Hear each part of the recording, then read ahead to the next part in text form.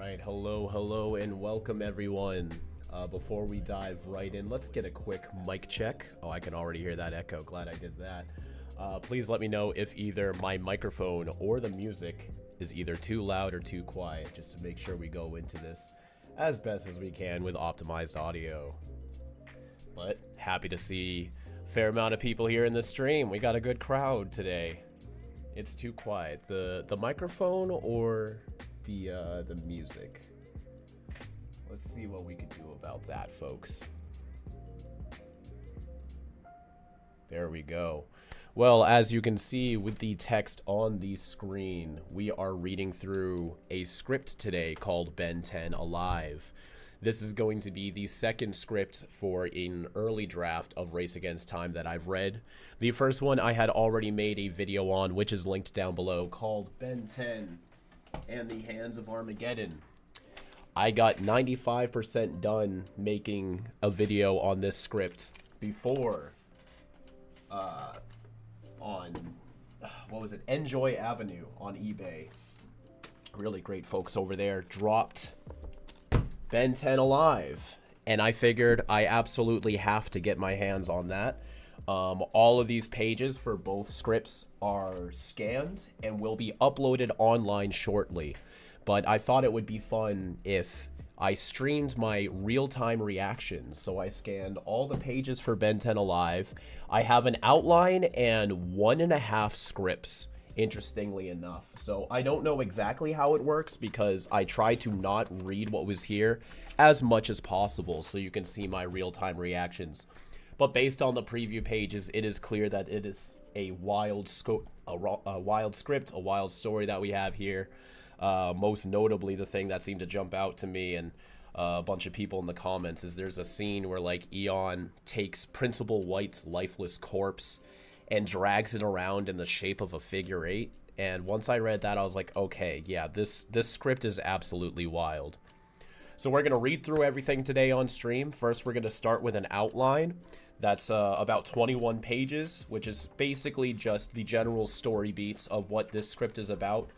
Then we're going to read through both scripts. The first one is unfinished at one point, and then the second is an entire other script. So technically, we have 4 pieces of media. Ben 10 in the Hands of Armageddon, which you can check out the video for. The outline for Ben 10 Alive, and then 1.5 versions of the script for Ben 10 Alive. Please make sure y'all check out the video. I'd really appreciate your support. And once again, after all of these are live, these will be uploaded to the Ben 10 wiki for any and everyone to enjoy. So thank y'all for tuning in. I hope you enjoy yourselves. Now, for my first time reading through this, let's take a good look at what the outline for Ben 10 Alive is all about. It was, we got some story beats here by Mitch Watson, who remained on as the writer throughout all the different developments and drafts of the film. This version is from April 1st, 2007, but lo and behold, this is not a joke.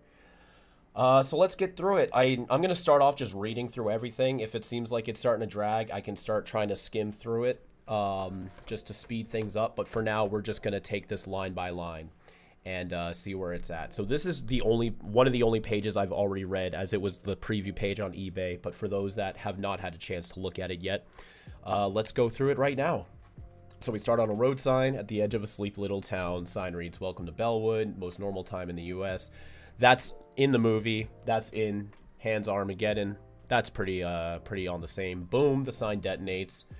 A man of indecipherable age whose body is obscured by a large overcoat.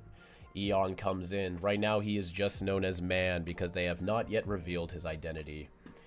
Blasting out windows with his right hand like a gunslinger, causing them to age and explode into dust. But boom, our first major difference is Diamond Head is in the opening scene of the film. Later on, he does show up in the gym in the final version of the movie, but here he is our starter alien. The man stops, the two square off. Diamond Head smirks. "Excuse me, but we've got a city ordinance here in Bellwood. No trash in our establishments without a license. I'm afraid I'm gonna need to see some ID." So typical Ben banter. The man does not respond, so Diamond Head, the silent type. And here I thought it was going to be a boring night. And with that, it's on. The man blasts away, energy exploding from his hands. Diamond Head easily dodges the blast, flies at the guy, landing several lethal blows. I assume fly is just an exaggeration. Diamond Head cannot fly. Until he is smacked away by the man. Diamond Head spins away, smashing through a lamppost and gets up. He's pissed. You're going to regret that. Diamond Head yanks up a mailbox, hurling it at the man. Why you gotta mess with the mailbox, Ben? I mean, that is typical Ben, but you can shoot crystals out of your hand to a seemingly infinite degree. Pop, pop, pop, pop, pop. Several henchmen appear in front of the man, one of them blasting the mailbox away. The henchmen are clearly aliens, although their appearance makes them hard to decipher.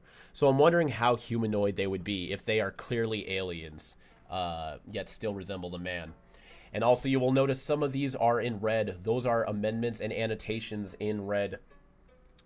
So their clothing is a riddle of styles, 50s, 60s, 70s, 80s, with a pastiche of ornamentation and crude weaponry, impossible to place, even if it came from this world. So I'm wondering how they would have identified the decades. Like, would they do the general, like, oh, this one has baggy pants and an afro. This one has, like, a whole steampunk getup. We don't know. But it's interesting to speculate how this would have gone. But their intentions are clear. The henchmen rocket at Diamond Head out for blood. One by one, though, Diamond Head takes them down. The man, clearly their leader, and this is very exciting, I have not seen this page yet, watches Diamond Head intently, almost studying him. Finally, henchmen out of the way, Diamond Head turns his attentions back to the man. Now where were we? Wham! Diamond Head flies at the man, once again side-kicking him with incredible force. So it seems like the combat is fairly different from Diamond Head's normal fighting style. He seems to basically be a range guy. Diamond Head realizes they're heading straight for the town power plant. Thousands of volts of energy. Diamond Head keeps struggling, trying to break away. So Eon is after the power plant. We've had quite a few enemies after power plants in Ben 10, most notably the Hybrid and Pandora. Dude, what are you doing? What's wrong with you? Finally, just when it seems too late, Diamond Head breaks away. Smash, Cocoon. The man hits the power plant, bolts of electricity firing into the air. It's a mad explosion of unrestrained power. When it subsides, the man is obliterated. Nothing but a pile of ash. Diamond Head can't believe it. It was like the guy wanted to die. Diamond Head stands up just as a weird watch on his wrist starts beeping. A beat later, shoop, Diamond Head is transformed back into his true self, a 10-year-old boy named Ben Tennyson. So, aside from the fight choreography and the alien use, the opening gives the same story beats in a sense that the film opens with Ben fighting Eon as an alien and then he fakes his death. But the means and matters of which are very different from the film. So Screech, a beat-up old RV pulls up. Two people get out. One is Ben's grandfather, Max Tennyson. The other is his cousin Gwen, who's also 10. They were monitoring what's happening when suddenly their equipment went haywire. Okay, so that's interesting. I like the idea that they were somehow involved in that, like, from the sidelines. Who is the guy Ben was fighting? Ben shrugs. No idea. Just another stupid alien as far as he knows. A dumb one, too. Slimer hurled himself right into the power plant. Too bad, the fight was fun. Ben, we see, is a precocious kid who likes being a hero. Okay, so this is a lot of introductory stuff in case you're reading this without knowing Ben 10 at all. Roll spectacular credit sequence, which gets changed to bitchin' credit sequence in Hands of Armageddon. Ben's got school, so as the credits roll, we intro Ben's middle school. So I guess the credits would be overlapping the introduction rather than having the rock intro as they zoom into like the X-Men style DNA. Very much like what we got in the final film better. As the credits roll, yep, how Ben fits in there, which is to say we see how miserable Ben is. Although Gwen has somehow managed to fit into their new middle school, in the 2 months or so that Ben has been there, he just hasn't been able to find his place. Ben is a hero, a destroyer of aliens. That's actually kind of funny. But at his new school, he's a nobody. Not a loser, not a dweeb, just, well, a kid that no one knows is special. And he wants them to know. We got Cash and JT on their BMX. Ben blows it, ends up trying too hard and trashing their vert ramp. Okay, so he's trying to show off, and it doesn't work. Principal White is still here, so Principal White is an OG of this film. Absolutely. A mean old guy who gives Ben the creeps. White also seems to have it out for Ben. It's the same at home. Ben sits at the table with his parents, Carl and... I need a second of breath. I'm liking the descriptions, though. It seems like this film is trying to establish Ben 10 from the ground up and not just gatekeep this film being consumable by just Ben 10 fans, which I feel like Race Against Time also does end up doing in the end, but it's a lot less obvious to me, at least when it's not in writing. Thank you. We are at 500 viewers right now. Thank you all for tuning in. So Carl and Sandra, of course, they're here too, as they discuss the mundane things about everyday life. They have no idea who their son really is, which is starting to become debatable, as both the script and the pop-up trivias of Race Against Time sort of imply at least Carl might know, but I guess that hasn't been decided yet. Ben can't take it anymore. He goes to talk to Max. Max, we discover, lives in the rust bucket, which is parked on the street. I hope he has a permit for that. Carl and Sandra have tried to get him to move into the house, but Max prefers his rolling headquarters. Okay, that's interesting. So trying to incorporate Max into the daily home life. I don't think we ever really got that in the series or the film, but that's an interesting way to look at it. Maybe Carl's trying to reconnect. Ben, of course, loves the rust bucket. It's the perfect kid's clubhouse where he can escape his parents.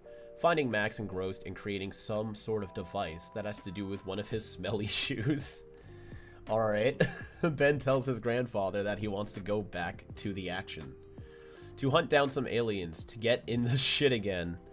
See, I love in scripts when they don't have to worry about how anything comes off. They're just communicating amongst themselves as the crew. Like, they can just be like, to get in the shit again. A lot of my notes look like that too. Very informal, but gets the point across. In other words, he wants to be a hero. And his school, his parents, heck, his whole town just think he's a kid. So Ben's really driven by his motivation to continue his summer heroic antics, which again is also in the film. But here it seems like it's the only thing he could ever focus on. Kid with extraordinary abilities, but he's still a kid. What's special about Ben is Ben, not his abilities. Absolutely, that is one of the core themes of the show. Someday he'll appreciate that. So I speculate this is probably to try to set up the ending payoff, which does make it into Race Against Time, where Ben's like, I know who I am now. But I feel like through all the rewrites, that was getting more and more and more lost. But at least maybe it would have been more prominent as like a moral lesson of the film in this version of the script. Max, we see, is very much a father role model to Ben. The two share a deep love, and Max would do anything for his grandson. Wonderful. At the same moment, in Bellwood's clock tower that rises above the courthouse in the center of town, a pair of eyes look out over the sleepy town, streaked with red and hidden behind greasy hair. Oh, hidden behind greasy hair, the eyes belong to none other than the man! Dun, dun, dun. So, streaked with red, I'm wondering if that's like an emotional thing, like he's red anger, or if he's literally red. But I mean, the greasy hair, not in the film.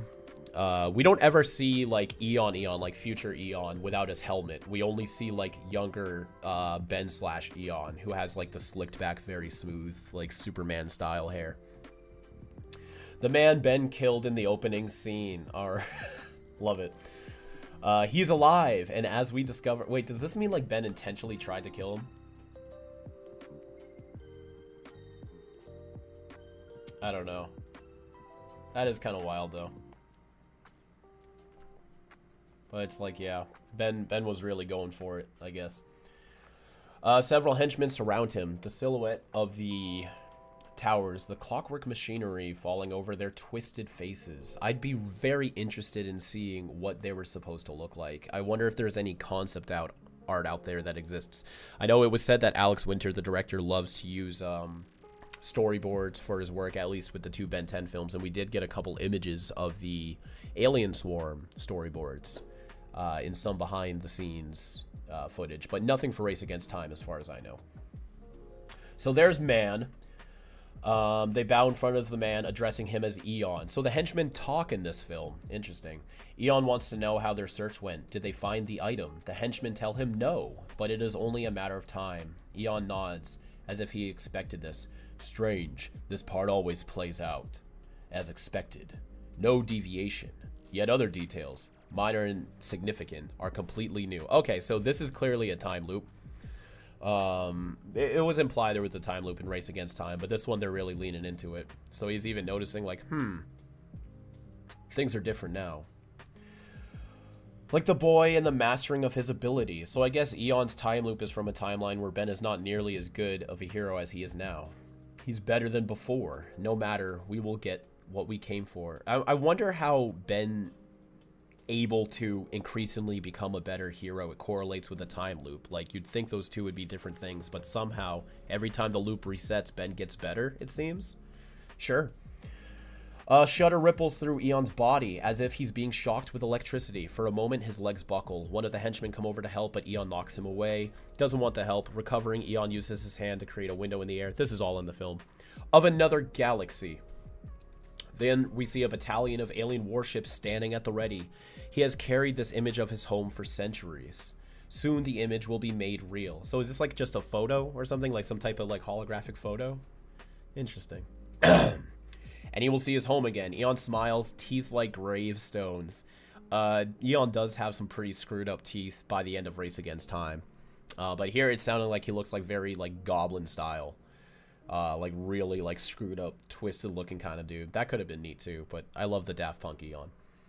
Stares back out at Bellwood from his perch. As he does, the clock tower, the clockwork machinery begins to spin faster and faster. From the outside, we see Bellwood's majestic clock hands begin to spin and spin until finally, Schlink, one of the clock hands, flies off, piercing the center of the street below. So he's like manipulating the clockwork. I mean, he does do that in the film, but in a very different way. An arrow embedded it into the heart of the town. Is that out of frustration, or is that part of his plan? Like, is he planting some type of device there? We catch up with Ben back at his school. The students and the whole town are buzzing over Bellwood's 50th anniversary Golden Jubilee. So this is probably what they were doing originally before they switched it to a talent show. Which I think, at least just based off of this very brief interaction, you know, the talent show does link it to Ben's school a lot more than just the general town. And if it's about Ben's school life, talent show could be better. But let's see. 50 years ago, Bellwood was founded. Everyone, it seems, is participating and has something to do. Gwen is taking digital photos for the preparations of the yearbook. We discover that photography is Gwen's passion and her way of feeling special like Ben. What about magic, though? I mean, Gwen liking photography, I can see that working for her character.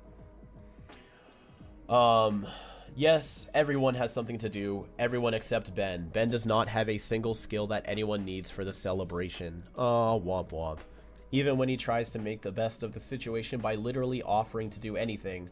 Float decorations, bake pies. At least Ben's trying. Trash pickup. Okay, Ben offering to do trash pickup. I can't see that happening. But everyone knows that the McFarlane's boy, Corky, deals with the trash. I'm glad that was important enough to be in the document. Ben is shut out. Giving it one last desperate shot, he tries to integrate himself to JT and Cash when he hears them talking about what Diamond Head did to the previous night in town. So that gets replaced with the Heat Blast discussion with the two other classmates. Oh, what was their name? It was like Sabrina and something. But same thing. Ben tells him he knows Diamond Head. In fact, they are great friends, but it backfires just as it makes him look like a desperate liar. Ben transforms into gray matter and has some fun as an alien for a moment. Okay, so that's what an annotation or amendment. So the entire gray matter scene, and they're using the A spelling instead of E, is sort of just like, oh, let's throw in something fun here. They haven't even come up with any of the Dalton's diner scene or how that would play out. Well, that's interesting. They're just like, we got to do something with gray matter here. Let's just throw this in there. At home, this scene may take place in the Rust Bucket, with Gwen and Ben still as gray matter. So that was also kind of in Hands of Armageddon. Ben was supposed to still be gray matter after the whole diner scene, which, again, would have been wild. Gwen keeps complaining that every picture she took of Ben at her school has some blurry object in it. Gwen shakes her head, teasing Ben that he can't even take a picture right. Ben tells her to shut up, but when he looks at the pictures, he realizes she's right. There's something just behind him. That'd be neat if he figured that out as gray matter, you know? That'd be a very gray matter thing to do. There's something just behind him. Looks like it's the process of moving very fast. Sensing something's off, Ben, without Gwen's consent, swipes the SD card the pictures are on and runs outside into the Rust Bucket. Okay, well, I mean, I guess the scene can't take place in the Rust Bucket then, if he's going to it. Gwen hot on his heels. Max, we find out, is not there because he goes out around this time every night for a walk, or so we are led to believe. He does do walks in Ken 10. As gray matter, Ben quickly works out an algorithm that allows him to pull the pixels together of the blurry objects so they form an image. I like that, but I like that in the final film, Gwen's the one who does it. It gives her something a little more to do, because she's not involved in any of the fights. She doesn't do any magic. So, at least her being the one to reveal Eon in the film gives her some sort of a substantial role. But big gray matter fans out there would probably have loved if gray matter solved it, so let's keep on going. He recognizes the image. It's the same alien dude he fought the previous night. Gwen says that doesn't make any sense. That guy died. Why would he fight Ben, then fake his death? What's the point? What does he get out of it? Ben might have an answer. Ben. He'd get to know how I'd fight. How good I was. You mean like he was researching you or something? It isn't so crazy. I mean, come on. I'm pretty amazing. Gwen snorts. Whatever. She still doesn't explain who this guy is. A voice behind him answers Gwen's question. His name is Eon, and he's here because he wants revenge. Ben and Gwen jump, startled, spin. It's Max, and he has a grave look on his face. See, Max knows this alien. Eon was one of the most dangerous villains Max ever fought. It was Max, when he was working as a plumber, who stopped Eon from leading an invasion of Earth with a device Eon created on his own planet called the Hands of Armageddon. This device could create a portal between Eon's world. So, Max does mention... I don't think Max was directly involved in Eon's capture in the film. This is an interesting way to look at it, but I mean, depending on, what, 50 years ago? I'm assuming that the Bellwood's founding is going to link up to this scene somehow. If not, then this is just a wrong blind assumption. But I mean, back then Max would be like 10, right? So how long ago could this have really taken place if Max was the one to take down Eon? And here it says Eon created the Hands of Armageddon. I don't think that ended up being true either. During this, before we move on to the next page, I do have a quick donation right here. Thank you, Elizabeth Susan. Always a pleasure to see you in the chat. Remember when Kenny and Ben used gray matter to walk off long distances in Ken 10 and destroy all aliens respectively? It's consistent with those. See, that's valid. I mean, you're right. At least it's consistent. But it still makes no sense to me. Maybe gray matter has a secret teleportation power that we only see off screen or something. That'd be pretty wild. And Earth, fortunately, before that happened, Max put Eon into a cryogenic deep freeze in a place called the Havencrest Asylum. I don't know if it's a literal asylum or not, but that's where it is. If Eon has escaped and he finds the Hands of Armageddon, the whole world is in danger. End of Act 1. All right, before we jump into Act 2, I will see some of the chat a little bit. I've noticed the chat's been going crazy throughout this whole thing. I am too. So far, yeah, it's like in very, very broad strokes, the same concept. But so far, pretty much everything that's happening is different in some way, shape, or form. Some drastically more than others. Gray matter has Vorhesian teleportation. Yeah, he probably freaking does. How else is he running around all the time? Oh, we already at Act 2? Yeah, so this is just an outline. This is not the full script. We will be getting to that shortly. The plumber's having an asylum. Yeah, that is pretty funny, Crystal. I mean, I don't know if it's literally an asylum, but I guess we'll see. That'd be pretty wild if they did have one. Can you picture Ben with abs? Sure, Ben 10,000.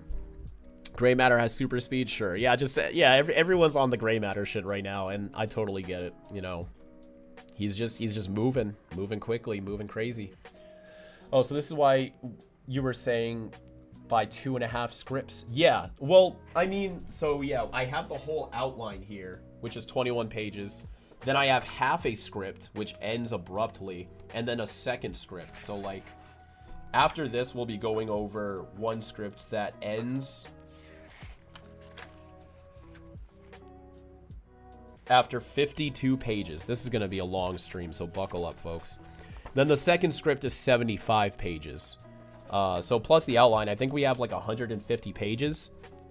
So depending on how the stream goes, like I try to enforce that this will be available for everyone to read online in their own leisure. So, but so far I feel like we're making great time. I'm enjoying this read through. Okay, Act 2. Hundreds of miles away in an abandoned, desolate town, the Havencrest Asylum sits on a hill. Overgrown, doors and windows covered in rust and mold, but there's a spanking new retinal ID scanner on the front gate. Okay, so it's being upkept in some way. Unfortunately, the gate has been torn completely open from the inside, so Eon broke out, even after the scanner was installed. Interesting. A beat later, and the rust bucket drives through the opening, begins working its way up the asylum's twisty driveway. This sounds cool. I think just aesthetically, I would have loved to see this. In the film, I think it's just a repurposed power plant they go to or something like that. Inside the asylum, we track down miles and miles of empty corridors. Doors flicker by, playing cards in a rifled deck, each with a different name. Argon Prime, Hellgate, Tercelium 4. Okay, so... okay, we gotta make some lore for all of these scrapped Ben 10 villains that could have potentially been in there. Past plumber fought, past plumber. I got so tongue-tied, I forgot where I was going with that, but interesting. I like that they were trying to set up like so many people were kept here. They say that in the movie too, but it's pretty much just Eon they highlight. The doors are locked by state-of-art keypads. Through single windows in them, we can see the alien artifacts stored inside, weapons, unknown technologies, creatures. Max, Ben, and Gwen walk along. Max explains that Havencrest is where the plumbers kept all their high-threat valuables. As they stare into various rooms, the kids are totally blown away. The place is so creepy and cool. Ben, we should totally live here. Gwen shakes her head. Her cousin is nuts. Max, though, is quiet. The asylum is watched over by a plumber named Dr. Constantine Jacobs, which I don't think Constantine was a doctor in the film. He could have been, but I don't think they mentioned the fact he's a doctor. Hellgate, like Hellraiser? Could be. You know, these could be Easter eggs to franchises and characters that I might not be familiar with, but if any of y'all might be able to recognize these names, please let me know. I'm very interested in that. Or they're just, you know, throwaway, scrapped Ben 10 villains. Like in 5YL, we had Dr. Logic. That was just a name to be like, oh, you know, there's other people out there off screen. Jacobs is nowhere in sight. After searching through several sections and coming across some really awesome alien artifacts, which Ben wants to keep, for scientific reasons, of course, they come to an operating theater. See, it'd be cool if they round up some of these gadgets. If they're gonna treat Gwen like she doesn't have magic or anything. Maybe she can get strapped with one of these alien artifacts to act as a MacGuffin in the finale. Semicircle of tired seats facing an autopsy table in front of a battered chalkboard. Yeah, I'm liking this this asylum vibe they got going on. That would be really neat if they went through with it. There is a body covered by a sheet on the table. Very Frankenstein. Cautiously, the trio approach. Ben reaches out, pulls the sheet. Ah! Gwen screams. A mummified corpse lies on the table. Max realizes it's Jacobs. It's nice of Eon to cover up Jacobs before he leaves them. He was like, okay, you know, even though I killed you, I'll tuck you in real quick. Eon must have killed him.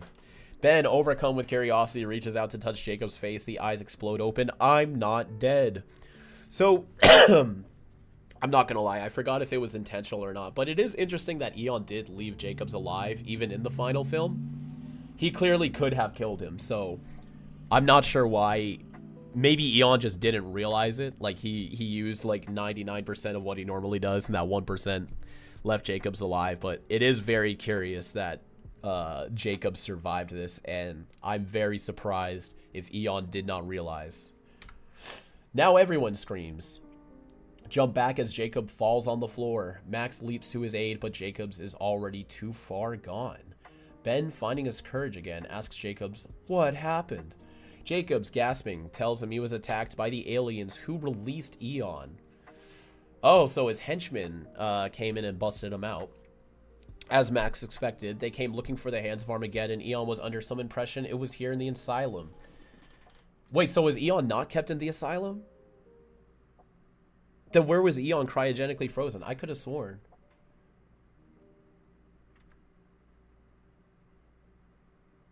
Okay, alright, yeah, so Eon was kept in the asylum.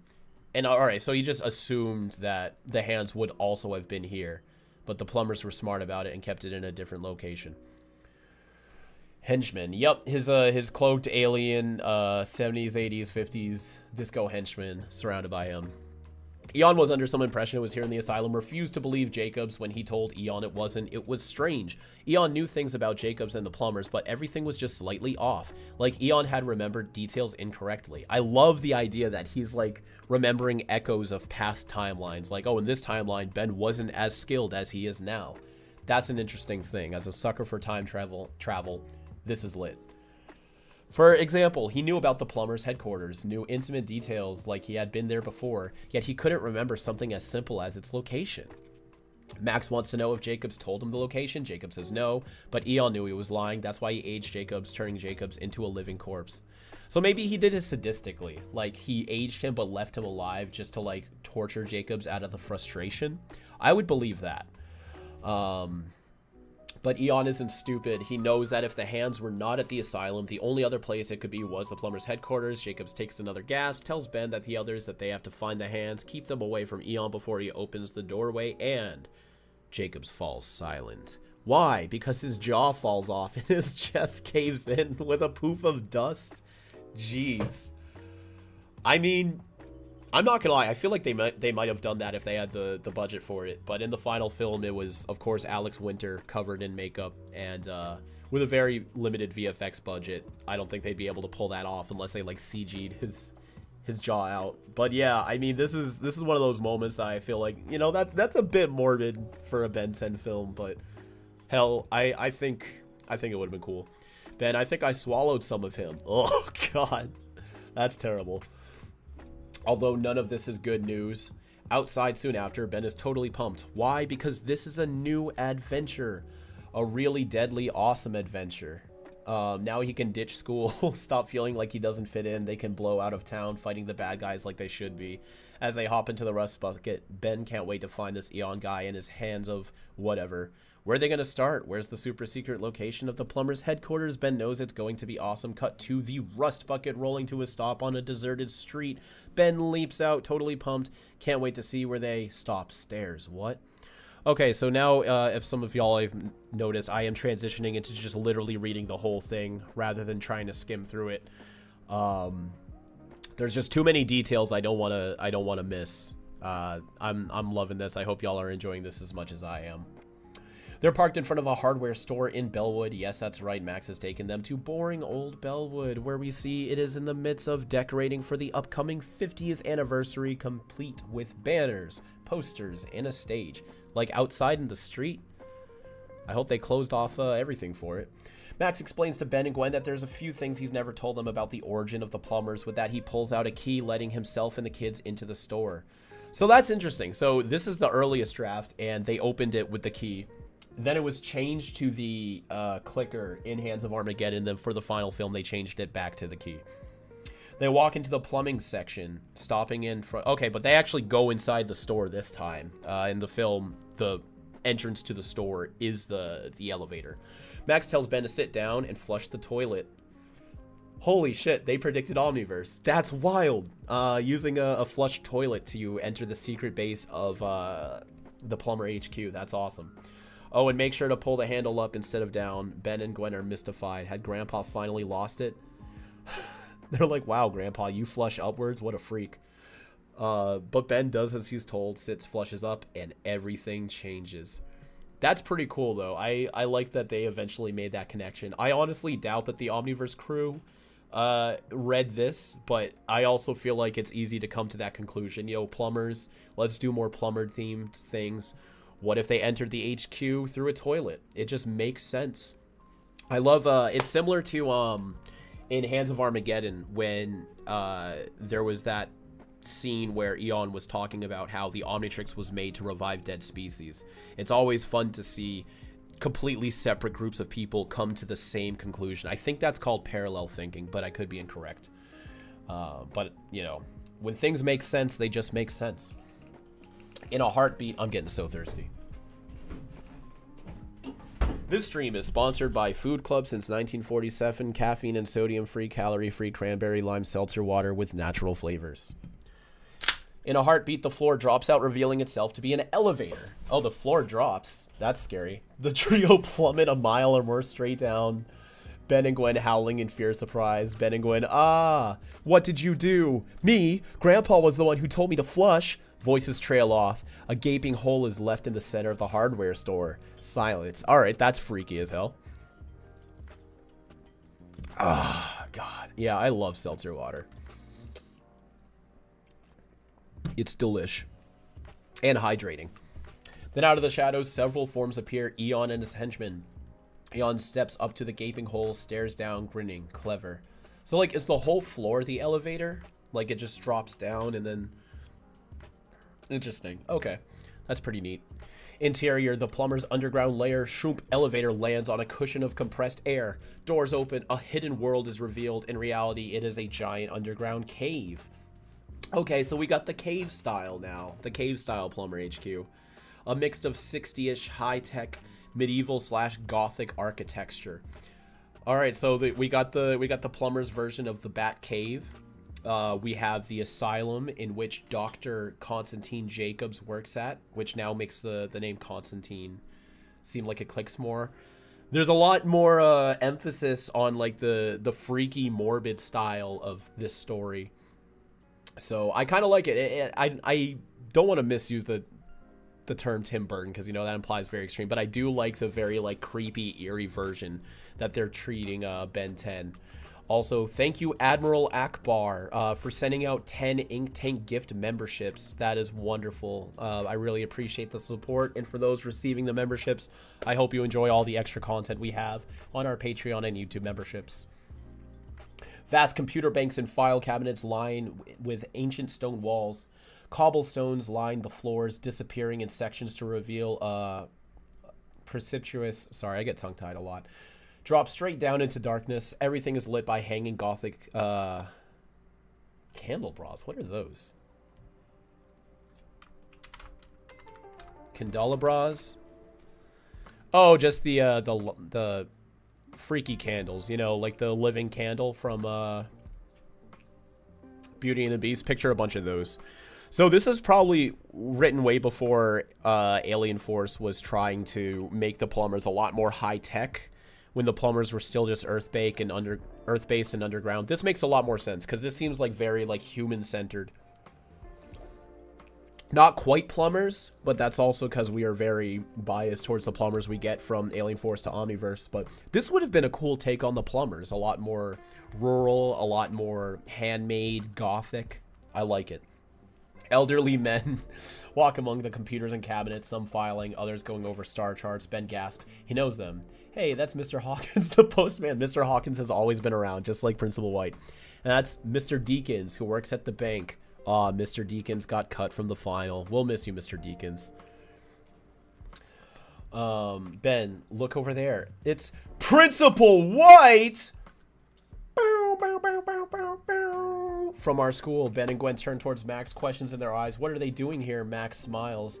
They're here because they're the last of the famed plumbers. This place, as we'll soon discover, is the original plumbers' headquarters. So does that mean the Mount Rushmore one wasn't the original? Or, well, I mean, yeah, even in the show, that one was more high-tech. So maybe they started in this cave and then hollowed out Mount Rushmore and snuck in there. If we're trying to connect all the canon. Turns out there is a nexus of natural magnetic energy beneath Bellwood. Right below the plumber's headquarters, in fact, that is stronger than anywhere else in the world. Okay, I'm already seeing it. So Bellwood's foundation is going to tie with Eon and everything, because why else would this be a thing? If not, huge coincidence. Like, Bellwood just so happens to have this magnetic, mystical energy beneath it. Turns out there is a nexus of, yep. The magnetic energy vibrates at such a high frequency that it acts as something of a beacon, drawing races from other galaxies towards Earth, like singing harpies drew sailors into cliffs in ancient mythology. Very interesting. Eon was the first alien to arrive. Fortunately, he was stopped, but because of this strange energy, the plumbers decided to form their base here, knowing that other aliens would surely follow. The town of Bellwood was built, yeah, there it is, to cover and hide what's going on. Okay, so that's neat. So there's this weird underground magnetic energy on Earth. The plumbers discovered it, and in order to mediate the alien threats, they built Bellwood. So Bellwood was specifically built by the plumbers, it's seeming. inspired by Eon being the first to arrive there. That's pretty cool. I mean, it does sort of tie up a little more to, like, you know, the destiny of Ben. You know, some people like Ben having the Omnitrix and everything connecting to him being by chance. But then, you know, the whole no watch thing happened. So this is sort of another thing, like, oh, Ben's hometown is directly tied to this big alien conspiracy rather than just so happening to be the place where he lives. As we are also paused, we do have an Ink Splash shout out for Deadpool's Plays Gaming, a member for 3 months. Thank you very much. Love the videos and the video diaries. Thank you. New video diary coming out soon. I just officiated a wedding and got a short film award. You'll learn more about that in the video diaries. And 5-Whale, can't wait to see 5-Whale Eon versus Alien X. Me too, buddy. Me too. Also, I think you're a little obsessed with Principal White. Don't you dare besmirch my god, Principal White. I will die for that, man. Alright, let's keep on going. This is the reason Max and his family settled here. Why the Omnitrix landed here. Why Eon came back to this place. It's a bit of a retcon. So now we're saying, at least in the Race Against Time universe, the Omnitrix landed in Bellwood. And it was maybe that's their explanation for, like, why it does that thing, like, you know, when it's falling through the sky and it does that angle. We later learn in Omniverse that's no Watch Ben interfering, but now we can assume it was because of that magnetic energy pulling the Omnitrix to Bellwood. The only problem is, in the show, the Omnitrix did not land in Bellwood, but we can at least accept for the film, this is how this plays out. We got 2 more donations here, which I'll read out really quickly, and then we're going to hold off on them for a little bit to read through some more script, but by all means, please send them and I will make sure to read them at some point in time, but I do want to make sure we aren't losing too much momentum. 12cat has donated $5. Thank you very much. Do you think we can consider this version of the story to be what happened in another universe? Could the cave be where the space station is parked? I think we can assume that just by the nature of Ben 10. We can be like, yeah, this was another universe, but I don't know if we can officially say that to the point where it can be true, but I'd like to believe that. This could be one of the timelines where it didn't work out and Eon's constantly traveling across dimensions. We have another donation from Retro Lover. Does this mean Mario and Luigi work with the plumbers? What other conclusion could you come to? Of course, absolutely. The nexus of magnetic energy made Bellwood the strangest little town in the US of A. Ben is astonished his boring little town isn't so boring after all. So maybe this line right here, way at the beginning, welcome to Bellwood, the most normal little town in the US of A, was written specifically to be like, hey, don't come here. There is totally not magnetic energy underneath the crust of the earth. So it's like a deterrent. So that sign is less of a quirky joke and more of the plumbers just being like, hey, don't come here. That's pretty funny. Where was I? As Max finishes, the plumbers begin crowding around. Ben is awestruck. It's like the end of Wizard of Oz, where Dorothy recognizes all her friends and characters from Oz. The plumbers all know of Ben's powers. Even his principal, Principal White, knows of the Omnitrix. They praise the work he's been doing, which lifts Ben's spirits. That's nice. I feel like, you know, with Ben getting beaten down motivationally and feeling like he can't really relish in his achievements and his heroics, taking a moment for the plumbers to, like, congratulate Ben and make him feel appreciated, I think that could have been sweet. That could have been really sweet. Unfortunately, there's no time for accolades. Max tells the plumbers what happened to Jacobs. They need to move the hands of Armageddon before Eon finds the headquarters. The plumbers nod, lead Max, Ben, and Gwen towards the vault where it is hidden. Moments later, they're all standing inside a 14-inch thick steel-lined vault. They're sitting on a pedestal guarded by lasers. Sick. Is the hands of Armageddon. Honestly, to play into the gothic theme they're going here, maybe it could have been guarded by, like, mystical spells and runes, but whatever. It's the hands of Armageddon, a solid orb, boarded by 4 other orbs. Inside each orb is a complex array of clockwork machinery. So that's sort of similar to Hands of Armageddon 2, emphasizing on the orbs and not just the entire disc with the clockwork stuff inside. When energized by the natural magnetic nexus beneath Bellwood, the hands act as sort of a super amplifier. Tuned to Eon's planet that is so strong, it literally opens a hole in the fabric of time and space, thereby allowing Eon's people to jump into Earth's orbit. So, is Eon's planet not in another dimension?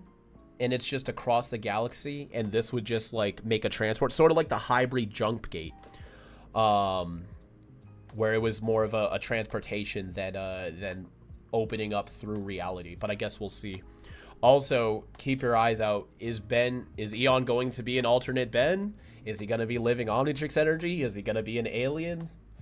It could be anything. It'd be freaking... I'd be so freaking amazed if we somehow got a fourth backstory here. They'll just never know what Eon is. Without Bellwood, the Hands of Armageddon could never work. That's why you needed to move it now. The plumbers turned off the lasers, grabbed the hands. Okay, so the hands need to be in Bellwood from the energy to power it. Everyone starts moving towards the door. Kaboom, an explosion goes off. When the smoke clears, Ben finds himself standing at several unconscious plumbers beside him. He calls out for Max and Gwen. So at least in Race Against Time, the plumbers got to fight back. They didn't just get immediately one shot, or the fight happened off screen. Gwen is okay, but Max is dazed. Ben makes a move to help his grandfather. Eon stands up over him. Ben gasps. He's holding the Hands of Armageddon. So how big is it then? If Eon's, like, is he, like, freaking bench pressing this crazy thing? Or is it just not as large as it ends up being in the final film? I'm going to imagine it's just smaller for now. Eon's face grins like a jack-o'-lantern. Thank you, Benjamin, for finding my lost property. How did you know my name? You and I are old friends. When we met last, though, you were a little bit taller and smarter. Now, you have one other thing I need. So I guess Eon fought Alien Force Ben first. Eon's free hand snakes out, going for the Omnitrix. Ben goes into survival mode, rolls backward, tries to spring away. Who's he gonna get? Place your bets. Which alien is it gonna be? I'm gonna say... Let's go crazy. Let's say it's Accelerate. Ben goes for Accelerate. I'm saying Accelerate. Or Heat Blast. It'd be interesting if it was Heat Blast. Because around this point in the film, in the final, it was Diamond Head. So maybe Diamond Head and Heat Blast switch spots. Since the film opens with Diamond Head, now Heat Blast gets the scene here. The henchman grabs Ben, claws scraping Ben's arm as it tries to wrench free from the Omnitrix. Eon watching. Okay, so he does, yells for the henchman to tear it from Ben's arm. A bolt of pain shoots through Eon's body, causing him to turn as he doubles over. Ben sees it. What's with this guy? The henchmen also see it distracted. Ben sees a chance to make his move. Elbows the henchman. Smashes his hand down into the Omnitrix. Instantly tuned. Ben turns into Heat Blast. What? Heat Blast. Okay, so they just ended up switching Heat Blast and Diamond Head's positions in the movie. Would have been neat if it was Accelerate, though. Scorches the henchman, hurling him off. Alright, so he just starts burning motherfuckers. Okay. Eon sees what's happening, furious, no choice. Bolts wraps his arms wrapped tight around the Hands of Armageddon. Yeah, how big is it? Ben rushes over to Max, who's being cared for by Gwen. He's okay. Looks hard into his grandson's eyes. Stop him, Ben. If he gets free with the hands, it's over. I'm gonna blow my nose real quick. I'm so sorry. It's allergy season for me. Ben Tennyson doesn't want prisoners. You're right. Ben doesn't have reoccurring foes in the Race Against Time timeline. He takes care of them right off the bat. Ben understands, takes off, blasts through a melee of Eon's henchmen who are fighting plumbers, spots Eon leaping into the elevator. Eon shoots upwards towards the surface.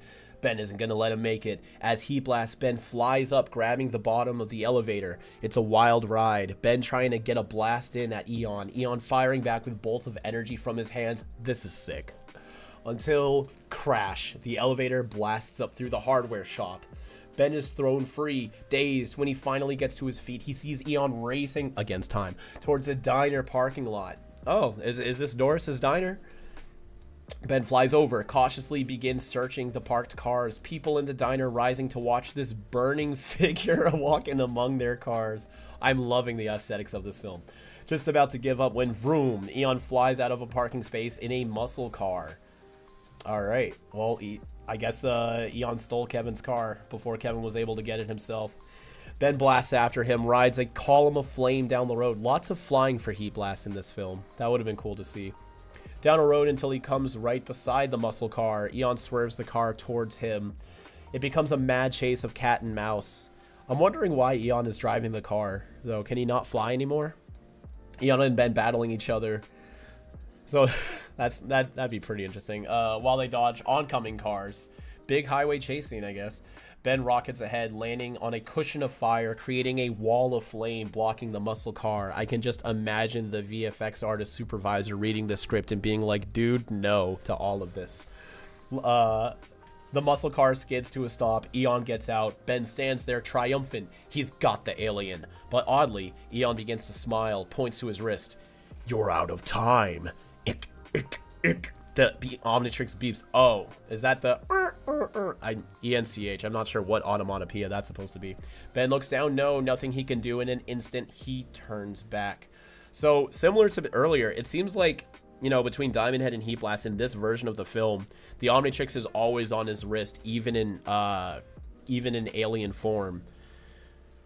Which, I mean, maybe Mitch was writing this like not knowing that the Omnitrix changes position, or if this is truly just his original vision. Like the Omnitrix will always be on his wrist no matter what alien he is. That could be pretty neat. I can definitely see it not being practical for many aliens in the future, especially not having like the badge. Like even in UAF, when they all get put on his chest, it's still the badge. Like if it was an actual strap, that wouldn't really work for aliens like Goop or Upgrade. Even back in the classic series, Cannonbolt would be wild. Can you imagine Cannonbolt wearing the Omnitrix like an actual watch? That'd be interesting. How did Eon know about the time limit on the Omnitrix? He read the books. He watches the show. Can't worry about that now. Why? Because Eon is heading straight for him. Ben freaks, drives off the road, rolling down a slight hill. Quick as he can, he hides in a storm drain that is overgrown with weeds. Eon walks right up beside him. Stop. Ben holds his breath, heart pounding. Eon looks around, not seeing Ben, calls. You can't run from me, Benjamin Tennyson. You've tried before, but I always find you. I promise you're going to like what's coming. We both are. Ben is bathed in cold sweat. Tried before? What does that mean? So he's like, oh yeah, Ben, you're going to dig this. Chat's being like 5 oil. Yeah. I mean, I've obviously never met this before, but again, the parallel thinking, you know.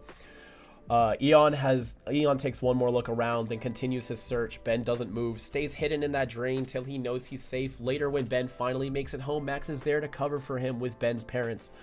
The pair were just out walking, skipping rocks off the lake, drinking some pop. Ben's parents buy it. As Max tucks Ben in, Ben tells him what happened. Ben feels like he blew it. Even scarier, though, is the way Eon acts like he knows Ben. Max can't explain it, but he does feel that perhaps they caught a break. So does Max not know about the time loops or anything too? I don't think so. I don't think anybody knows Eon can like time travel or whatever yet. For some reason, Eon needs the Omnitrix as well as the Hands of Armageddon. So in Race Against Time, Max at least does know that Eon needs the Omnitrix. Here, he doesn't. They have no idea. Which means he'll come after Ben again. Max, for the safety of his grandson, feels they should get Ben out of town. Max will come up with an excuse for Ben's parents. Max, though... Oh, sorry, I said Ben. Max. Ben, though, wants to stay. He can't let Eon get away. He should be the one to get him back. Ben is a hero. Heroes don't run. Eon will make his move, and when he does, they'll get him. Cut to another galaxy. Oh, so we're actually going to see Cronia? Are we? The amount of warships we saw earlier preparing for the invasion. War is coming. Oh, okay, so it's just that establishing shot of the ships. We did get that in film. Ben's school. Ben eats lunch alone. Looks around at everyone chatting. Preparing for Bellwood's 50th anniversary Golden Jubilee.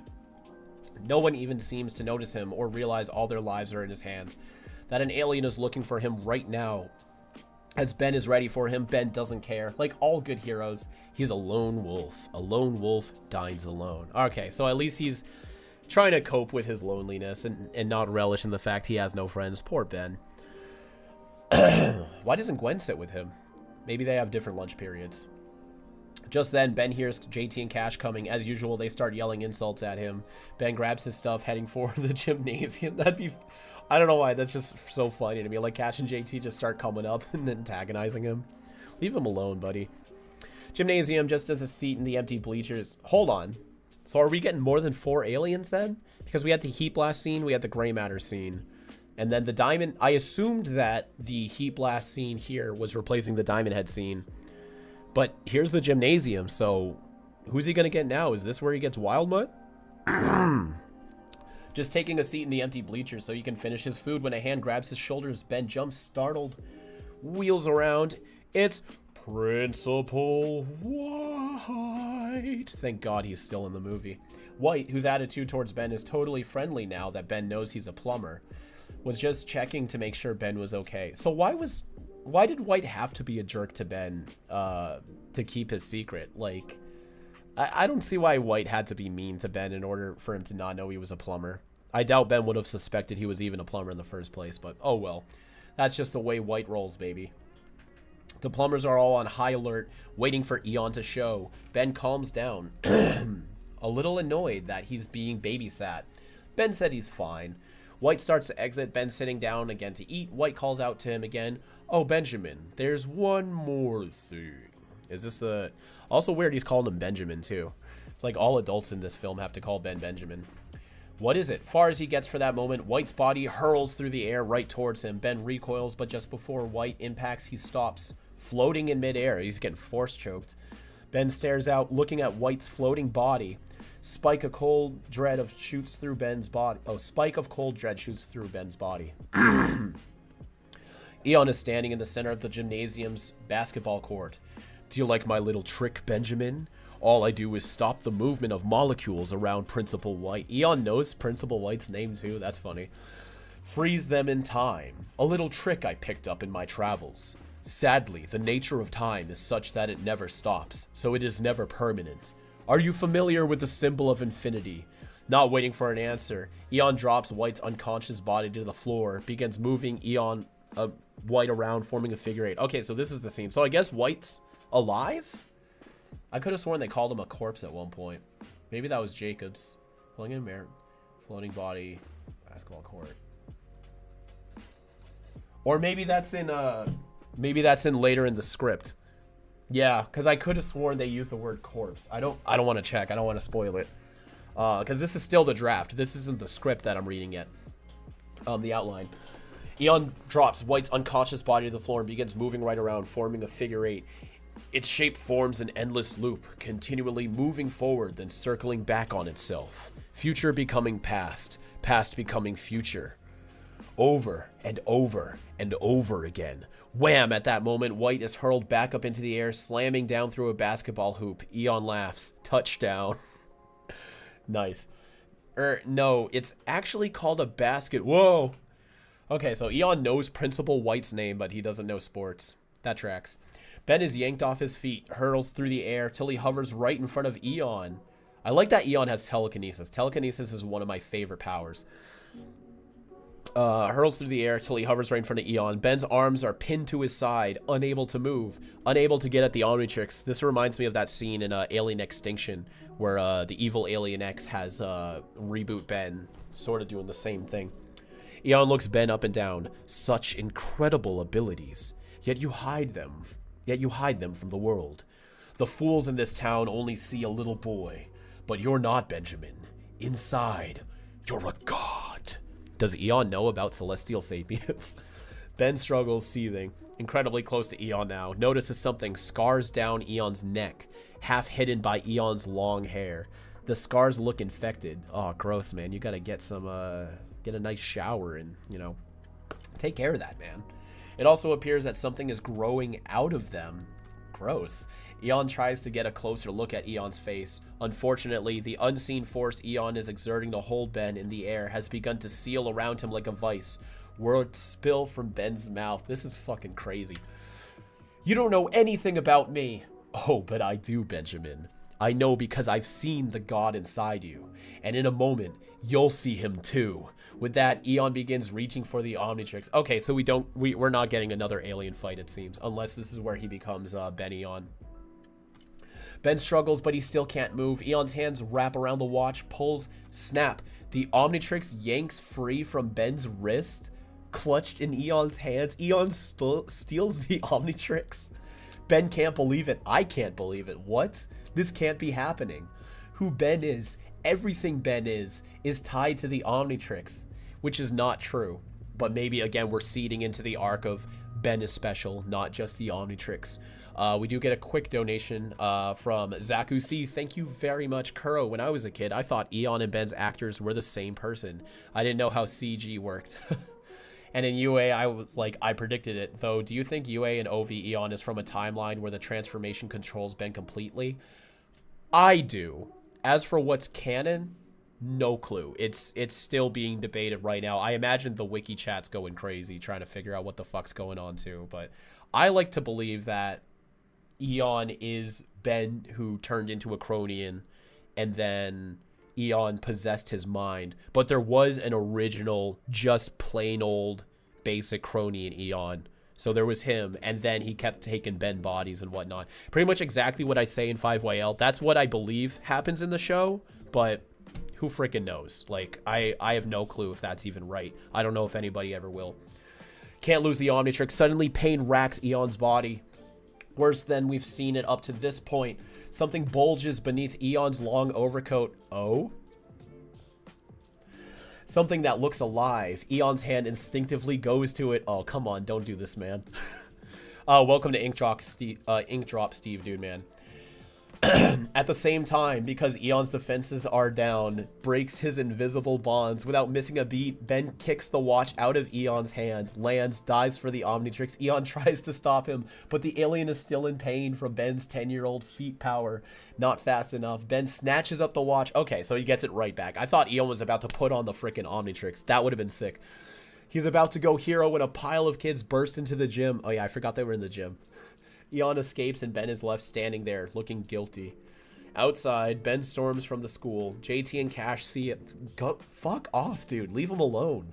Cruising towards him on their BMXs to cause some trouble, but Ben blows past them. Eyes set. They're about to really lay into him. When Gwen appears, she threatens JT and Cash, the pair taking off. Gwen turns to Ben. You know, just a quick side note, I'm kind of glad I'm doing this on a live stream rather than editing a video, because I have no idea what I'm going to be able to show for visuals for all of this, because none of this even close happens in the film. Like, what is all of this? What's to know what's wrong? Ben tells her what just happened, furious that he let Eon get away. The fate of their town, of the world, is in his hands, and he's blowing it. Ben is going to I mean, Ben, you're kind of outmatched here. Like, it's all good, man. You don't gotta be so hard on yourself. Ben is going to find Eon and end this. Gwen doesn't like this. Oh, Ben's getting murdery again. Oh boy. They should get Max, but Ben says no. He doesn't need to be babysat by Max and the plumbers. He's not afraid of Eon. He's handling this one himself. Gwen knows she's not going to change his mind, so instead she offers to go with him. So how are they going to find Eon? Ben tells her that shouldn't be a problem. He's pretty sure Eon will find them. Cut to Town Park, night.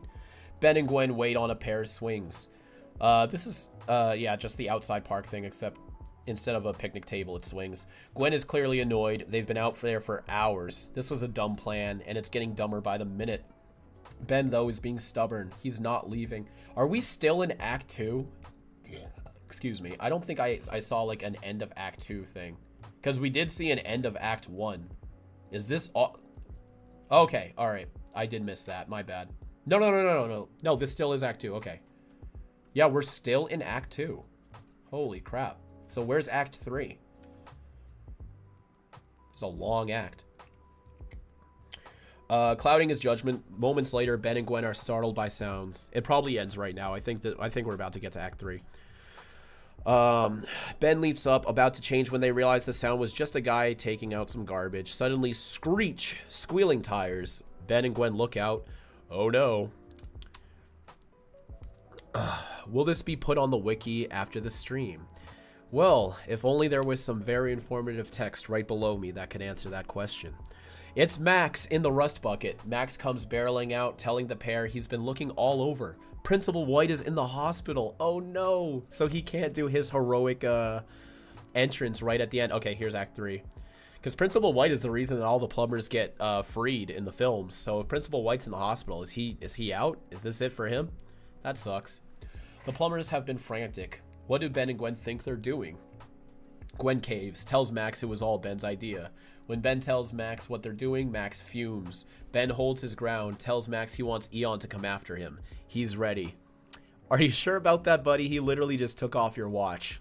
Like, I don't know, man. I think you would want the plumbers with you. Max stops, looking at his grandson with hard eyes. No, Ben, you're not ready. And Eon knows that. Ben pushes away from Max, furious. You're wrong. You don't know. Never finishes, for at a moment, kaboom! The rust bucket explodes. The trio spins around, but it's already too late. Eon's henchmen descending around them. Max was right. It was all a trap for all of them. Ben goes for his Omnitrix, not fast enough. The world goes black. Hard cut to Act 3, a celebration. Principal White has made a full recovery and is now a super-powered god. That's the way I would have written the film, too. Bellwood's 50th anniversary, Golden Jubilee. As a matter of fact, the whole town is there. There are rides, games, bands, dancing. Okay, now that I think about it, this would have at least been a more interesting set piece than the talent show. It'd certainly feel more lively. But making it a talent show, again, does tie to Ben more directly than just the town in general. Except in this version, now that I think about it, knowing that Bellwood was built on this magnetic, this is just so freaking different. Like, I'm starting to run out of ways to connect these comparisons just because we're deviating further and further. Ben's parents enjoy a spin on a Ferris wheel. JT and Cash are causing trouble. Get out of this movie, dude. Stealing prizes from booths. Bellwood is alive with joy. No idea what is stirring almost a mile beneath from where we find Ben walking slowly. Across from him, roughly 100 feet away, are Max and Gwen, hands bound above their heads. Oh, okay. Both dangling several inches off the floor. Ben tries to move, realize he's bound with a plutonium collar around his wrist. Or around his waist, sorry. Impossible to get out of, unless he transforms, I guess. Eon steps into his line of sight. The hands of Armageddon on the floor behind. Step up on the cobblestones several feet from the edge of a steep drop-off. There's a drop-off underground? How deep is this? Jeez. Henchmen surround it, gently unscrewing each of the 4 smaller orbs that surround the large orb in the center. One by one, they engage the clockwork machinery inside of each of the small orbs. Each orb begins to click away like a clock. I feel like I'm warming up to the hands of Armageddon being a clock-like device. This sounds really neat. Oh yeah, no, plutonium. Yeah, you're right. It says plutonium, whatever. Imagine words. Words are fun. The hands of Armageddon start to vibrate with a low hum. Max yells to Eon. Ben begs him not to do this. Begs him not to do this. But Eon isn't listening. The other plumbers have safely locked in the vault, but Eon wants Max, Gwen, and Ben here so they could say their last goodbye. So the plumbers are still locked up, but yeah, Principal White isn't there unless he's gonna escape the hospital and save them like a true freaking hero. Stepping closer, Eon asks Ben if he's ever wondered why the watch has a 10-minute time limit. Okay, we're getting there again. The reason is that the 10-minute limit is a failsafe built into the Omnitrix. The failsafe only allows Ben to use the watch for 10 minutes, so the alien forms that take him over do not overwhelm him. That does make it into Race Against Time. But there is a secret switch hidden in the watch that allows the Omnitrix to go past 10. The Master Control, of course. Releasing an entirely new alien form. Going past the 10-minute time limit gives him a new alien form? I don't see how those correlate, but alright. Eon reaches out, grabbing Ben's wrist. To Ben's amazement, Eon reaches around the side, engaging a hidden latch, which Ben somehow never found, despite wearing this watch for months. A switch is revealed. Eon presses it. The watch begins to glow a color Ben has never seen before. Purple, I guess? Or like a literal color he's never seen before. In which, how would they do that on screen? My intention was never to steal your watch, Benjamin. Then why'd you take it off? I simply wanted to disengage the failsafe so I could show you who you are about to become. Me. Silence. Shock. Ben looks at Max, but Max is as in the dark as Ben. Okay, so Max doesn't know any of this. At least in Race Against Time, he kinda knew what was going on. You're lying. It's the truth, Benjamin. I was born in the Omnitrix. Oh, come on. Yeah, backstory number 4. Although I have to say, I've changed a bit over the years. Eon continues, revealing that Max met and defeated Eon 50 years ago. Was Max 10 years old then? Because Max is 60. How could this have happened? How old do they think Max is in this film? It was not the first time they have clashed. So, I mean, honestly, I guess it could kind of make sense. Ben is 10 right now, fighting aliens, you know, doing plumber work. So I guess it's not that out of line, but I mean, still, like, what Max has been a plumber since 10 years old, I guess. Sure. You see, I am a prisoner of time, doomed to repeat the same 50 Earth years over and over until I finally succeed in opening the doorway to my world and releasing myself from the Omnitrix. I came here from the future, but without this past, I cannot exist. This is the most definitive backstory we've gotten for Eon so far. This is cut and dry. Eon was born in the Omnitrix. He's in a 50-year time loop. He's trying to make sure he's born. Okay. But still, where's the ships? Where's the home planet comes in? Eon explains that with each successive instance that he was stopped from releasing himself from the Omnitrix and starting the invasion, he had just enough time to leap into the hands of Armageddon and send himself back. Okay, I'm wrong. This makes no sense. Sends himself back 50 years to start over again.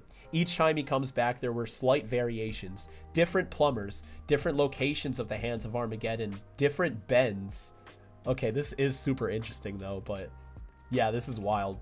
Backstory for everybody. Ben doesn't get it. What do you mean, different me's?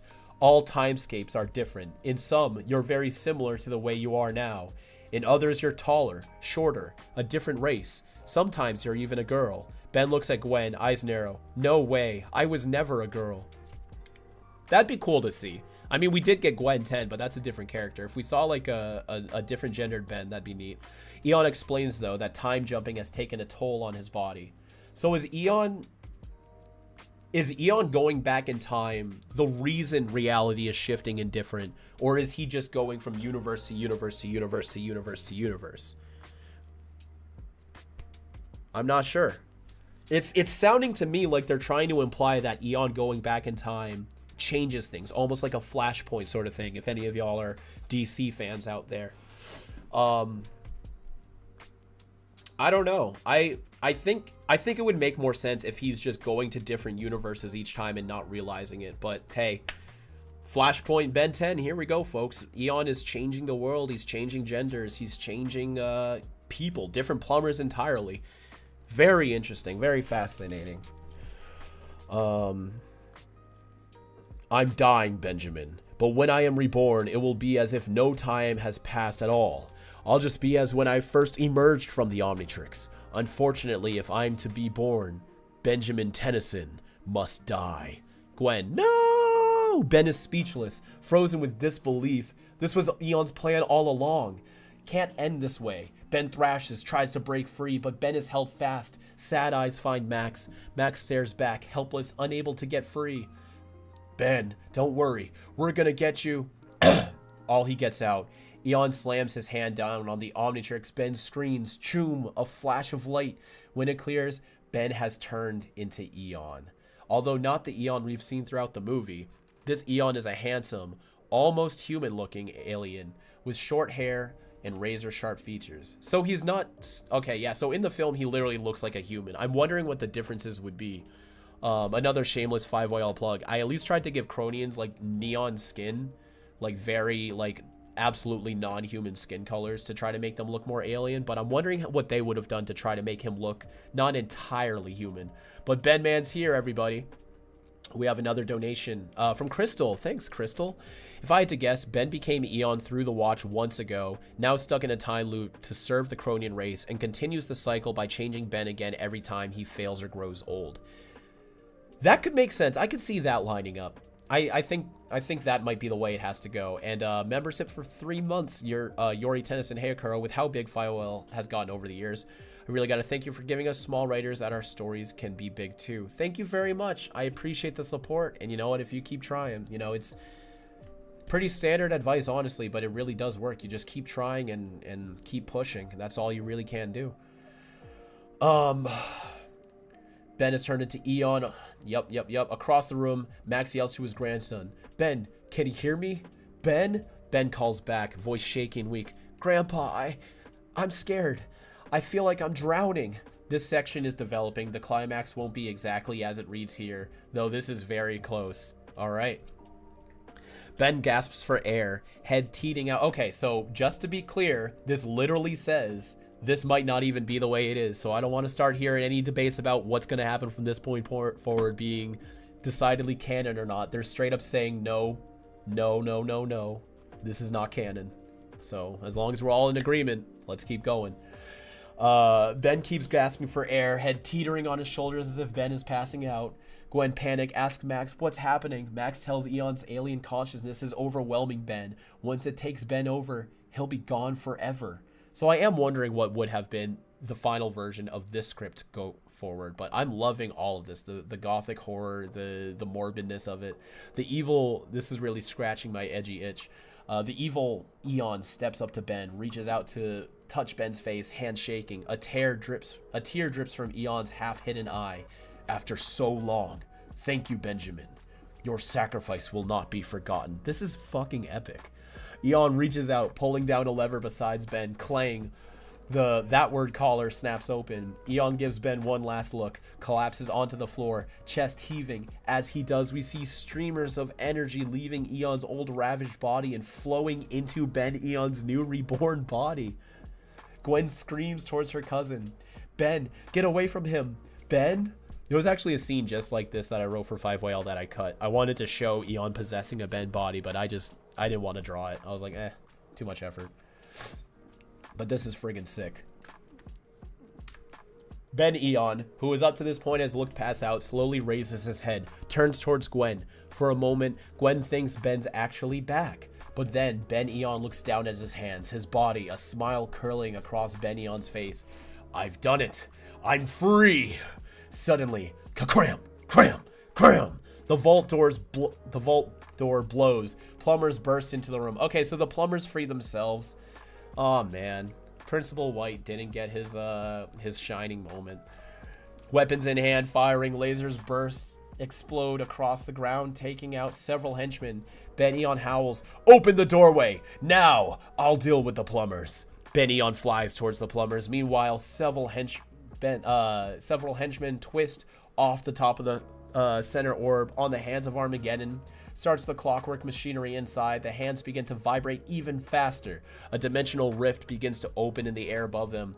We see the alien army preparing to enter our world, fading in and out of view. At the same time, we see shots of other rifts opening all over Bellwood. Massive phantom alien army of battleships fading into our dimension. Above the celebration, over Ben's school, we see a shot in outer space of a CG astronaut performing a space lab maintenance. This was all in Hands Armageddon script. A phantom battleship drifts right by him like a whale in the ocean. Back in the plumber's lair, Max and Gwen watch in horror as Ben Eon takes on the plumbers. The plumber's lasers only seem to slow him down as he grabs one after the other, hurling them to the side. Gwen is freaking. They have to do something. Fortunately, Max is a former plumber who always comes prepared. Remember the smelly shoe we saw Max tinkering with in the rust bucket way back in Act 1? Okay, so this is this version's MacGuffin. It eventually turns into that laser from his back pocket. Well, we're about to pay it off, kicking open a hidden compartment in the heel of the smelly shoe. Why does it have to be smelly? James West style. That's a Wild Wild West reference in case you didn't get it. Thank you. I was actually going to look it up. I was like, I don't know that. Max releases a tiny electronic spider creature. Okay, cool. It crawls up his leg, up to the chains holding Max and Gwen's wrists above their heads. Raising its spider legs, tiny webbing shoots out from the spider's underside, wraps around the chains, dissolving the chains like acid. Chink, chink, chains break free. Gwen and Max hit the floor. Max grabs Gwen. Max, stay out of sight. I have to stop the hands of Armageddon. Then we'll get Ben back. I promise. Man, yeah, this... I hate to say it, but this whole thing would have been so much better than Race Against Time. I know how much I love Race Against Time, but this is definitely a better movie. Gwen wants to help, but gives in to her grandpa. From a nearby file cabinet, Max grabs an amazing-looking alien weapon. Yes! Get in the battle. Give Gwen a weapon too, please. Boom, smash. Henchmen working on the hands of Armageddon eat laser, fall to the side. Max rushes over to the hands. Gwen turns her sights on the original Eon, who's now lying on the floor, so he doesn't disappear. Okay, so in Hands of Armageddon, he turns into like this weird energy thing. In Race Against Time, he straight up disappears. Here, he's still present. He's still physically present. Barely moving, streamers of energy still flowing off Eon, flowing into the Ben Eon, who is one by one smashing the plumbers into submission. Gwen is frozen, totally helpless. All she can do is watch. Oh, yeah, so they're not giving Gwen magic or nothing in this film. All right. Back with Max, he reaches the hands of Armageddon. They are vibrating like crazy. Dimensional rift above him strengthening, becoming more stable. Max can see the invading alien fleet preparing to come through. That's a good note, yeah, because in Race Against Time, we don't actually see any rifts. They just appear in the sky when everybody's inside the Plumber HQ, so they never get to see the Armada. The hands begin vibrating even faster. If he doesn't stop the device soon, it's over. Max looks at Gwen, at Ben Eon. He has to do something. Now. Makes a decision. Max shoves his hands into the center of the large orb. Choom! Lightning explodes all around him. Max's body quakes. He screams. Gwen's head snaps towards him. Shock. Grandpa! Gwen's world spins. Grandpa and cousin dying. Rage builds inside her. No, she will not let this happen. Leaping to her feet, Gwen races up behind Ben, yelling to get his attention. Gwen can't let her cousin die. He may be a bratty and too full of himself, but she does love him. Only one thing she can think of doing that might help him to snap out of it. Gwen begins hurling insults at Ben. Yeah, I mean, that does happen in the film. Benyon stops, turns, eyes burning into Gwen, begins moving towards her. Oh no. Gwen doesn't back down, completely forgetting that she can do magic. Keeps up the heat of her speech, her words culminating with Ben Eon right on top of her, about to bash Gwen down as she yells that Ben has to fight what's happening to him. Fight Eon from taking him over and remember who he is. You're Ben Tennyson, a hero. My lame, hammer-headed, idiot cousin who's never given up on anything in his life. Ah! She screams. Yeah, this is fucking sick. Ben Eon grabs Gwen, yanks her up. Gwen closes her eyes. This is it. She's dead. Ben Eon's fingers dig into her arms, like phasing through? That's creepy. Drops her. Ben Eon collapses to the floor. Or just digging in, like gripping. Yeah, I guess that's just the wording. Gwen pushes herself up, stares at Ben Eon's body, writhes in pain. Gwen realizes what's happening. Fight it, Ben. Fight it. I know you can. Ben Eon's Omnitrix hand comes into view. Okay, so it's still the Omnitrix. Yep. Like full wristwatch in this form. His other hand reaches out, shaking painfully, reaches for the Omnitrix, looking for something. Finds it, the hidden switch Eon tripped. With the last of his strength, Ben Eon disengages the switch. The Omnitrix immediately powers down, and in a heartbeat, shoom, Ben is back, returned to his normal self. Gwen rushes to hug him, but then quickly stops herself. She's happy, but not that happy. With Eon's alien presence gone, Ben can once again think clearly. Looks around, turning to Gwen. Where's... Stops. Horror as what he sees. No! Races over, but Max tells him to stop. The magnetic energy the hands are channeling from the Nexus are too much. Max can't let Ben touch him. Ben feels tears welling up in his eyes. He can't let Max do this. Max, barely conscious, tells him it will be alright. Of all the things Max has ever done in his life, he is the most proud of Ben, especially not his son. Remember, what's special about Ben Tennyson is not the Omnitrix. It's Ben Tennyson, my grandson. Goodbye. And with that, Max grabs the hands of Armageddon and hurls himself and the hands into the dimensional rift, headed for another galaxy. Oh shit, that's crazy. Fading away, but then just as Max's foot is disappearing into the rift, Ben grabs it, won't let go. Max isn't getting away that easy. There's still too much Ben has to learn, and the only one he wants to learn it from is his grandpa. Max was right. His grandson does know who he is inside. He's Ben Tennyson, a kid and a hero. And he doesn't need anyone else to tell him he's special anymore. Okay, yeah, this is all connecting his character arc a lot stronger than we get in the final film. All of this setup in this version of film makes a lot more sense for the climax with Ben's whole, I know who I am now.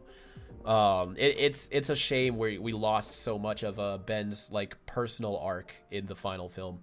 Ben pulls, arms stretching to their limit. Gwen calls out, Ben, hurry! Ben looks up. With the hands of Armageddon gone, the dimensional rift is starting to fade away. He could still lose Max. Pulls harder. One last magnificent tug. Shoomp. Max comes tumbling back out. A beat later, shoomp, the dimensional rift fades away. It would have been sick if Ben like used forearms to pull Max out. I think that could have been cool. Outside, all around Bellwood, we see the other dimensional rifts fading away, along with the alien battleships. Above the celebration, over the school, even in outer space, we see the battleship passing the astronaut fade away like a ghost ship. Back with our heroes, Ben comes running up to Max and Ben, hugs her grandpa. After a long, tender moment, Max finally stands. Time to get out of there, and to get the celebration above before anyone notices they aren't around. Trios start making their way to the elevator. A voice stops them dead. "What have you done? Where are the hands of Armageddon?" The trio turn. No way. It's Eon, rising from the ground where he fell, alive, pulling his ragged, twisted body to a full standing position as the streamers of energy that flowed out of his body suck back into him. Ben tells Eon that the hands are gone. It's over. Eon lost. Again. Eon howls with rage. Without the hands, he can't jump backwards to start over. And if he can't go back, then you can't be born. Which means, I won't exist. But I'm not gone yet. Remember what I told you about the toll time jumping has taken on my body? And with that, Eon tears open his overcoat, revealing the mutations we've been hinting throughout the movie. His overcoat is a metallic armor of sorts, holding together a stretching, chaotic mess of a form that's been ravaged by so many journeys through space-time. His limbs, shape, and facial features are a rapidly morphing scramble that change shape almost faster than the eye can see. Max makes a move to get a weapon, but Ben pushes him back. I've got this one. Is anyone else feeling the hype right now? This is crazy.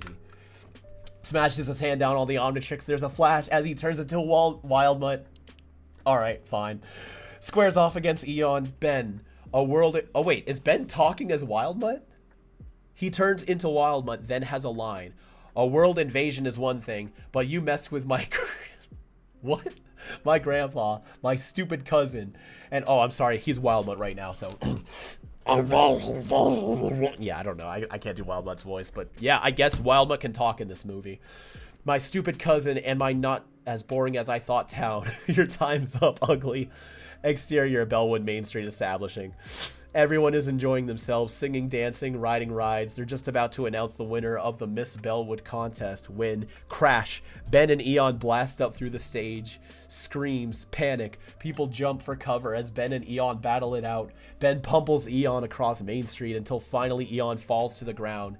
Body racked by pain, beaten. Gives one last look up at Ben. Ben grins. He's still talking. Hope you enjoyed your stay in Bellwood. I'd say come back soon, but you've done that enough. Ben lands one more brutal punch. I don't think Mitch Watson has any idea who Wildmutt is. That's when it happens.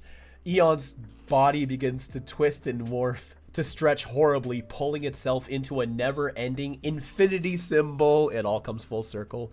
That gets stretched farther and farther until Eon bursts apart, disappearing into fiery sparks that dance into the air. Ben heaves a sigh of relief, looks down at his watch, about to hit 10 minutes again, looks back up, finds himself in front of the hold down. Is his identity about to get leaked? They have just witnessed him be a hero. No idea that underneath Wildmutt is Ben Tennyson, a kid with extraordinary abilities. Ben could care less if they knew. No, you should do. You should care. He doesn't need to impress anyone. But that doesn't mean he can't have a little fun. Oh, I thought this was saying like he's gonna turn back to normal and just be like, okay, all right. I almost misinterpreted that. But that doesn't mean he can't have a little fun. Snarling, Ben walks up to JT and Cash. They cower back as Ben tells them to watch themselves around Ben Tennyson. Ben is a good friend, and if Wildmutt hears that JT and Cash are messing with him, JT and Cash are gonna get the same as Eon just did. Terrified and shitting their pants, JT and Cash jump on their BMX bikes, take off, not looking as... This whole thing would work so much better if he was forearms right now.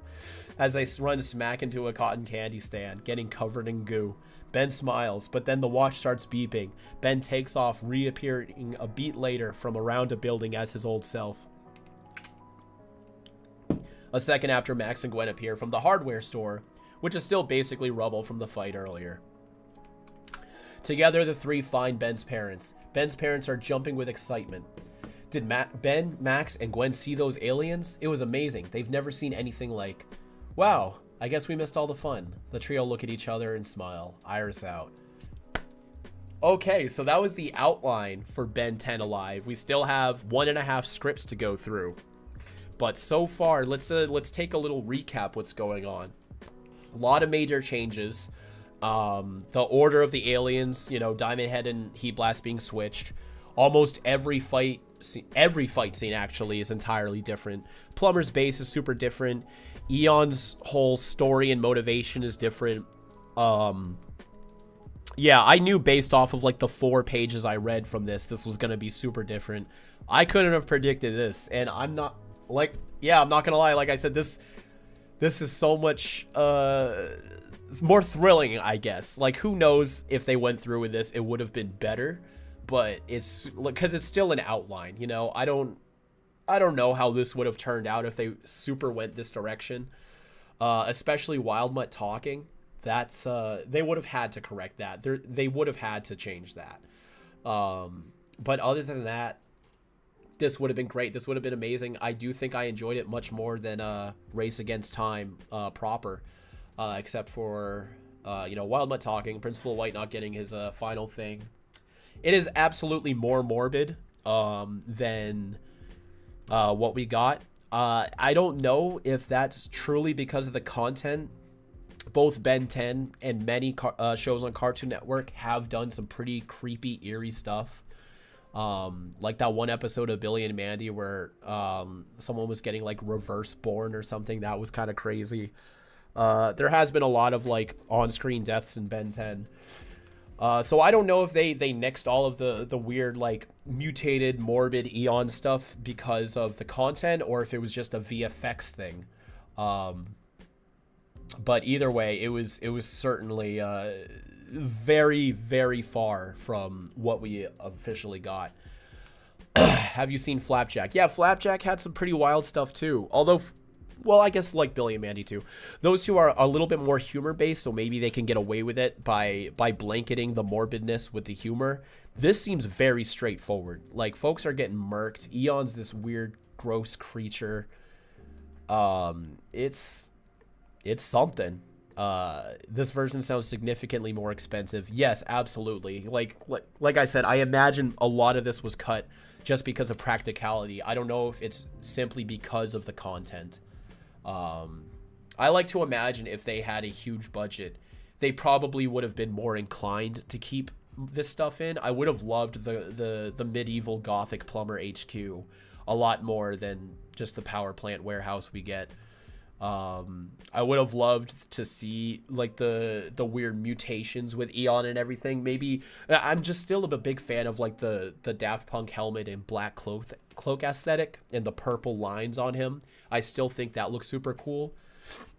But maybe there could have been a hybrid of that. Like he wears that and then the reveal happens. He rips off his helmet and everything. We see this crazy screwed up version of him.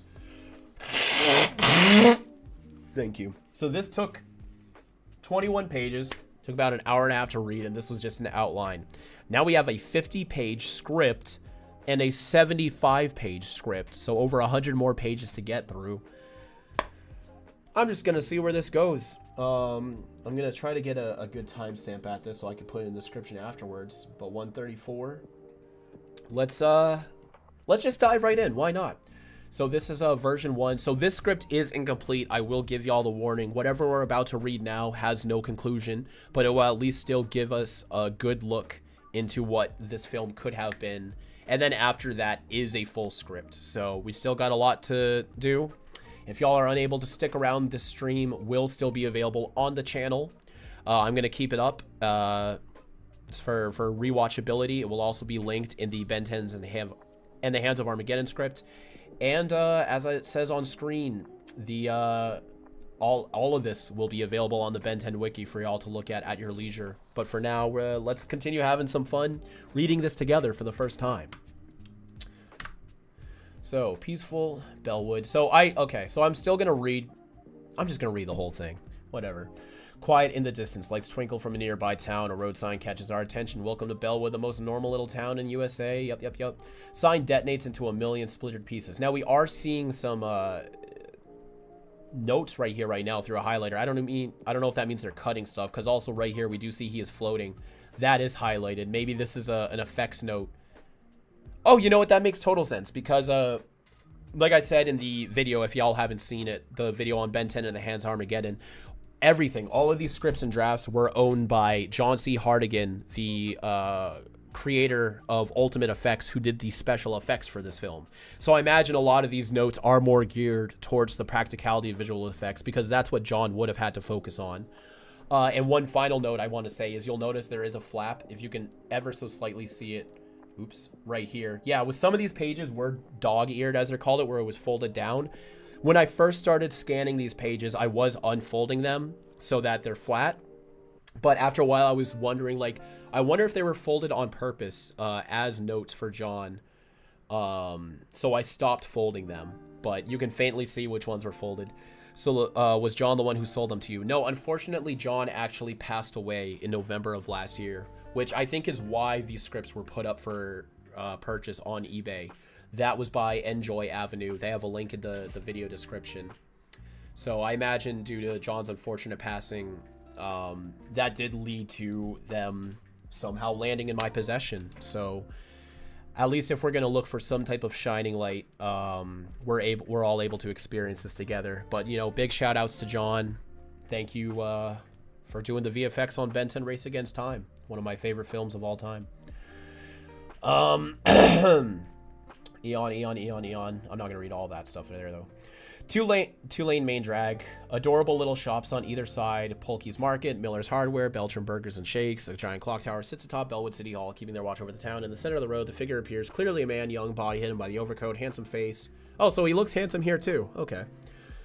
Slightly hidden by long black hair. Okay, so no Daft Punk helmet in this version either. Moving slowly into town, hands appear from his pockets, aimed towards either side of the street, begins blasting storefront windows like a gunslinger. Crash, crash, crash. Glass shards spiral into the light. So we do see some scribbles and some strokes. I'm assuming the strokes are just something he has to worry about, and scribbles are like, no, we're not doing this. I'm taking a guess. I have no idea how his note system works. Windows literally age, then explodes. White hot energy flowing effortlessly from the man's hands. Dogs begin howling, town coming awake. Man does not care, keeps blasting. Dude, what's with all the noise? The man stops, looks up, crunch, a being made of invulnerable crystals. Okay, it's still Diamond Head in this version. Slams down in front of him. Asphalt ripples beneath his feet. Meet Diamond Head. Scratches his butt. Just woke up. Can you imagine? What does it take for a crystal creature to be itchy? I don't know. Aliens, man.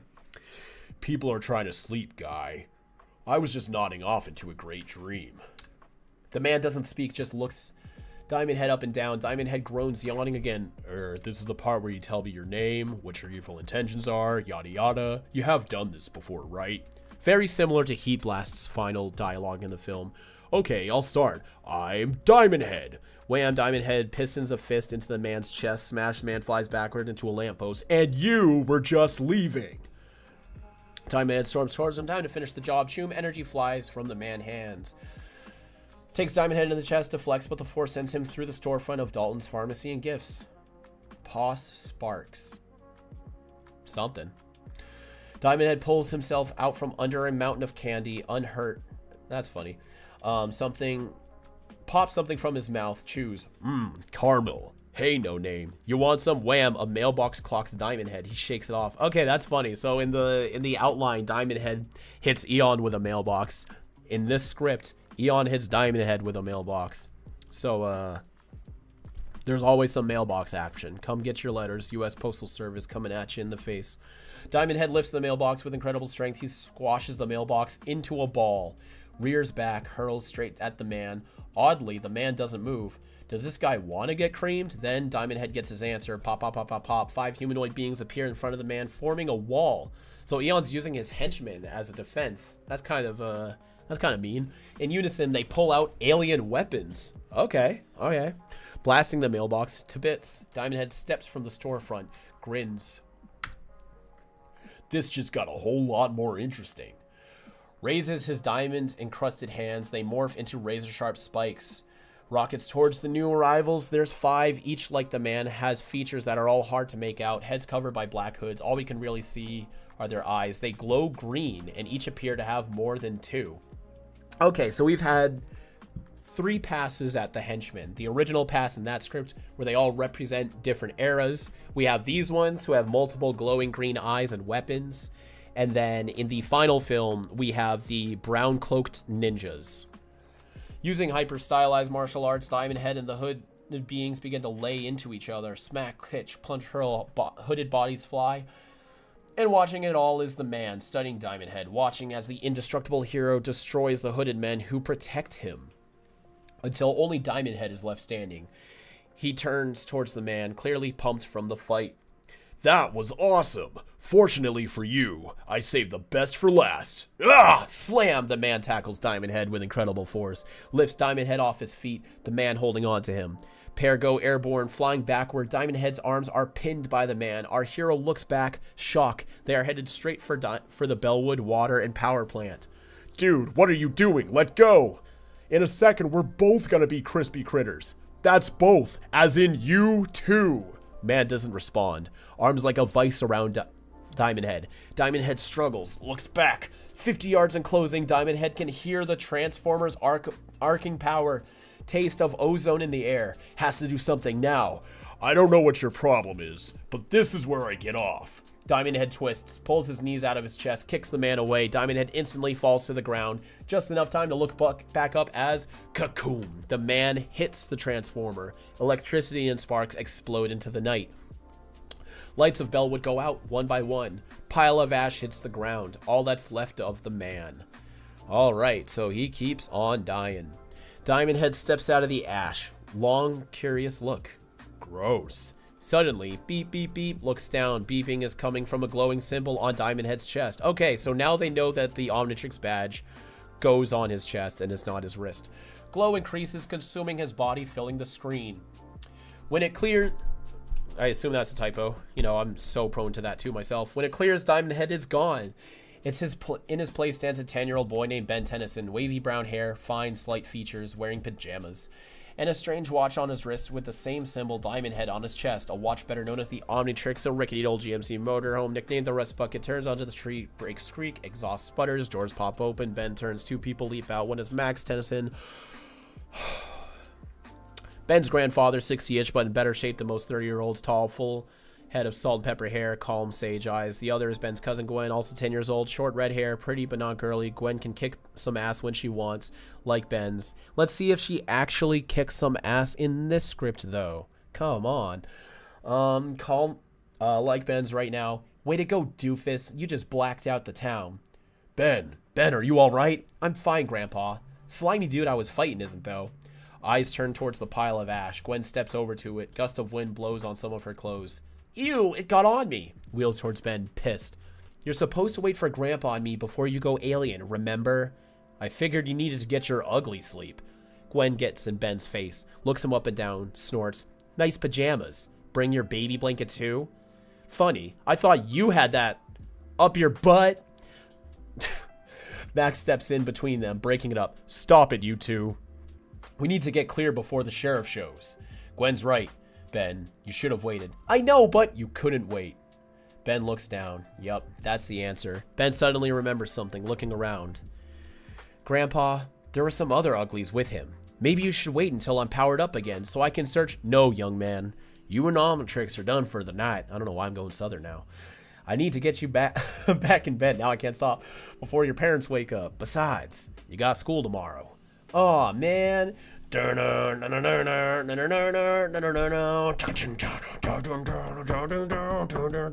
started with an alien. The whole thing happens.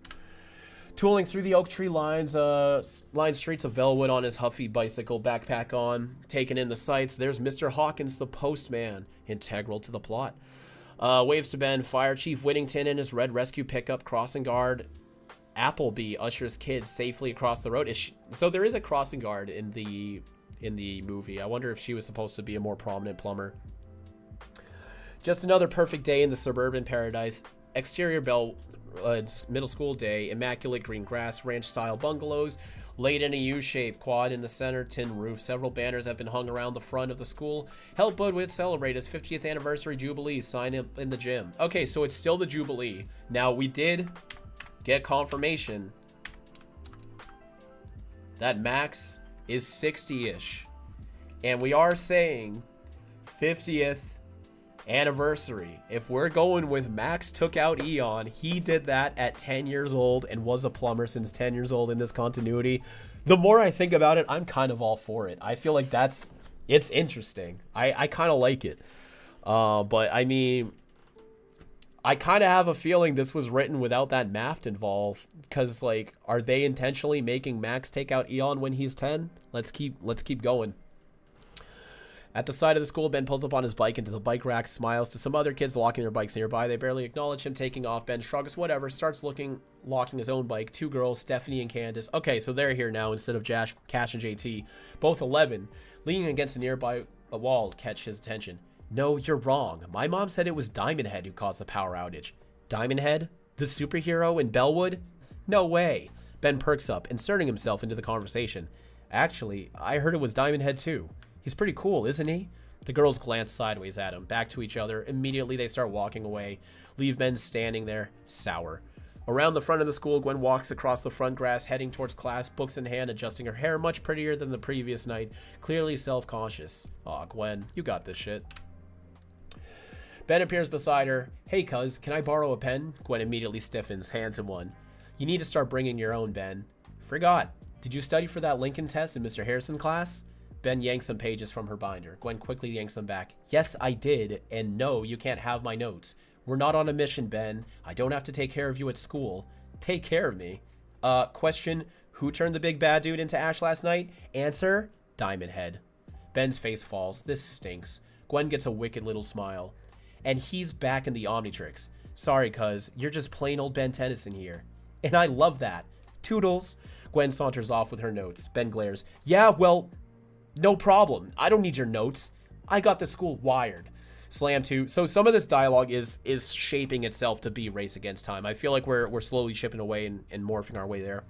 Series of scenes of Ben having lousy time at school. Teacher drops a test in Ben's desk. He gets a D. A D. Oh, man. School soccer field. Okay, so soccer instead of dodgeball. That actually would have been neat because that could have tied into Alien Force where Ben plays soccer. That would have been nice. Yeah, that's right, buddy. You're not going to get past Ben Tennyson. Forward kicks. Ben leaps, misses by a mile. Ben steams. Aw, man. Cafeteria lunch. Ben steps to the cashier with his lunch tray. She totals his stuff. $3.75. Damn, that's expensive for 2007. For lunch? My school lunch was like $2.50, I believe. All I got is $2.50. That's funny as fuck. Or all I got is $2.50. Close enough? Cashier glares, yanks a piece of cake off his tray. Not the dessert. Aw, man. Exterior school highway day continuous. Ben clearly not in a good mood. Spins the combo dial on his locker, yanks it open. Several wads of gum have been stuck between the locker door and the frame. They stretch into a disgusting gooey mess. Ben, pissed, tries to pull it off. Worse, ends up on his hands, his pants, shoes. That is a lot of gum. Worse, ends up... Yeah. You're supposed to chew gum, Tennyson, not wear it. Pair of voices snicker. Ben looks up. JT and Cash stare back at him. Ben's age, two little rotten pumpkins with barely a brain between them. Ben gives him the stink eye. Clean it up, morons. Make us. Yeah, what he said. Good one, Cash. Shut up, JT. Right, cool. JT and Cash make a move for him. Ben thinks quickly, grabs some paper from his locker, swipes the gum up in it, rears back. JT and Cash go wide-eyed, instantly duck. Wad of paper, gum swishes over there. Smack. Pegs a tall, unpleasant-looking man right in the face. Hunched shoulders, demeanor of an undertaker. Gum sticks to the man's horn-rimmed glasses. He slowly takes them off, eyes narrowing in menace. Ben gulps. It's Principal White. Excuse me. Jesus Christ. It's all that seltzer, huh? My apologies, folks. Tennyson. Aw, man. Exterior home night. Cozy little ranch-style home in a quiet cul-de-sac. Pristine. Okay, so they live in a cul-de-sac in this film. Does he live in a cul-de-sac? I think... At least, I can remember in Ultimate Alien and Night of the Living Nightmare, it did look like Ben lived in a cul-de-sac when he went to Mr. and Mrs. Washington's house, but whatever. Over the scene we hear, Ben, it was an accident. I was having a really bad day. Ben sits up grumpily at the center of a rectangular diner table, wood panel walls hanging themselves with Hummel figurines, Thomas Kincaid paintings on the walls. What do those look like?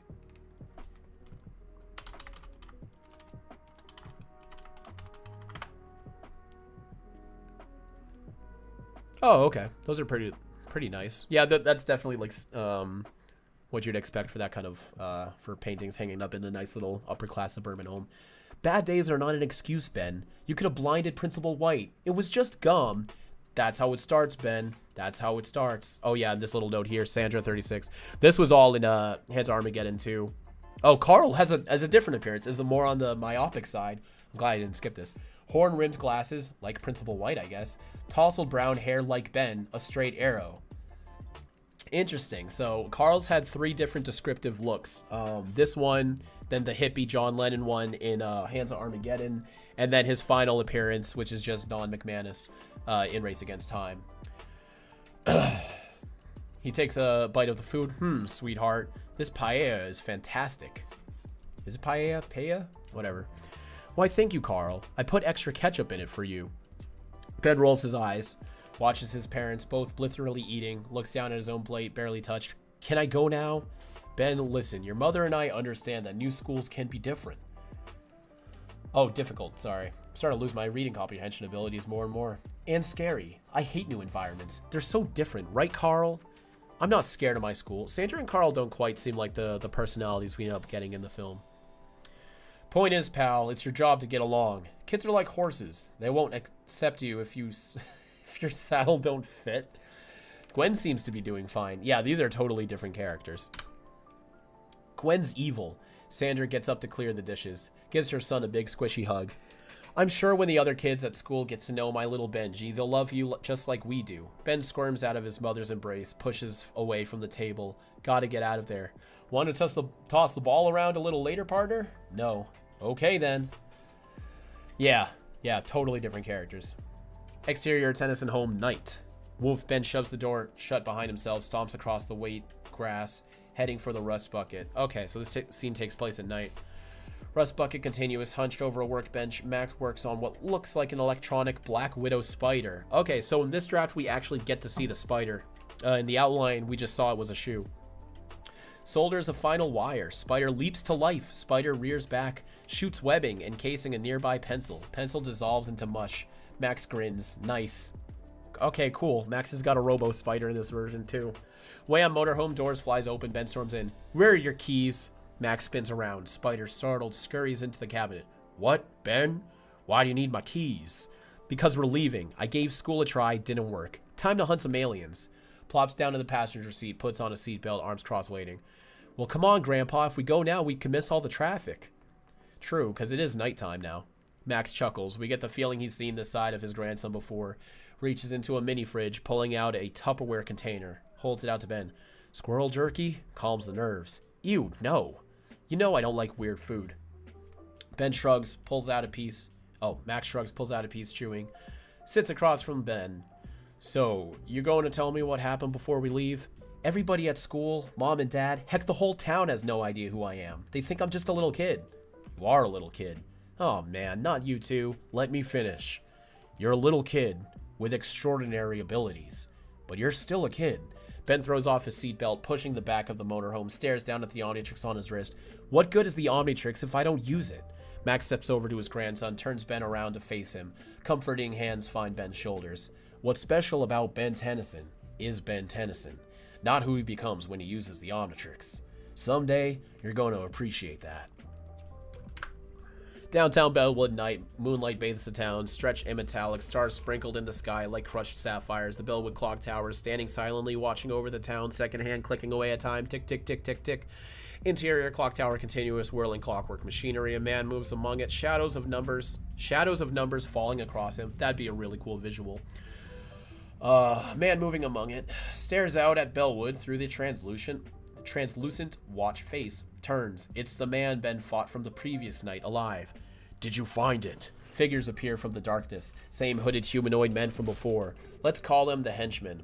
No, Eon, the location you gave, so they do talk in this version too. Was wrong, yes, of course. One wonders what the point of memories are if they can't follow you through time, eh? That one waded into Hands Armageddon, that line. Eon, the man, reaches out. Fingers on his hand, gnarled and burned, gently touches the sprocket wheel. So at this point, he's already kind of raggedy. In Race Against Time, it takes a bit for him to become all grumpled up. But he wears gloves, so you wouldn't see his hands in the film. Bellwood. It may change, but its secrets are always the same. The boy, though, he's different. Better than before. No matter. We will get what we came for. Suddenly, Eon cries out in pain. Ah! Grabs his stomach, body hunching over in pain. The henchmen rush to his aid. No, don't touch me! Choom! A bolt of electric energy explodes from Eon's hands. Blasts into henchman number 1, hurling him backward. Crunch, henchman number 1 crumbles in the corner. Hooded face partially exposed, revealing a ravaged, half-decayed skull. Jesus fuck. The other henchmen go to his comrade. Eon howls, "Let him die! You are here to serve me, not each other." The henchman stops, lowers his head, complying. Yeah, see how some of these pages, you see that little fold right there? I don't know if that's a note or not, or if the script was just, you know, a little roughly handled over the years. Eon strains himself, pushing away his pain, brings his hands together. Glowing ball of energy begins to form, rises up, expanding into a lozenge shape. Revealing a window into another galaxy, we see a battalion of alien warships waiting at the ready. A ragged smile, half hidden, curls around Eon's face. When I'm through here, Bellwood will burn like crony in ash. There's a word. Okay, so is he an alien here? Let's frickin' find out. And boy, this Benjamin Tennyson will bow before his new master. Interesting. So, all the other versions of the script we've read, including the final, Eon's like very encouraging of Ben to either, you know, get absorbed or replaced, or even embrace his godhood. Here, he wants Ben to bow to him. All right. All around Eon and the henchmen, the clockwork machinery began to turn and tick faster and faster. In the dead of night. Sorry, the scanner messed up a little bit here. The hands on Bellwood's storied watchtower spin faster, faster, faster, until Clank Shink, the second hand, flies free and beds into the center of the... Oh, is this supposed to foreshadow the magnetic forces underneath the crust of the Earth or whatever? Because I wasn't sure where that connected in the draft, but now that we know that Bellwood is founded on this like type of magnetic energy, maybe that's what this means. If this script is going that direction too. Bellwood, lunchtime, kids chat on the grass, huddle in groups in the gym. Preparations for the Bellwood's 50th anniversary have begun. Flurry of activity, kids painting banners, rehearsing dance routines, band members playing a bad rendition of Celebrate by Kool and the Gang. That's funny. Gwen moves in and out of chaos, taking photos, just snapping a shot. When Ben appears in the frame, Gwen blanches over. Oh no, this can't be good, races over. Ben, what are you doing in here? Is something wrong? Nothing's wrong. I've decided to fit in. I'm bursting with school spirit. Can't you tell? Oh no, no, no, no, scans the room worried. Please don't do. She's very timid. They described her as like shy and everything. I feel like they're not writing Gwen with enough credit. She's not this timid in the show. Please don't do this. I know these people. Can't you burst somewhere else? Ben ignores her without hesitation. He steps up to a table. Signs on it says support your town. One of the girls from earlier, Stephanie, sits there eyeing him. Can I help you? I'd like to join the one of the anniversary committees. Stephanie looks at him curiously, sees Gwen. Friend of yours, Gwen? So I think Stephanie is friends with them in this film. Nope, never seen him before. Whatever he messes up is not my fault. Gwen darts off. Stephanie turns back to Ben. Okay, which committee? Whatever's the most challenging, or dangerous, or both. And there's snacks. Stephanie scans a bunch of sign-up sheets. One catches her eyes, holds it out with a big, perky smile. I think I know just what you want. Alright, so Stephanie is a little more encouraging in this film than just telling Ben to buzz off. Bellwood Middle School hallway. Ben walks sure-footed down the hall, stops in front of a door, checks a slip of paper into his hand, deep breath. Okay, people, prepare to get Tennysonized. Okay, new catchphrase unlocked. Fuck hero time, fuck going hero, fuck aw man. It's now, okay, people, prepare to get Tennysonized. Love it, love it, love it, love it. Confidently pushes open the door, freezes, shock. The room is full of girls holding pom-poms. I... Checks his slip of paper. This must be the wrong room. Candace, who we also met earlier, steps forward with a clipboard reading, Ben Tennyson? Welcome to the salute. Welcome. Why can't I read? Welcome to the Salute to Bellwood Cheer Squad. Try to keep up. I hope that's not played as a joke. It'd be cool to have some male cheerleader representation in here. Hurls a pair of pom-poms at him. Exterior Bellwood Middle School sometime later. Candace and the cheer squad burst out of the front door into the school, hooting and hollering. Yeah, woohoo! Awesome rehearsal. Beat later, Ben steps out. fuming, tosses the pom-poms into the trash, moving towards his bike. I mean, with his athleticism, he really would be a good cheerleader. In high school, my cheer squad had 3 male cheerleaders, and they were exceptional. One of them's my friend JP. He was fantastic at it. Beat later, Ben steps out, fuming, tosses the pom-poms into the trash, moving towards his bike. Some swish behind him, touches his shoulder. Ben spins around. Okay, knock it off. I'm not in the stops. Nothing there. Shakes his head. Weird. Man, I'm losing it.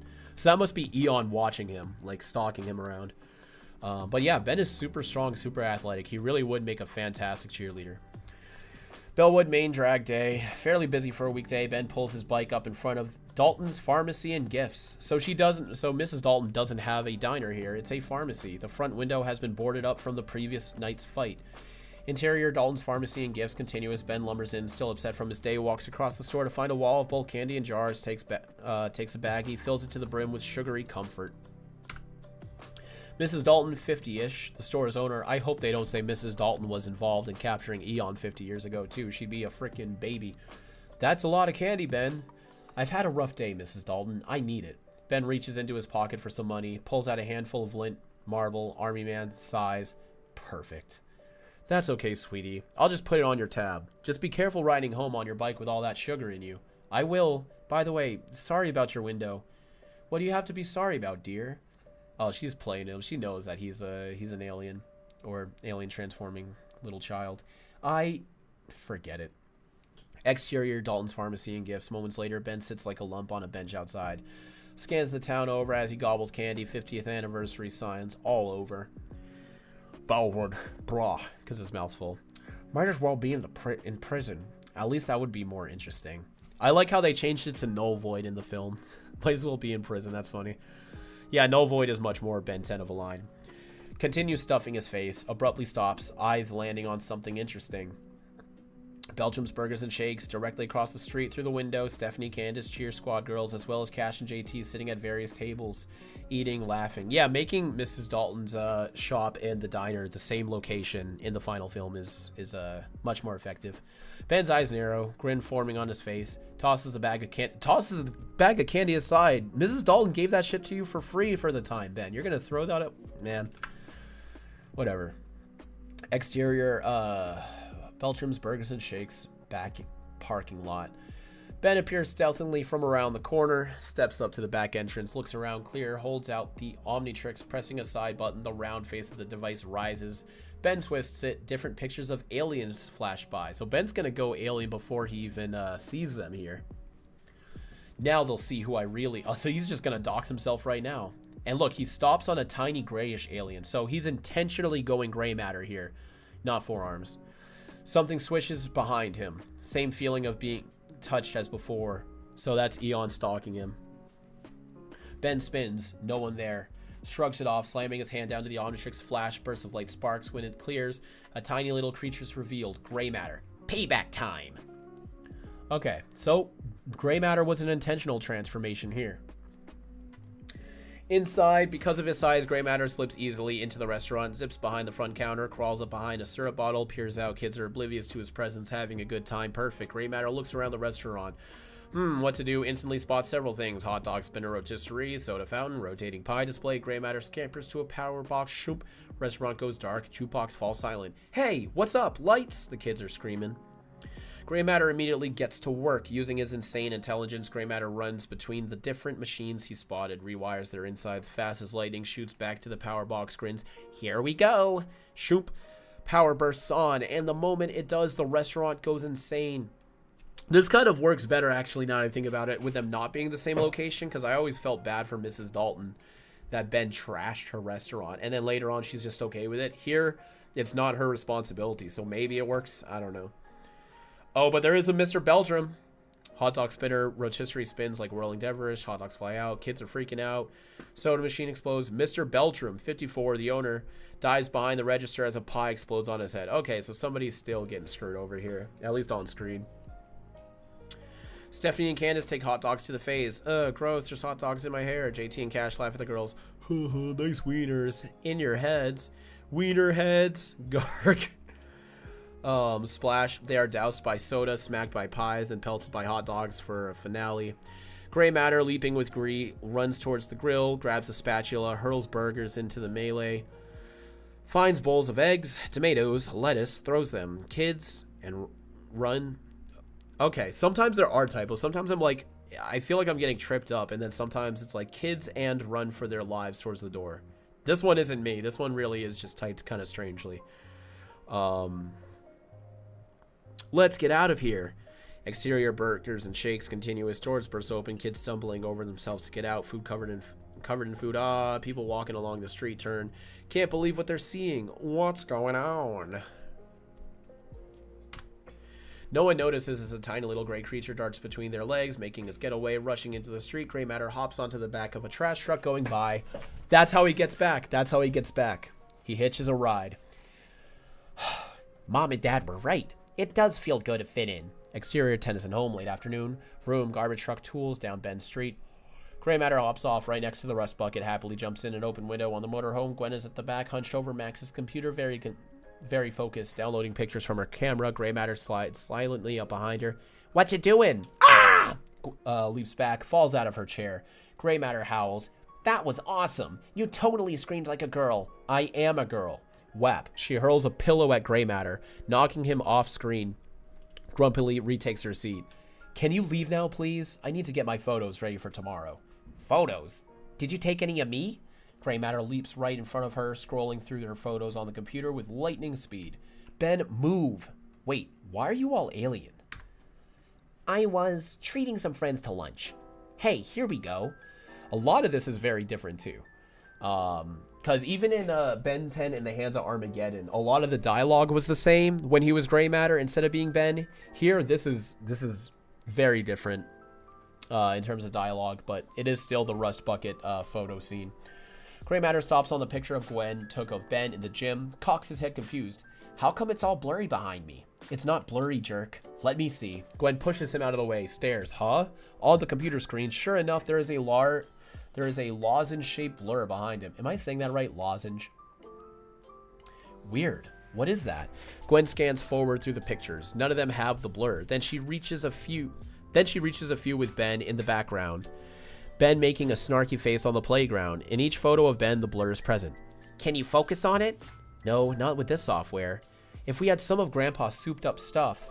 Gray matter cuts her off, leaping off the computer's keyboard using his hands and feet. He pulls up the computer's terminal commands, fingers fly in toes. Gray matter punches in code, takes all 5-second step backs. Try it now. So, I mean, Gray matter can't enhance technology. So if there's no software on the computer, then no matter what Gray matter does, it's not gonna do anything different, pretty much. Gwen shoots him a look, but she does as she's told. Pulls up the picture again, zooms in on the blur. Pixels begin reforming, pulling the blur into focus. A beat later, the image is clear. Eon. Whoa, who is that? That's the alien dude I turned to ash. Or at least I thought. Man, he's Gray matter a lot longer. Oh, he's turning back now. Or at least I thought I did. Ben, if he's in that picture, he's not only not dead, he knows who you are. Gray matter is silent. Beep, beep, beep. Omnitrix symbol begins glowing. Heartbeat later. Voosh. Ben appears standing on the edge of the desk. Whoa, crash. Totally falls off balance as Ben as he falls backward on the floor. Nice scream. Yeah, so I liked how in the final they marry that together with, you screamed like a girl, I am a girl, you screamed like a boy. That gives Gwen a little bit more of a retort. I'm not a fan of how Gwen's written in this draft. I'm glad this at least got a rewrite. And Ben's parents as well. So character-wise, Race Against Time versions, Sandra, Carl, Gwen, Principal White, all of them much, much better. Plotline-wise, I'm liking Ben 10 Alive's draft a little better. This version, the script's number one, I don't know. Where are we at now? Yeah, he falls back. Nice scream. So, why fight you, then pretend to die? What's the point? Ben pushes himself up, elbows into Gwen, thinking, maybe he wanted to see how good I was. What do you mean, like, research? Is that so crazy? I'm pretty amazing. Amazingly lame. Still doesn't explain who this guy is. Max comes on in. His name is Eon, and he's here because he wants revenge. Ben and Gwen jump, startled, spin around. Max is standing in the doorway holding a bag of live squid. Grandpa, what's in the bag? Live squid. Good for the teeth. Max quickly drops the squirming squid in the sink, crosses to the computer, stares gravely. Script tier list in the chat. Yeah, maybe. We can rank all the versions of the script. Oh boy. How's everyone hanging in now? We're about halfway through what I have for this version of the script. Then we'll still have one more to go through. I would like to try to get everything done in this stream. Just for ease of organization. But this is interesting. You know this creepoid? Unfortunately, I fought him once when I was... Oh, you're really doing this. They're really making Max fight Eon when he was 10. That's funny. Those were the alien hunters used to work for, right? That's right, Ben. Yeah, this is better, though. Ben just not remembering who the plumbers are in Race Against Time was pretty fucking dumb. Like, Ben just... If you're going to recap it for the audience, this is a good way to do it. Not Ben just being like, I forgot who the plumbers were, even though we've been talking about it for 3 months. That's right, Ben. Eon tried to lead an invasion of Earth with a device he created called the Hands of Armageddon. Last I saw him, he was being sealed in cryo-freeze. I think he got out. Max nods thinking, turns to his grandkids. Pack your things. We're going on a little road trip. Cut to a ghost town. Exterior Havencrest Day. Oh, so are we still getting the asylum in this version? Once a lively little town on par with Bellwood, and now dead and deserted. Oh, so it's the whole town is in this style.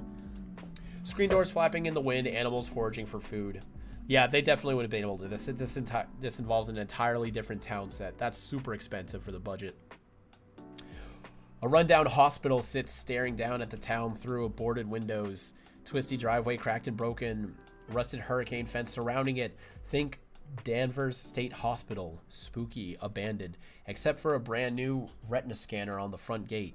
A gate which has been torn open. Beat the rust bucket drives through. So he is still being kept at the asylum here.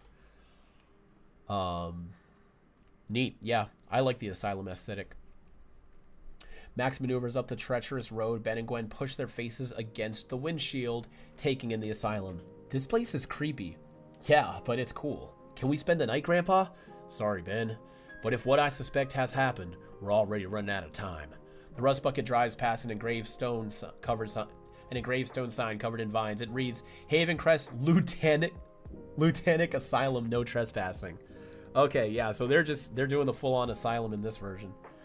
A crow pecks at the sign, looking for prey. Interior Havencrest Asylum Day, Creek.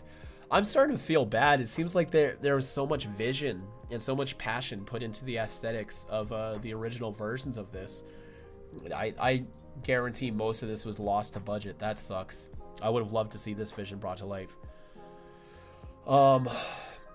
Creek, front double door swing open, dirty brown light spills over Max, Ben, and Gwen as they step in. Havencrest was built to house the plumber's high-threat valuables. Things even we were afraid of. Stay close. Trio move forward, empty quarters, snake off in all directions, doors shuffle by, different names. Argon Prime, Hellgate, Tyrusilium 4, Cronia.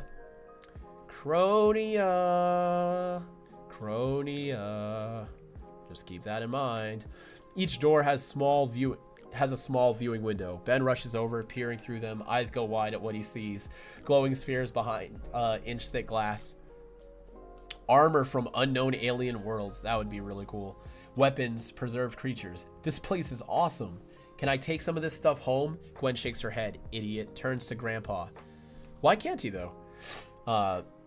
He's not beside her anymore. Worried, Gwen's eyes dart. Find Max standing in a trashed office. Door torn off his hinges. Nameplate reads Dr. Constantine Jacobs, PhD. So Constantine was supposed to be some sort of doctor, I guess. Grandpa, what's wrong? Max bends down and picks up a framed picture off the ground. We see it's two men, mid-30s, wide smiles. Okay, so maybe he fought Eon 30 years ago, even if Bellwood was built 50 years ago. That could work. It doesn't line up with the outline we just read, but this is a different script. This could be a different version. It's clear from the face and hair, one of the men is Max. Did you know him? He was an old friend, who I should have been here for. Come here, you guys. Check this out. Max and Gwen run towards Ben, find him at the edge of the hall, staring down into a corridor. A wall has been blown open at the far end, revealing another room. Together they step up, peer inside. Circular glass chamber in the center of the room has been smashed apart. Murky green viscous liquid oozing from it. Let me guess. Eon? Max nods. Suddenly crash, something smashes to the ground. Sound coming from a nearby hallway. Ben's fingers dart for the Omnitrix. Hold on, Ben. Whoever it is might not know we're here. Interior operating theater moments later. So this whole scene is much longer. They're exploring the whole area. There's a whole lot of sets. In the film, the second they show up, they almost immediately find Constantine. Semicircle of tired seats facing an open staging area, 20 rows high, single aisle going down the center. Double doors at the top of the aisle crack open. Max, Ben, and Gwen take in the theater, empty except Grandpa. A body lies on an autopsy table in the staging area, covered by a sheet, not moving. Ben, who has a habit of acting before he thinks, pushes forward. Max holds him back. Stay behind me, you two. No problem. Ben rolls his eyes. Gwen smacks him on the shoulder. They move closer, down the aisle, right up beside the body. Tentatively, Max reaches out, pulls off the sheets. A mummified corpse stares back at him, dressed in a lab coat. Gwen notices a name tag that reads Jacobs. Gross. I'm sorry, Constantine. I wish I could have gotten here sooner. Ben is absolutely fascinated by the corpse. Wide-eyed, he walks around the other side and gets a better look. Notices Jacob's withered hands, nails horribly long. Can't help himself. Reaches out to touch when Jacob's hands spring to life, latching onto Ben's wrist. Eyes of the corpse flare open. I'm not dead! Ah! Ben jerks away. Jacob's arms comes off with him snapping off. Another note by John. Ben and Gwen stare in horror. Ah! Ben pulls the withered arm off of him, tosses it aside. Max leaps to the aid of his old friend. Constantine, can you hear me? Eon. I know. Just hold on. We're gonna get you some help. Too late. He's after the hands. What did you tell him? Nothing. He knows the plumber's headquarters. Can't let him find out. Jacob falls into a horrible coughing gag. Works cutting off. Ben stares at his grandfather, confused. Grandpa, you said the plumbers disbanded. A handful were kept alive to watch over the hands, but we never planned for this. Ben moves closer to Jacob, staring at the dying man. Nothing he can do. Suddenly, Jacob's withered face turns to him. You're the one. The boy who found the Omnitrix. Be careful. Eon knows about you. He knows you can stop him. But how could he know about me? I'd never seen him before the other night. He knows. Because... Crack, floosh. At that moment, Jacob's jaw falls off and his chest caves in with a puff of dust. Okay, so he was gonna die in here too. Damn, that sucks. I mean, he dies in the film too, but not as this, like... grotesque, I guess. The trio falls into silence. Moments later, Max covers his old friend, saying a silent goodbye. Exterior Haven Crest. They're leaving. Harsh sunlight burns on the trio as they exit the asylum. Max crosses to the stone asylum sign. Bird still pecking away. Picks up the bird. Reveals it's not real. Birds aren't real. Confirmed. Wires coming out of its claws, powering it. Max pulls open the beak. Red button inside, presses it. So that's 2 electronic animals in this script so far. We had the electronic spider that Max was working on in the rust bucket, and now an electronic bird. Shum high-tech laser fence encases the asylum, sealed tight. That'll keep anyone out till I can get some plumbers to clean up the mess. I feel like that should have always been on, if they had that. Ben is impressed and clearly excited as they make their way onto the rust bucket.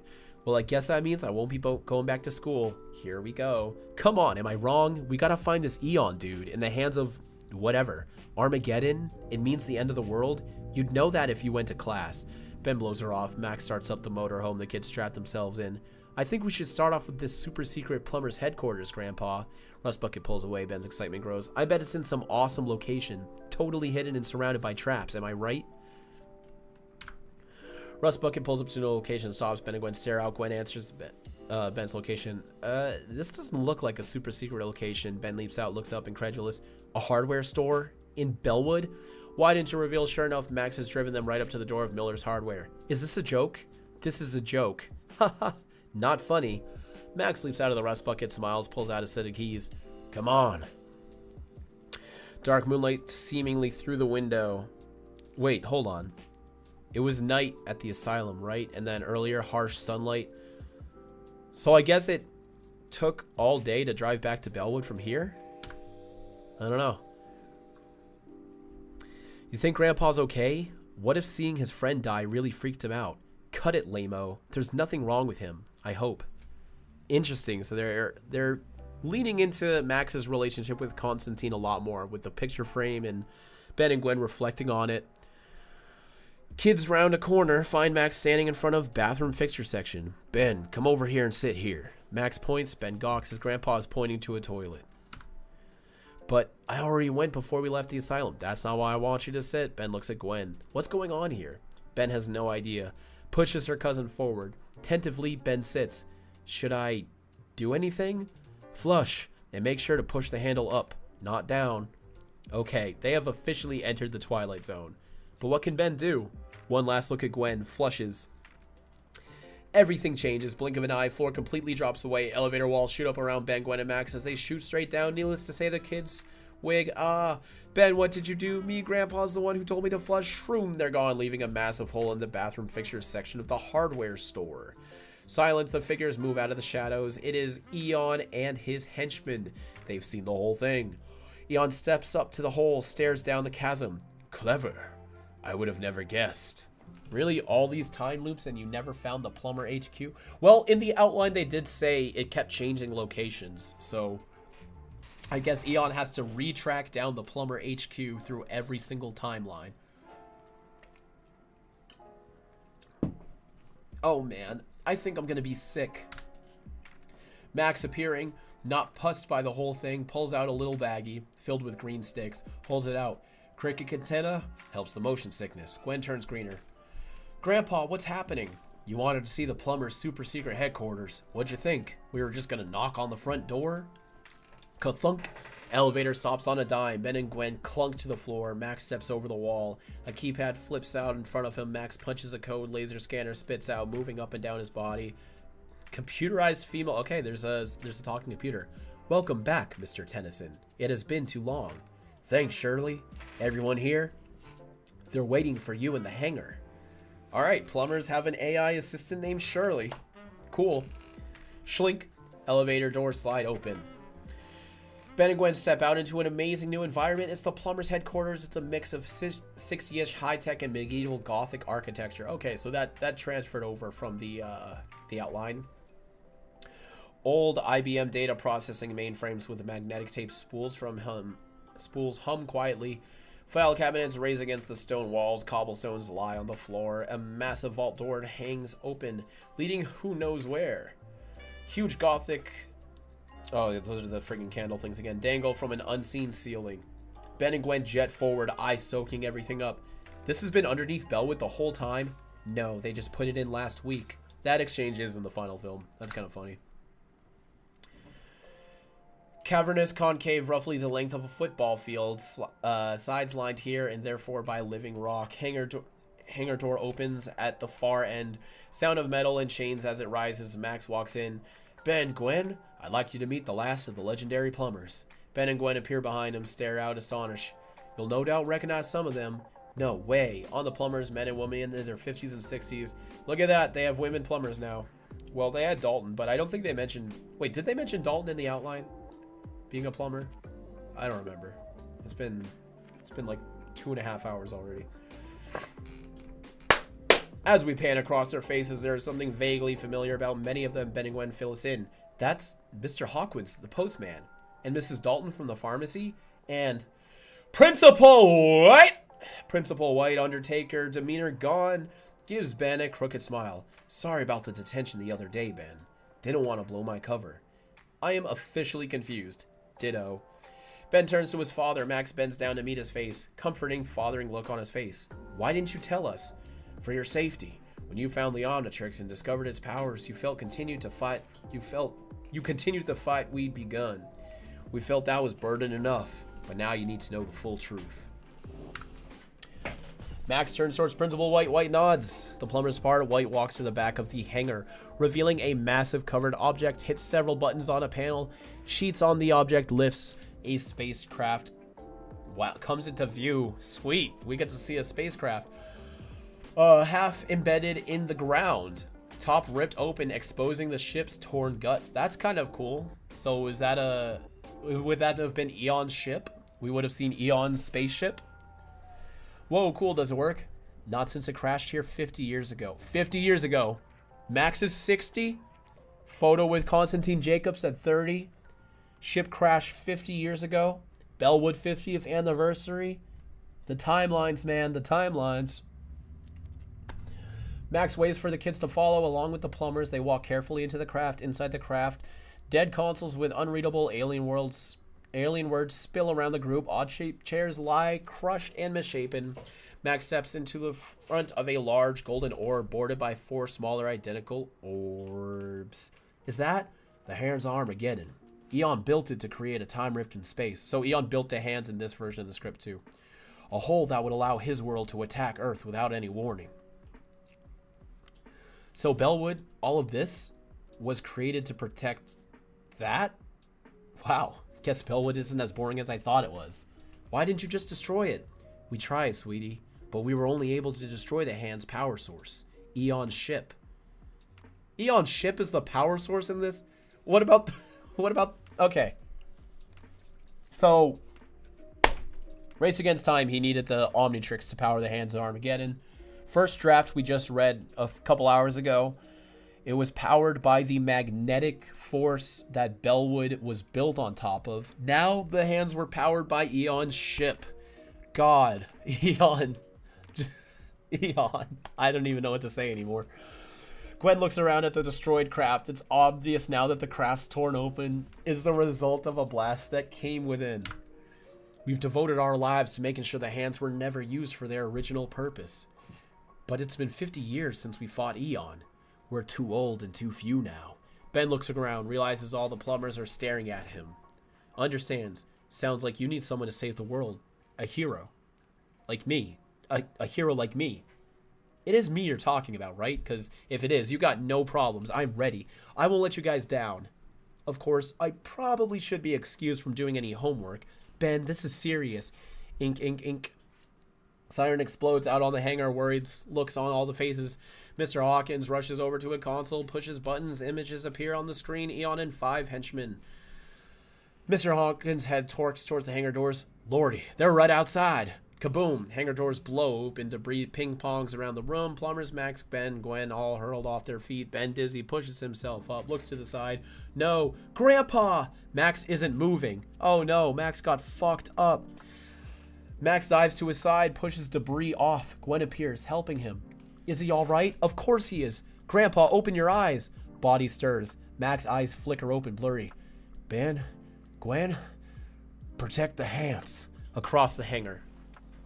Ben and Eon and his henchmen swarm inside. The henchmen, using futuristic weapons, layer blasts in the direction of the plumbers. At the same time, Eon glides across the ground, makes for his spacecraft, floats quickly inside, finds the hands, eyes gilded with joy. After so long. Blast! Energy fires from the hands. Gnarled torn metal holding the hands in place withers away, ages into a fine metallic dust. Eon reaches for his prize.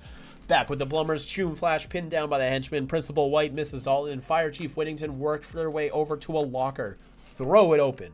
Stash of weapons come into view. Plumbers claw at them, wheel around, weapons blazing. Ben sees his chance. He leaps up. Hand goes to the Omnitrix, hits a button. Dial rises, glowing. 50 yards or so away, Eon appears from the spacecraft. Oh, my back. Ugh. Oh.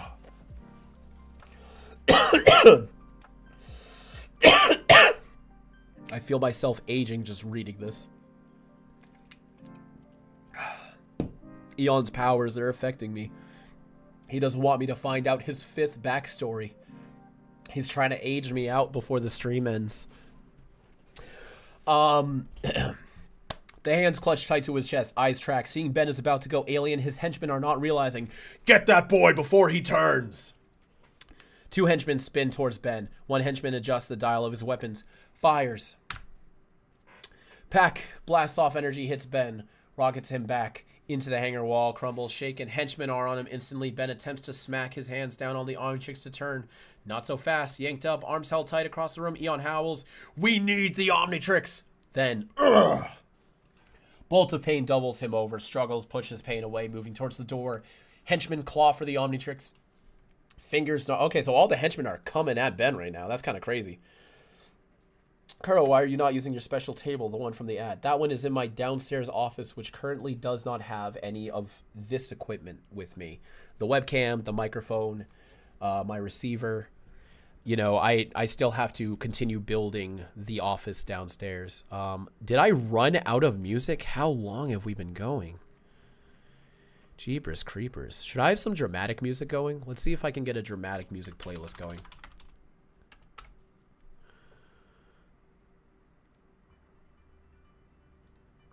Yeah. All right. No, stop. Let me crack. Pieces of metal debris swings up, clocking the henchman. Oh, and now that I've changed playlist, please inform me if my microphone or the music is either too loud or too quiet. I will try to moderate the audio levels appropriately. They tumble. Ben looks up surprised. Gwen stands over them, clutching the debris like a bat. Well, don't just lie there. Do something. Oh my god, Gwen's fighting back? Wow. Wow. Okay, y'all can't hear any music. I can turn it up slightly. Has some of y'all not been able to hear music this whole time? There's been music going on this entire stream. That'd be very interesting if no one heard any music. All he needed. Holds out the Omnitrix, twists the round face. Different pictures of aliens flash by. Ben stops on an alien covered in flames, slams his hand down. Flash, bursts of light, sparks. I haven't heard any music. Oh, that's wild. Okay. So y'all haven't heard any music this whole time. That's funny. When it clears, a creature burning like the sun stands there. Heat blast. Heat blast wheels towards Ben. Eon, no. So he actually got to go heat blast here. So yeah, in the final film, he never even got to use an alien. They saved the alien for the gym fight. Exterior hangar, interior, the plumber's headquarters continuous. Heat blast races into the main section of the headquarters. Flaming eyes desperately looking around. There he is, Eon, leaping into the elevator.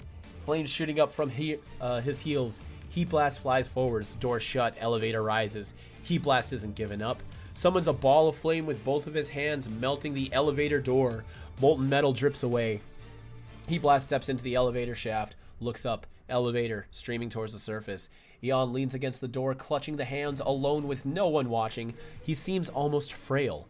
Stares at his reflection in the elevator, as if he's looking at a stranger. Barely recognizes himself. Gently pulls him hair aside. Yeah, so you still got the hair. Can make out a swash of ravaged flesh when, boom, Heat Blast's head bursts up from the bottom of the elevator. Would have been too much to ask you to hold the door for me?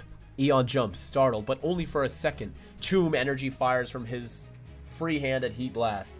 Heat Blast quickly ducks. Coom returns the fire up through the floor of the elevator with a bolt of blistering heat. This is a much cooler action sequence than the gym fight.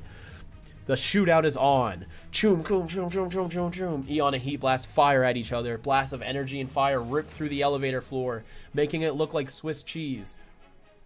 As the elevator rockets higher and higher until outside of Miller's Hardware, it's peaceful. A couple walks hand in hand down the sidewalk somewhere. Yeah, a lot of this film takes place at night. Somewhere in the distance, classical music plays. Kerblam, top of the hardware store blows off. Beat later, slam, elevator door crashes down into the center of the street. Couple on the ground in shock. Watch as the elevator stirs, making an awful groaning sound. Topples to the side, revealing Heat Blast underneath. He stands. Couple lose it. Ah! Bolts. Terrified, Heat Blast looks at the elevator, calls out to them. Sorry, that was my bad. Shrugs. Oh well. Time to get the bad guy. Melts open the elevator doors. Empty. Unbelievable. Heat Blast spins around, eyes taking in everything. Pissed. Great. Now where'd he go? Parking lot in front of the Moonlight Diner catches his eye. Exterior Moonlight Diner continuous. Old school diner. Car is shaped very 50s. Neon sign in front. Half a dozen or so patrons inside eating. Have to pay for all those extras. There goes more of the budget. Heat Blast steps into the parking lot, walks through the rows of cars searching. Asphalt melts, leaving footprints. I like whenever they try to incorporate the fact that Heat Blast's feet are magma. Like that one shot in Destroy All Aliens, when you see Heat Blast walking back to his house, there's like a trail of his like little bird-like feet. Rubber on several car tires, smokes, tires expanding, boom, boom, boom. Yeah, just his presence, like the heat is much more significant. Front ends of the cars slapping the pavement with metallic thuds. Explosions get the attention of the patrons. Faces press against the glass in amazement, fingers point. At the far end of the lot, an engine roars to life. A 69 Barracuda, metallic green. That was in the Hands of Armageddon script from the video. Peels out of the parking lot, leaps to the curb, sparks flying as it comes down the main drag, speeding away. Eon. Heat Blast races out of the... So is Eon, like, in the car this time, too? Yeah, I think Eon's actually driving the car. Heat Blast races onto the main drag, watches the Barracuda disappear into the darkness. Can't let that happen. Whoosh. Lays down a column of flame, leaps on, surfing it straight towards the night. Exterior outside Bellwood, deserted road night. Barracuda flies down the road. Inside, Eon sits in the passenger seat, controls the wheels and manipulates the speed completely with glowing energy from his hands. The Hands of Armageddon rest in the back seat. Yeah, Eon is driving. He's driving the car. He's got the hands in the seat. So the Hands of Armageddon are definitely not as big as they are in the film. If they can fit in the back seat of a car, they're probably just, I don't know, maybe 2 or 3 feet is what I'm picturing. Moderately big, but nowhere that giant circle. Oh, flame streams towards the car. Heat Blast riding on top of it. Hell yeah. Getting closer, fast. Outside, Heat Blast is approaching the Barracuda when Eon swerves into his path. Whoa! Heat Blast says. Whoosh surfs out of the way on a column of flame, shakes his head, ticked off. Wanna play chicken, huh? Prepare to get roasted. Whoosh! Heat Blast lays down a column of flames in front of the Barracuda, cutting the fire off. John was quaking in his boots, trying to figure out how he was going to have to animate all this fire. Ear brakes hiss, undercarriage, fishtails, gets under control. Eon punches the gas, cuts hard, slam, wallops into Heat Blast, sends the flaming hero tumbling into the vast, opaque desert around them. Desert? So is there a desert outside of Bellwood in this film too? How interesting.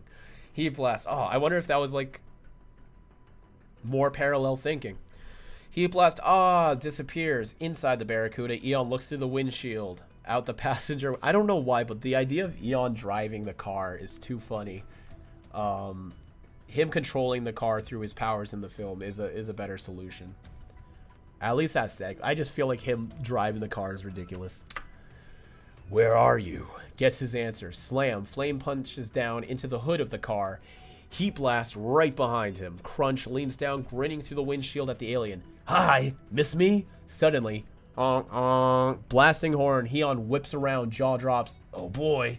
Semi-truck, heading straight for them. Heat Blast leaps off the hood into the air. Eon swerves just in time. Semi roars by. Barracuda goes into a power slide, burning rubber. Comes to a stop in the middle of the road. Good thing, because the rest of the road is filled with a wall of flame. Oh my god, the property damage in this movie. Ben standing in front of it, arms crossed, sending out another wall of flame, blocking the road behind the Barracuda. This is pretty sick too. Eon is walled in. No other choice. Steps out of the car. Clicks to make sure he locks it shut. Heat Blast takes a step forward. Now I'm gonna guess you don't have a license. You'd be right. Look at that. You're talking to me this time. Forgive my rudeness from the previous night. I wanted to make sure I was dealing with the correct boy, Benjamin Tennyson. Heat Blast doesn't have a quick comeback for this. In fact, it's clear that he's unnerved by Eon knowing his name. Do we know each other? In a way. One could say I've been following you and your special watch for quite some time. Mind if I see it? Mind if I see the Hands of Armageddon? Eon smiles, teeth burning incandescent in the moonlight. Excellent. I'd hate for this to be easy. By the way, time's up, huh? And at that moment, Heat Blast looks down. He transforms back to human. Heat Blast is like, how did you know? Never finishes. Glue consumes him, fills the screen with it, dissipates. Ben is standing in the middle of the road, a 10-year-old boy with no special powers to help him. Do you think the firewalls are still there? Slams his hand down on the Omnitrix. No, you can't do this now. You're wasting your time, Benjamin. You and I both know the Omnitrix needs to recharge before you can use it again. Ben looks out, worried, confused. Who is this guy? No time to ponder this. Why? Because Eon is floating straight for him, fast. Ben snaps into autopilot, dashes for the side of the road, leaps over a low berm, which drops off on the other side. Uh-oh. Ben tumbles, comes to rest on a patch of cracked, bone-dry earth. Head twists up. Eon floats into his line of sight, silhouetted by enormous moonlight behind him. That would be a sick shot. Can you imagine seeing that? Ben pushes to a feet, a banded, half-hidden hunk of congregated metal sewer pipe just from the drop-off. He tumbled down. Doesn't think, leaps. Hits hard inside the pipe, pulls his legs in, scurrying as far back as he can. Eyes peer out from the shadow. Nothing. Then Eon appears, looking off, right beside the pipe. Ben's heart thunks incredibly loud in his chest. The alien calls to him calmly. "You can't run from me. You've tried before. In the end, I always find you." Beat. Explosive. "Did you hear me, Ben Tennyson? I will always find you." Eon buckles in pain, floats out of Ben's line of sight. Ben holds his breath, hugs himself tight, shuts his eyes, afraid to make a sound. This is cool. This sounds like it's kind of got like a horror vibe going. When he opens them again, Eon is gone. For a long time after that, Benjamin doesn't move, just lies there, listening to animals howl in the night, utterly alone. God damn. That's pretty cool, though. Certainly a different vibe than what we ended up getting. Tennyson home, night. Clock in the entryway reads 10:45. Front doors slide open quickly. Ben shuffles inside, hair askew, clothes covered in dirt. Quietly as possible shuts the door, turns. His parents, Sandra and Carl, are standing there in their bathrobes waiting for him. Ben, oops. Hi. Ben, where have you been? Son, we've been looking all over town for you. Your father called the sheriff, but apparently he was busy with a fire over at the hardware store, and the diner, and the road outside of town. That's a lot of fires, isn't it, Carl? We don't normally have that many fires in Bellwood, do we? Carl ignores her, looming up to his son sternly. Ben, you can't just disappear like that. Now I want an answer, and don't lie to me. He was with me. Everyone turns. Max appears from the kitchen, bandage over his eye. He and Ben share a glance, Max winking. We were down by the creek. Ben was helping me collect some gopher snake belly. Got to get to the sheddings at night. They were gone by morning. Max holds a jar with horrible gray shriveled skin inside. Ugh. Want some? Put you right to sleep. No, Dad. You can't just take Ben out like that and not tell us. Not on a school night. When there's so many fires. Sorry about that, Carl. Sandy. I'm losing track of time in my old age. Won't happen again. I promise. Interior Ben's room moments later. Max and Ben shut the door behind him. Thanks, Grandpa. I'm just glad you're all right. Come in here. The pair fall into a long hug, Max holding out his grandson tightly. Ben doesn't want to let go, but there's stuff Max needs to know. Eon caught the hands. He knew where I was going. He knew when I was going to turn. How could he know that? No idea. There's nothing in the files about him saying he's ever had contact before with the Omnitrix. But we know now he wants it. So Max still doesn't know about Eon's plans in this draft. I wonder why they had him know in the final film. Pair breaking out, Max steps towards the window and starting out. Ben, the plumbers are afraid that Eon might try to use the Omnitrix as a power source for the hands. If that were the case, he wouldn't need his ship. Right, exactly, so I don't know. Turns back to Ben looking grave. The way they want to get you away from the town, for your own safety. What? No, I'm not running away. You can't look at it that way. If Eon wants the Omnitrix, he's gonna find me. Doesn't make a difference where I go. Ben steps up in front of Max. Look of determination on his face. You and the plumber said it's up to me now to protect this town. So let me. Let Eon come for me right here in Bellwood. And when he does, we'll get him. Together. Silence. Max does not want to give in. I can do it, Grandpa. I know I can. Max nods. Still not sure. But what can he do? Well, all right. I like this. Max being in on the plan to bait Eon rather than Ben having to sneak away. I think this is really good for Max's character. Him just being like, all right, fuck it. Let's get him, Ben. All right. But there will be a plumber watching you around the clock. I don't need a babysitter. Then we don't have a deal. Okay, this is kind of in the movie, but I'm talking like Max being very much on board. It seems like he's a lot more on Ben's side here than in the film. Fine. I'll have a babysitter. Good. Get into bed. Ben pulls on some pajamas, hops under the covers. Max tucks him in tightly around him. Grandma used to tuck me in like this.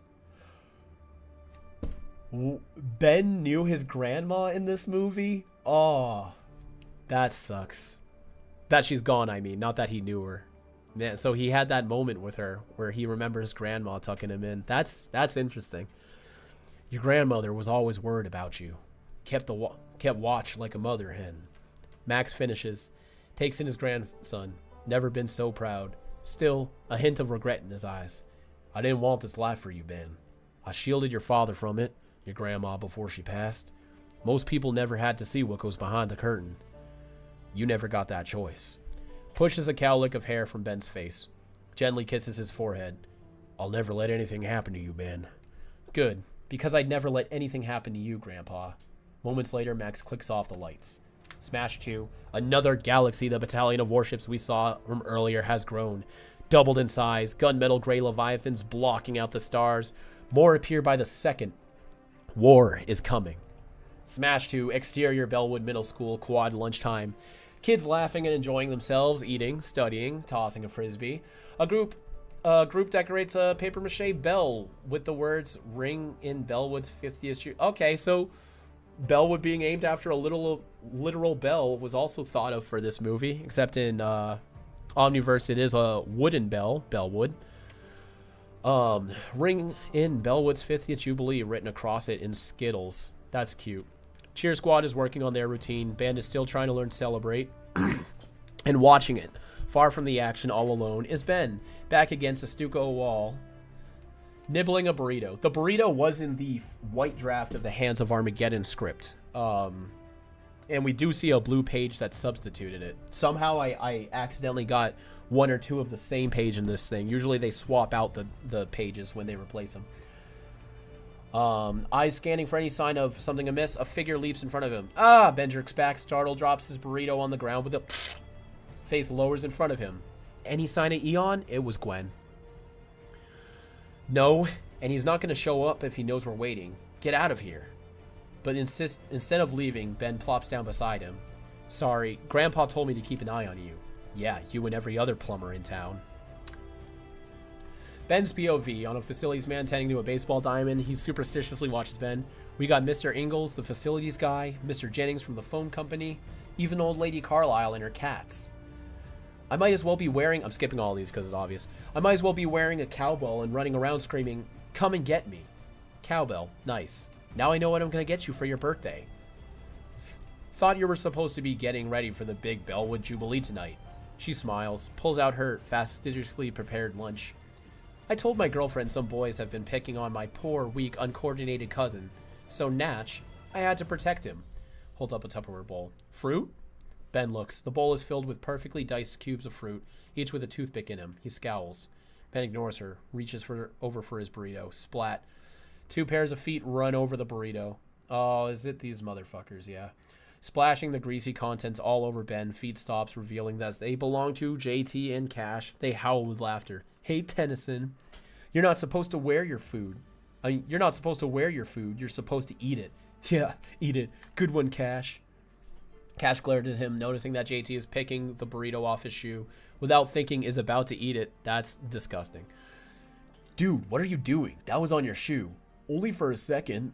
I just washed these shoes. Cash slaps the burrito. Okay, I'm glad that Cash is worried about JT's sanitation. Cash slaps the burrito piece out of JT's hand, pushing him away. Ben looks down at himself. He's covered in bean, cheese, and sauce. Great. Great. Angrily gets to his feet. Gwen starts to follow him, but Ben throws out his hand. Just stay here. I can clean off myself. You know, there's a reason heroes work alone. So they don't get the burrito stepped on? Ben glowers, stalks off. Gwen shrugs. Sits back to her fruit, calling after him.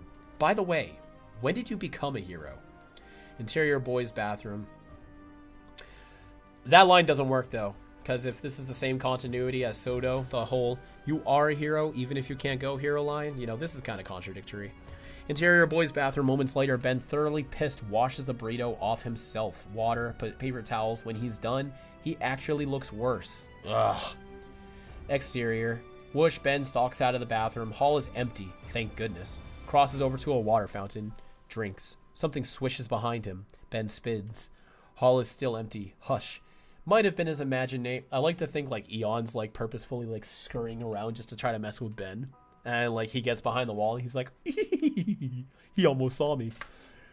Clung, Ben whips around to the sound. Gym door swings shut. Interior gym. Door cracks. Ben head peeks through. Hello? Fingers of light from the upper windows trace across the polished wood floor. A couple of basketballs, bleachers. Ben steps further in. His footfall echo around the gym. Walks out to the center of the gym's basketball court. 360-degree turn. Takes it all in. Nothing. Not a soul. Turns to go. A hand grabs his shoulder. Hello, Ben. Ugh. Ben stumbles back. Jolt of electricity. Head jerks up. Principal White stares down at him, wave of relief, blessing him with good tidings and good spirit. Sorry, didn't mean to startle you. I saw you come in here. Wanted to make sure you were okay. Yeah, I'm fine. Fine. White smiles. Ben smiles back. Awkward pause. How's your classes coming along? Good. Fine. Another long, awkward pause. This is weird for you. Talking to me, isn't it? Wow. Yeah, it really is. I mean, you're Principal White, the weird creepy guy no one likes. And then to find out you're a plumber. I didn't mean the weird creepy part. No need to explain. Are you coming back out? I just kind of want to be alone for a minute. Right, I understand. If you need me, or any of the other plumbers, you'll be watching. I got it. White nods, starts making his way to the exit. Ben shuffles over to the bleachers. This little exchange is kind of similar. This is one of the most similar things that we actually get in the movie. White nods. Greg type, oh, you guys are still going? Oh, yeah, we haven't even touched the second script yet. White nods, starts making his way to the exit. Ben shuffles over to the bleachers, sits exhaling. Finally, some peace. Oh, Benjamin, there's one more thing. Ben rolls his eyes. What now? Turns. Principal White hurtles through the air straight for him. Ben's eyes explode open, leaps, but White never impacts. Instead, his unconscious body stops midair in front of Ben. Ben is frozen with confusion. With what is, clapping fills the air. A voice calls out, sending a spike of dread through Ben's body. With all those plumbers around, I was beginning to think we'd never have a moment alone. Movement in the corner of the gym. Shadowy figure floats into view. Eon. Like my little trick with your Principal White, Benjamin? Simple, really. Just a matter of stopping the molecules in time. I can speed them up, slow them down, making anything they surround my puppet. Thank you for the membership for 12 months, Sean. Hey, Carl, hope you're doing well. Thank you for the script read. For the Hands of Armageddon video, you should have used the Spider-Man 2, my back clip. Yeah, that could have been funny, but I felt like it would have broken the narrative flow of what I was trying to do with the ad. But thank you for being a member for 12 months. Eon moves his hand slightly. White begins to jerk up and down limply in front of Ben, a broken marionette. Are you familiar with your symbol for infinity? Crash, White collapses down to the floor.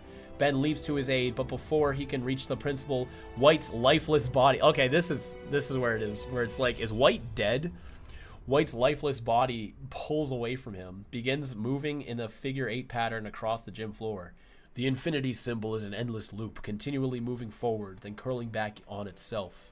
Future becoming past, past becoming future. Over and over and over again until one finds a way to stop it. Whoosh, White's body flies back up into the air, soars across the gym, smashing down through a basketball hoop. Touchdown. No, it's actually called a basket. Whoa! Ben turns to be yanked off his feet, hurtles into the air, stopping right in front of Eon. Held tight there is a vice grip of invisible energy. You're going to help me stop my loop. I know you want the Omnitrix to power your invasion. Forget it. It only works for me, and I'll never let it go. Eon smiles behind his greasy hair. This close, Ben can just make out the horrible scars cutting deep furrows in Eon's face. Without his control, Ben's Omnitrix arm begins to rise into view, Eon's voice turning raw and angry.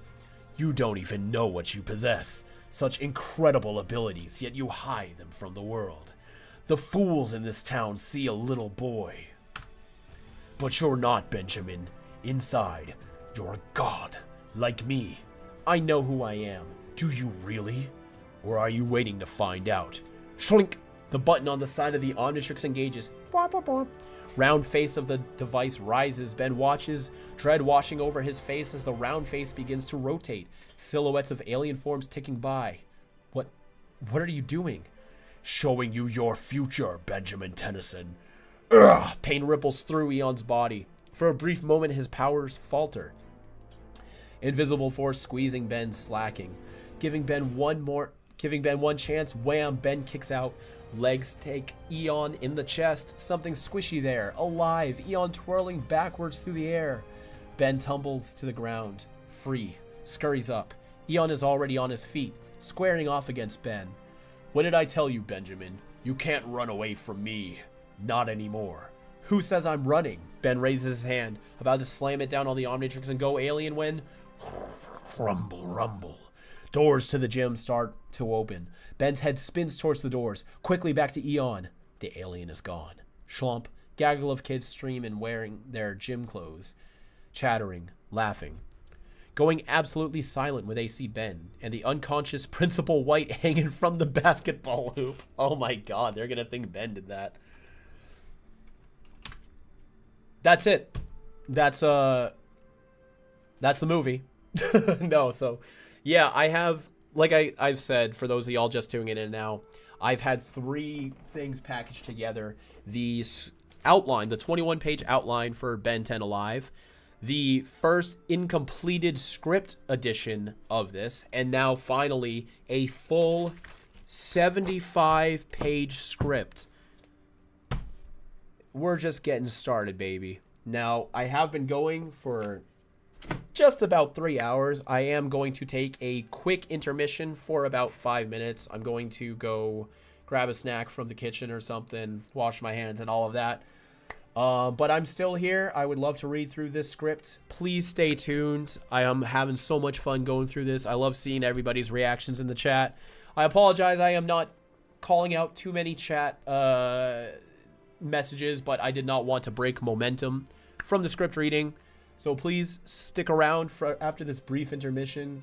And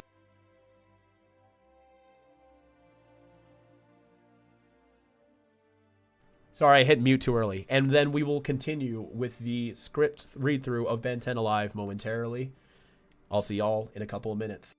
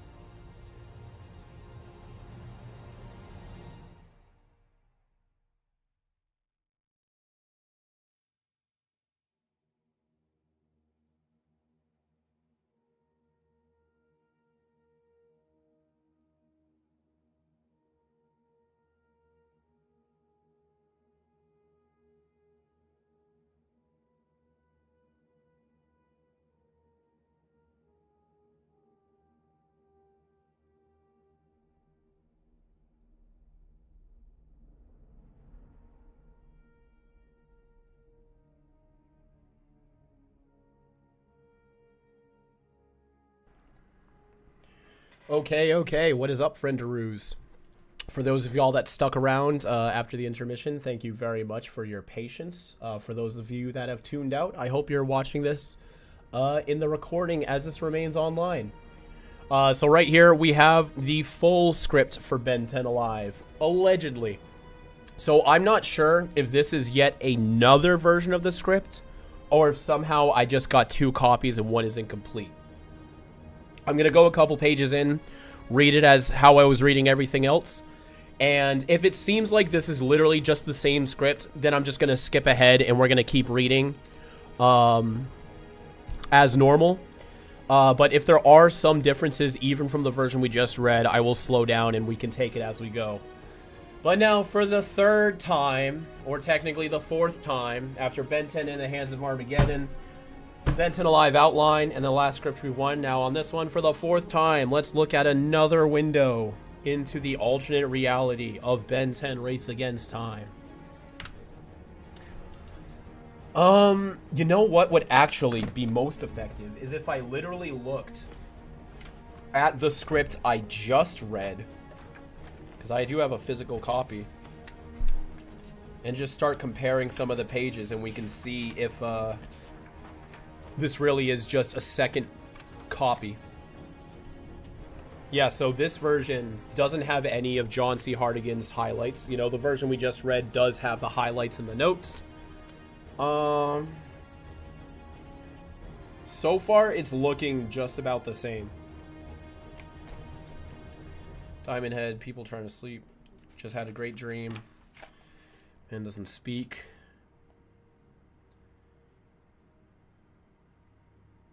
Where's the mailbox? Oh man, is this another version? Nope, hold on. Wham, a mailbox. Yup, it's different. Yeah, alright, because right under here, in the original script, there was the comment about Diamond Head crashing into the candy and saying, caramel. Hey, no name, you want some? Wham, a mailbox clocks Diamond Head. Okay, that was uncool. In this version of the script, Slam, he finds back against the wall, a potted plant smashes down, so it's replaced with a potted plant and not candy. The 5 humanoid cops. Oh.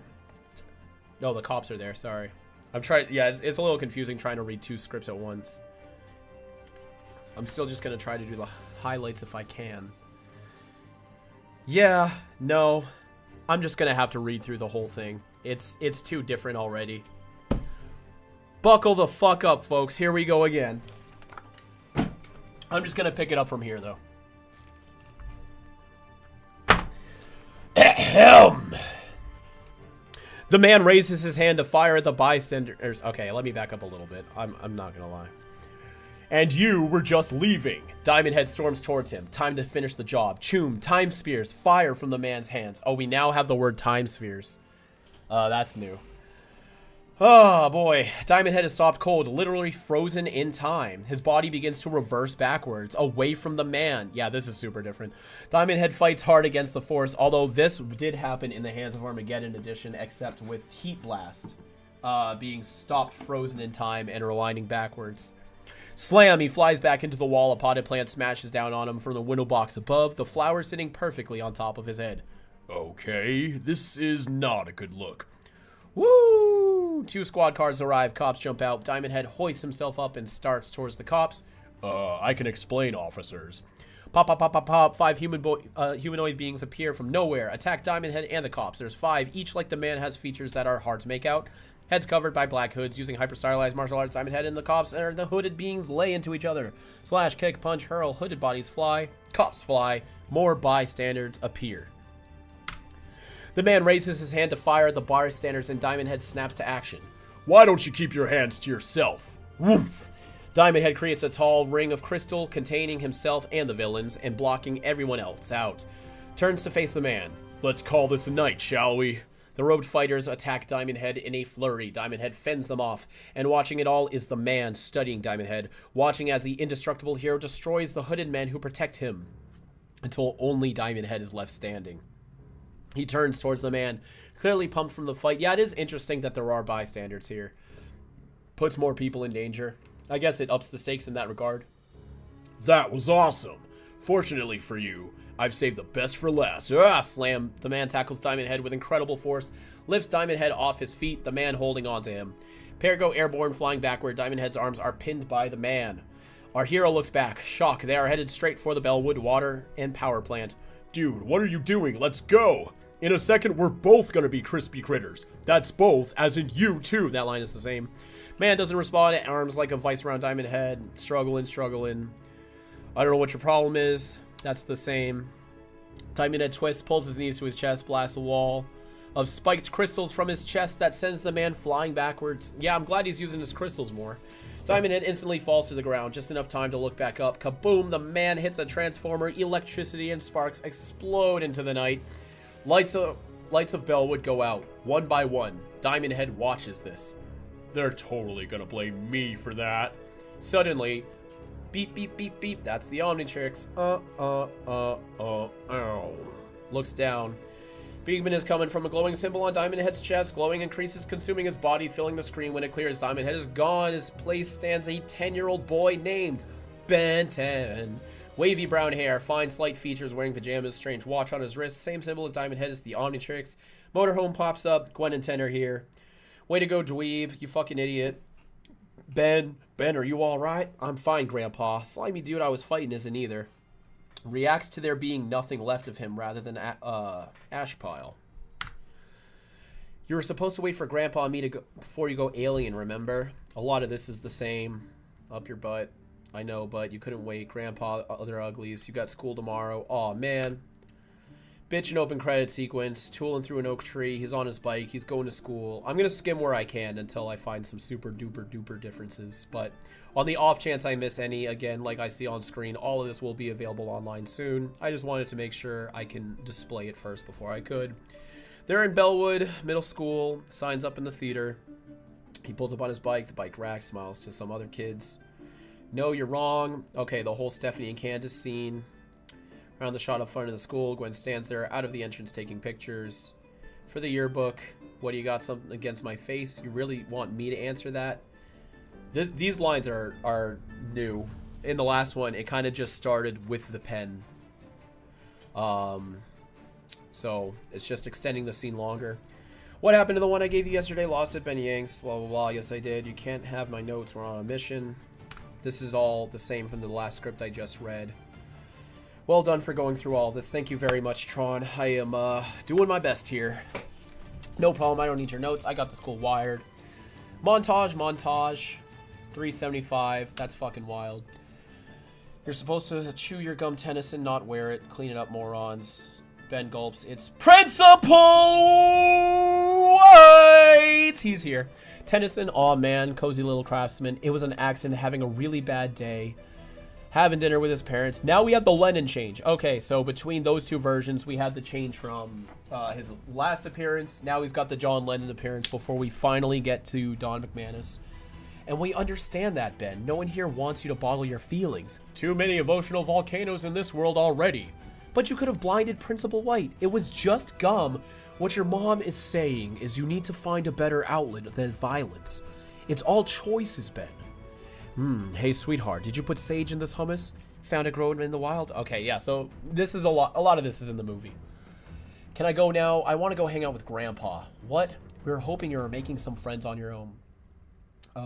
Yeah, all of this is in the movie. Why we gave up our cars for bikes, that's in Hands of Armageddon script. Where are you going? I'm going to go see Grandpa.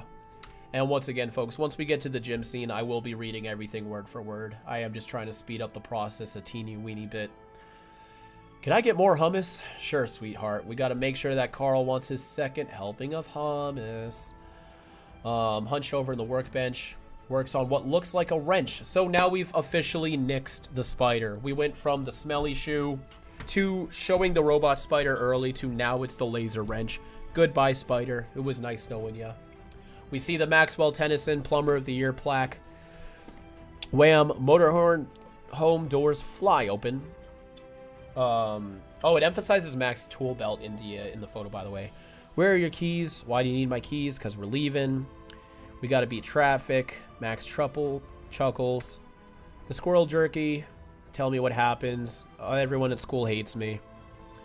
So you think you'd like that? This dialogue is a little different. You think they'd like you better if they knew you spent your whole summer fighting aliens, being a hero? Well, yeah. You know, you're probably right. This is in Race Against Time. Now we're getting even closer. Draft by draft, we're getting closer and closer to Race Against Time. No way. Summer was one thing, but we're home now. Ben Tennyson needs to be Ben Tennyson again. Give the kids at school some more time. They'll come around. Aw, man, you sound just like Mom and Dad. They're still making you eat that stuff they grow themselves? Yeah. Max nods, takes a bite of squirrel jerky. Disgusting. I don't know where they get that health stuff from. Ironic, because he is eating the squirrel jerky. It's nighttime. Moonlight bathes the town, stretched and metallic. We're at the clock tower. All right, let's see how they change Eon once again for this draft. The man moves around it, shadows of numbers falling across his face. Turns. Did you find it? Figures appear from the darkness, silent. Same hooded humanoid men before. So now the humanoid men no longer talk. Their lines have been nixed. No, of course you didn't. One wonders the memories line. This place is already dying for me. Remembrance fading. Stolen away. Suddenly, Eon cries out in pain. Yup, henchmen try to help him. He hurts him. He's like, let him die. You're here to serve me, not each other. Or would you rather I lock you? Or would you rather I put you back in your cold cages? Henchman stop, lowers his head. Applying. Eon straightens himself, pushing away his pain, brings his hands together. Glowing ball of energy begins to form, rises up, expanding in a lozenge shape. Yep, we're seeing the thing. We're seeing the portal to the other world. My time is almost over here. Soon a great race will be reborn, and its birth shall be followed by the death of Ben Tennyson. All right, I think that line was also in the hands of Armageddon too. We're back at the school. Ben's trying to get involved. We had a group of girls, the Bellwood Shimmerlings, according to their sparkly shirts. The Shimmerlings get their name in this version, practicing dance moves. So they are no longer cheerleaders anymore. They're just the dance troupe. 2 boys rapping. 5-piece jazz band playing what at best can be called noise. That's kind of funny. You can do this. Make new friends. Can't be any harder than taking down aliens. I hope. Backstage, the girls from earlier, Stephanie and Candace, sit at the table in front of the sign-up sheet. Ben steps over. I want to be in the talent show. Okay. What's your thing? Hello? What do you do? Well, I'm pretty awesome at... He realizes he really only has one talent, being a hero, and he can't tell him that. Couldn't you just give me something? This is a talent show, not a talent sale. Sweet one. That's in the movie. Ben feels himself getting angry, glances down at his Omnitrix, pushes back the urge. What about juggling? You can juggle? I mean, yeah, of course. I learned at camp when I was 5. This is new, line about juggling. Girls roll their eyes, but Ben isn't giving up. It was a big juggling camp. Big. Lot of big jugglers went there. Check it. Ben's eyes dart around, spots an apple, a stapler, and a mic from the rappers. Grabs them, stands in front of Candace and Stephanie, beaming. Get ready to put my name on that first place trophy. Throws all 3 objects into the air and actually juggles them. Everyone is impressed. Okay, all right, okay. See, it's all coming back. Just like riding that's when it happens. Swing, swoom, swip. Apple, stapler, and the mic fly out of his hands. Nail the jazz band, screw up the dancing Shimmerlings, and bonk Stephanie on the face. I wonder if this is Eon messing with him just to be a freaking jerk. Both girls leap up, furious. The rappers and members of the jazz band and Shimmerlings start heading for him. Ben stands there like a stone, unsure what to do. Fortunately, Gwen comes to his rescue, smiles in happiness. Ben, are you juggling again? You know we cut that out of the act. Act? Sure, our magic act. It's awesome. We perform it all over the country this summer. Didn't we, Ben? What? Oh, yeah. You guys are magicians? Oh, yeah, we're famous. When people hear that the, amazing Bendini and Gwendini are performing, they're gonna pack this place. So, the assistant line, was in a later draft. It was nice of her to try to do Bendini and Gwendini. Stephanie and Candace look at each other, consider this. Well, we don't have a magic act. You guys are really famous? Oh, yeah, you wouldn't believe the audiences we have. They've flown in from all over the galaxy. Where do we sign? Gwen quickly pencils them in, grabs Ben, pushing him away past the other angry kids. When they're far enough away, Ben turns to her. Do you know magic? Yes, I do, Ben. I've been studying it this entire summer, and that's a defining part of my character. Okay, cool. Fantastic. Exterior Bellwood, main drag day. Fairly busy for a weekday. Ben pulls up his bike in front of Beltram's Burgers and Shakes. Interior, Ben lumbers in, taking a seat at the computer. Clearly still a little bent out of shape from the talent show incident. Mrs. Dalton, 50-ish, is the diner's waitress. Okay, so now Mrs. Dalton nixed the pharmacy. Now she's working at the diner, but she doesn't... Well, no, she didn't own the diner either in the film. It was like Leroy's or something. Leroy's, whatever. Well, hi, Ben. Haven't seen you in a while. I was gone over the summer, Mrs. Dalton. Do anything fun? But they still have Gwen say no to knowing magic. Yeah, I don't understand why. Ben, nah, just road trip around with my cousin and grandpa. Well, you tell Max I say hello. And tell him my toilets ain't been the same since he stopped fixing them. What do you have? Something that isn't vegetarian or weird. Coming right up. Ben absently fiddles with the Omnitrix as he looks out the window. Bellwood. Blah. Might as well be in prison. They still haven't added the null void line yet. Miss Dalton drops the strawberry shake off in front of him. This should get you started off nicely. Ben nods, takes a sip. It's good. Something new catches his eye. Gives him a pause. Newspaper. Sitting next to him, an old man drinking coffee. Heading splash across the face. Are there aliens among us? They don't mention his name, Old Man Hubbard. So that's funny. They gave him the name, but then took it out in the film. No, because they do mention Hubbard in one instance in Race Against Time, but you don't know it's the old man. Here, he doesn't have his Hubbard name yet, but we all know who he is. We all know deep inside this is Mr. Hubbard. Can I see that? I don't know. Can you? Ha ha ha. Cough, cough. Except he doesn't cough in the movie. Mr. Hubbard has great lungs in the movie. Are there aliens among us? Yeah, but I'm not allowed to tell anyone. Talking to yourself again, Tennyson? Ben jumps, slightly startled, as Cash and JT appear from behind him. This is in the movie. Who's that, your new girlfriend? I dare you to say that to Wildmutt's face. Oh yeah? You gonna pull Wildmutt out of your butt or something? But, cool, Cash. Shut up, JT. No, not out of my butt. Bellwood Shimmerlings come in. Not paying attention, they bump into Ben. Whack, he jerks around, arm shake, hitting his shake. Splash, goes all over the paper and onto his pants. Oh, they ruined his, Old Man Hubbard's paper. Way to go, Tennyson. You're gonna look great on your first date. That's a different line. Still laughing, they take off to find a seat. Ben looks down at himself at the destroyed picture of Wildmutt. Furious. That's an interesting note. So, like, seeing technically himself, Wildmutt, like, covered in the smoothie is almost like they're inadvertently disrespecting his heroics, despite not knowing that that is Ben. But I can see that getting to Ben. Ben pushes aside, wipes off his pants. Oh, and this stuff is... There was like something omitted here. Interesting. I wonder what that was. Ben pushes outside, wipes, shakes off his pants with his hands, but it just makes things worse. This is where I stopped. Oh, I wonder... This is probably just Mitch being like, yeah, I don't know where I'm going with this from here. And if you notice, there's stars all along the sides of these scenes in certain areas. See how there's stars here and then none here? And as they continue, right when you say, this is where I stopped, there's no more stars, except for like 3 on this page. I wonder what that is. Ben appears stealthily from the corner, steps up to the back entrance, looks around clear, holds out an Omnitrix, presses a side button. The round face of the device rises. Ben twists it. Different pictures of aliens flash by. Ben stops on a tiny grayish alien. So here he is also intentionally becoming gray matter, and it is not a mistransformation. Well, I'm wrong. Hold on. Now they'll see who I really am. Forearms will settle this up. And there's an asterisk. This asterisk is part of it. So I guess this is a note to, like, for VFX to show that he's selecting gray matter, but he thinks he's selecting forearms. Okay.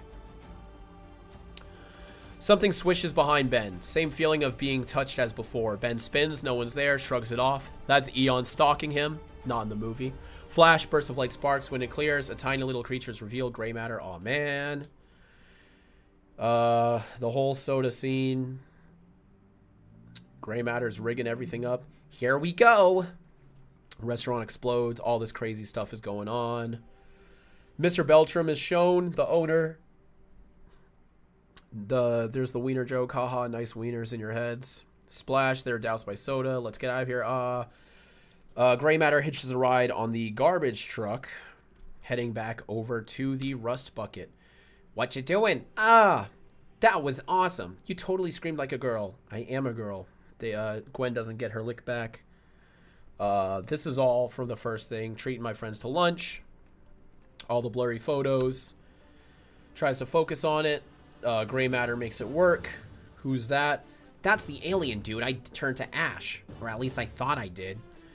If he knows who you are, turns back to human. Nice scream. So why do you fight you to pretend to die? Maybe you want us to know how good I was. What do you mean, like research? Amazingly lame. Still doesn't explain who this guy is. That's new. His name is Eon, and he's here because he wants revenge. Ben and Gwen jump, startled, spin around. Max is standing with the squid. You know this creepoid? Unfortunately, I fought him once when I was a plumber. Oh boy, 10-year-old Max's plumbing is back. Those were the alien hunters he used to work for, right? Ben has some intelligence. Lovely. That's right, Ben. Eon tried to lead an invasion of Earth with a device he created called the Hands of Armageddon. Last I saw him, he was being sealed in cryo-freeze. I think he got out. Pack your things. We're going on a road trip. Ben, yeah! That yeah wasn't in the last script. They got to give him the little bit of excitement there. They drive by. Max maneuvers up a treacherous road. Gwen and Ben push their faces against the windshield, taking in the asylum. So the Haven Crest Lunatic Asylum is still here. They grow in. There's the crow. That's probably going to be a robot crow. Haven Crest Asylum Day. Creek. They open. Haven Crest was built to house the plumber's high-threat valuables. Things even we were afraid of. Stay close. There's all the name drops again. Anchronia, spelled with a C. Each door has a small viewing window. Ben rushes over. We could have seen some really cool gadgets. Glowing spheres behind inch-thick glass. Armor from unknown alien worlds. Weapons. This place is awesome. Dr. Constantine Jacobs, PhD. He was an old friend. The framed photo is here. Come here, you guys. Check this out. Max and Gwen run towards Ben. Find him at the edge. Staring into a corridor, a wall has been blown open at the far end, revealing another room. Together they step up, peer inside. Circular glass chamber makes control room. A double asterisk that probably got defined on some other page.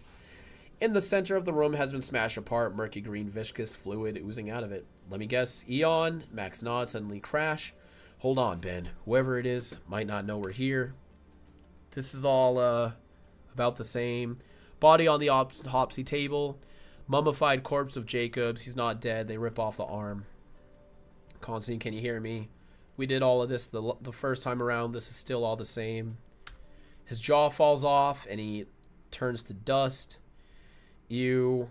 Can't go back to school because we're going to the headquarters. Miller's Hardware. This is a joke. Eon and his henchmen. They've seen the whole thing as they go into there. Wait, is there no introduction to the elevator? Yeah, there's no introduction to the elevator. They just show up to Miller's Hardware. Come on. He has them turn the lock a different way. Door opens directly into an elevator. Shoom, they're gone, leaving a massive hole. Okay, so they just skip over all of that exposition and they just kind of show up and leave. Clever, I would have guessed. Oh man, I think I'm going to be sick. Cricket antenna helps the motion sickness. Gwen turns greener. Grandpa, what's happening? You want to see the plumber super secret headquarters? What'd you think? We were just going to knock on the front door? The Bat Cave is still here.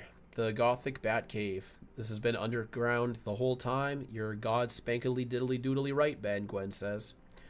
Ben, Gwen, I'd like you to meet the last of the legendary plumbers. Ben and Gwen appear behind him, stare out astonished. You'll no doubt recognize some of them. Hawkins, Dalton, Principal White! Sorry about the detention.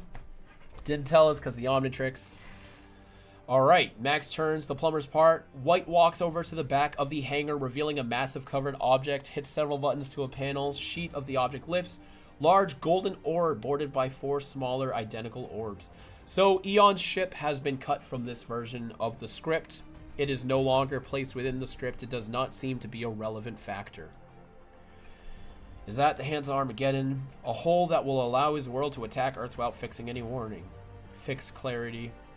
So this seems like this script is not totally for use. We got all those asterisks that no doubt are defined in a different document, since we're not seeing the definition now. See, we see the right here, the text, fix all this right here. That's not actually part of the movie. These are notes. Then the back here where it says I stopped here. Yeah, this is where I stopped. This is a very clunky script, so this was definitely just made to be a private thing between the production crew. This was not handed out to the actors and directors and whatnot to actually shoot with. Unless they're just practicing certain scenes.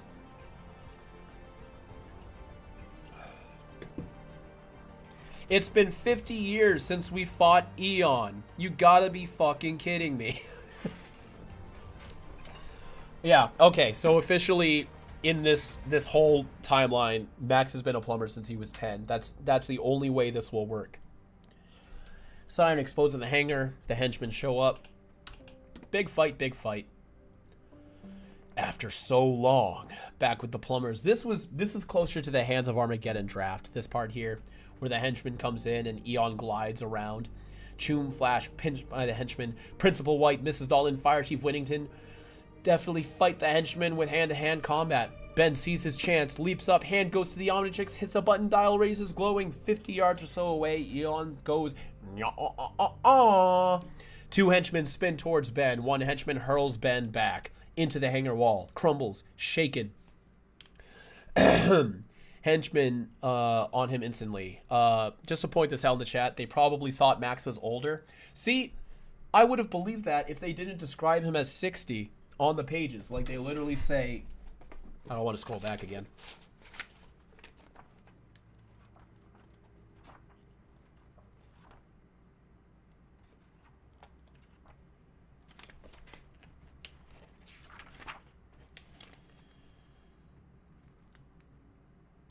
One is Max Tennyson, Ben's grandfather. 60-ish, but in better shape than most 30 years old. Max is about 60. Max says that he fought Eon beforehand, and White says it happened 50 years ago.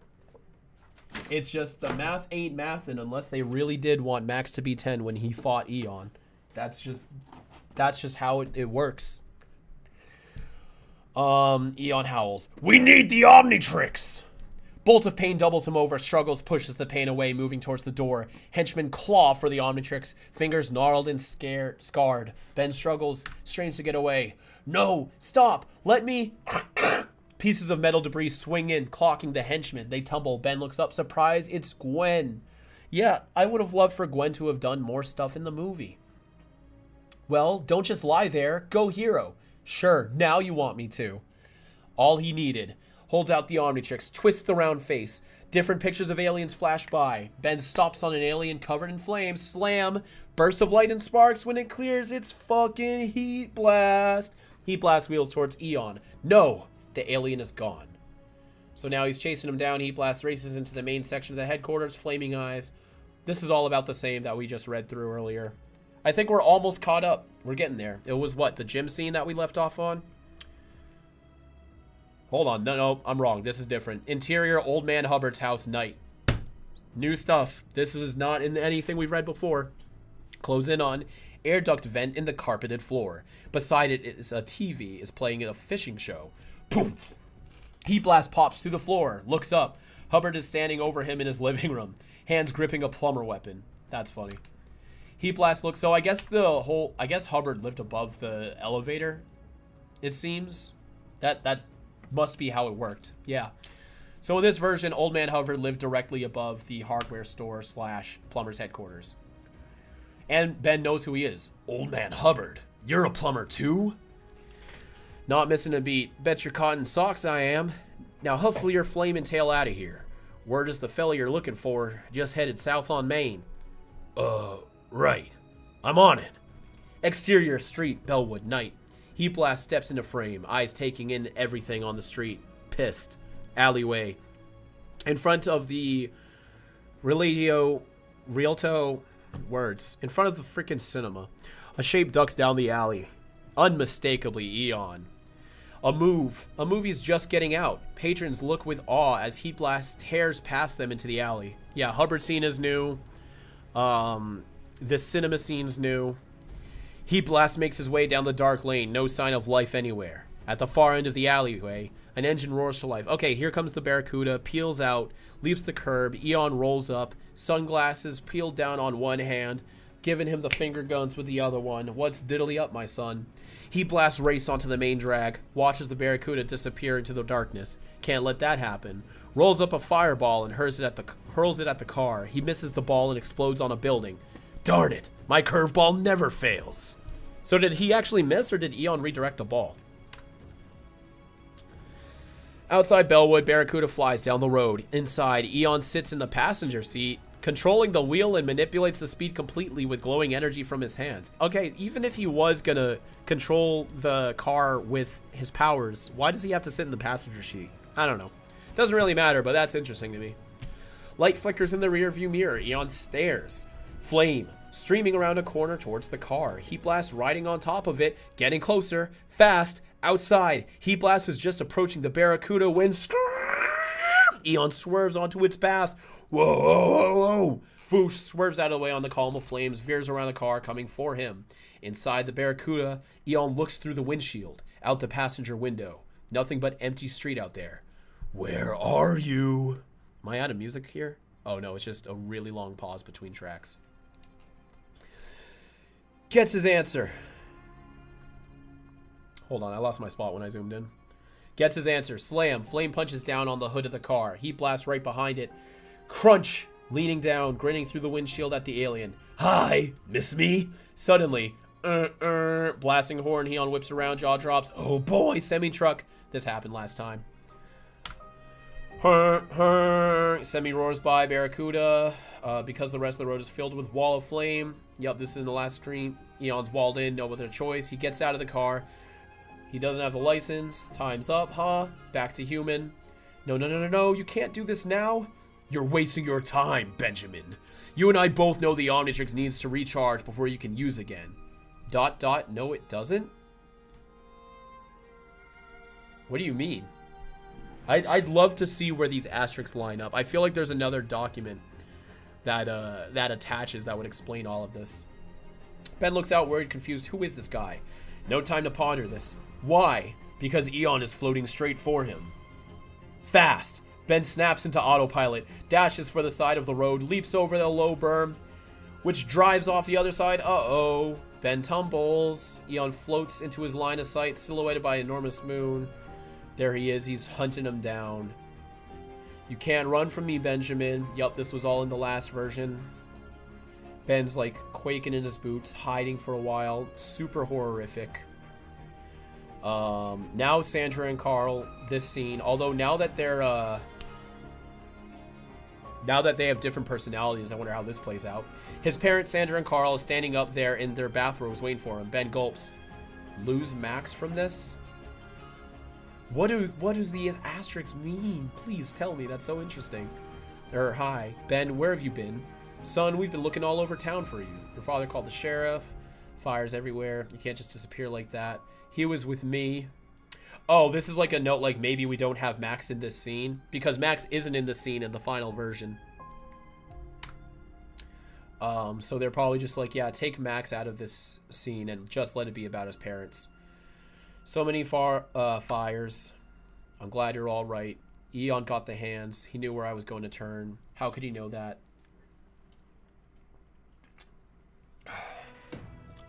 Ben, the plumbers are afraid Eon might try to use that Omnitrix as a power source for the hands. If that were the case, he wouldn't need to fix his ship. Fix, change, no ship. Oh, okay, yeah, so some of the lines are still from the version where he had the spaceship involved. I guess not. Turns back to Ben, looking grave. They want you to get away from the town, for your own safety. What? No, I'm not running away. You can't look at it that way. This is all the same. You and the plumber said it's up to me now to protect this town. I can do it. All right. The line about grandma is here. I wonder if they took that out because they were later told, like, Verdona was never around in the classic series. Before we continue, I will read out this donation. Thank you, Zaku. Excuse me. I'm glad you are reading a Ben 10 script at the same time I had to write a script for my script class. I'm in college, by the way, studying illustration. Hey, good luck with that. Study up, study hard. Also, thanks for making it public for the fandom. Absolutely. That is the biggest motivation behind doing this. I knew the second I saw these online, I really, really wanted to read them. And I figured everybody else would too. So if I got them, I can guarantee everyone will, because I'll certainly share this online. I just wanted to get to it first. I'll never let anything hurt you. Warships. Kids studying. It's still the Jubilee. Burrito scene, splat, any sign of Eon. Grandpa told me to keep an eye on you. You and every other person. Here, have some fruit. Cash and JT being in freaking dinguses. He's gonna go clean himself off. Hall is empty. Creepier. Yeah, shots like this. The going through the dark, empty hallway. The gym scene originally being low light. The desert, like, hiding off, shivering as Eon's in the moonlight. It's very interesting how much of a horror movie it's. Well, not horror. There's a better word than horror, but I'm saying horror for now. This was a much creepier, much more gothic version of the Ben 10 film. I would have loved this, man. I'm so into this kind of stuff. Gym continuous. Make cafeteria. Talent show. This is their note. Well, it looks like they didn't follow this note because it does take place in the gym anyways. Oh, and this is them talking about possibly doing the talent show. Hello. Fingers of light from the rooms. Couple basketballs, bleachers. Nothing, not a soul. It's Principal White. Didn't mean to startle you. I'm fine. They have some awkward banter. Benjamin, one more thing. Here's Eon. Clapping the air. Voice calls out. Jim, shadowy figure floats like my little trick. Slowed them down. Omitted figure 8. Oh, this is their note about taking it out. Look at all this dialogue. He's all the things Ben could be and more. Also see that Eon is visibly weaker and less powerful. Makes a comment that Ben as a youth has time on his side. Eon does not. Ben doesn't want to be a youth. He fires back, but a hero. All this. You're not going to help me stop my loop. I know what you want the Omnitrix to power your invasion. Forget it. I love seeing the notes here. I like that the script is a little bit messy, a little bit haphazard. I think this is really neat. Production stuff is fantastic. Eon smiles behind his greasy hair. Without control. You don't even know what you possess. Such incredible abilities. I know who I am. Do you really? Or are you waiting to find out? No, you have no idea. Ben is intrigued for a moment. Schlink, button on the side of the Omnitrix engages. Round face on the device rises. Ben watches, dreading, washing over his face as the round face begins to rotate. Silhouettes of alien forms ticking. What are you doing? Showing you your future. Kicks out. Legs take Eon in the chest. Something squishy there alive. There's the squishy, weird, morbid tentacles or whatever the hell's going on. What did I tell you, Benjamin? You can't run from me. Not anymore. Who says I'm running? Ben raises his hand, about to slam it down on the Omnitrix Go alien when rumble, rumble, the kids come in. Go absolutely silent when they see Ben and the unconscious principal. Dude, what did you do to Principal White? That's funny as fuck. I wish that was in the film. But I guess they wanted the Diamond Head having to hide out in the bathroom scene, which I guess was a little bit funnier. Omitted, condense, or cut below. Gwen appears in the above scene. Okay, now we are here. We are at the threshold where the first version of this script doesn't have it. So from this point forward, I will once again be reading everything in full, not just the changes I can recognize from any other version of the script, just to make sure I don't miss anything. I hope you all are enjoying this as much as I am. This has been very interesting, very fun for me. And I hope you're enjoying my narration. I'm doing the best I can, trying to make this entertaining for y'all. It is just a script. But I love this stuff. It's kind of like a story time, you know? We're having a little story time here. Children's playground, dusk. On the outskirts of town, rusty and abandoned jungle gyms. Broken slides, overgrown sandboxes. Quick aside, thank y'all for being very supportive in the chat. I really appreciate it. Lights of Bellwood hover in the distance. Ben and Gwen hide behind a broken swing set. On a scale of 1 to 10, 10 being the stupidest thing you've ever done, this is a 15. No one's making you stay. If Eon was smart enough to know you were being watched by the plumbers, don't you think he's going to know you were setting a trap for him? I don't care. All I know is that when he shows up, this time I'm going to be ready. Bellwood is my town. Mom and Dad and Grandpa's town. He says I underestimate my power. Well, not anymore. I live here too. Whatever. I'm not going to let him threaten our home. It's up to me, Gwen. Do you get that? Ben looks hard at Gwen. She can see it in his eyes. He's deadly serious. Yeah, I get it. But I don't like it. Smash! Something crashes to the ground at the edge of the playground. Ben and Gwen jump. Hushed whispered, "Get down." Is it him? I can't tell. Pair hide behind the swing set. Pull some weeds in front of themselves. Wait, nothing but dark out there. Setting sun and casting creepy shadows across the playground. A shape appears, moving towards them. Gwen grips Ben's arm, suddenly worried. Ben shoots her a look. She releases his arm. Ben steadies himself. This is it. Hand tenses on the Omnitrix, about to go alien when... Ben? Gwen? Are you out there? Surprised, Ben and Gwen pop up from their hiding spaces. Grandpa?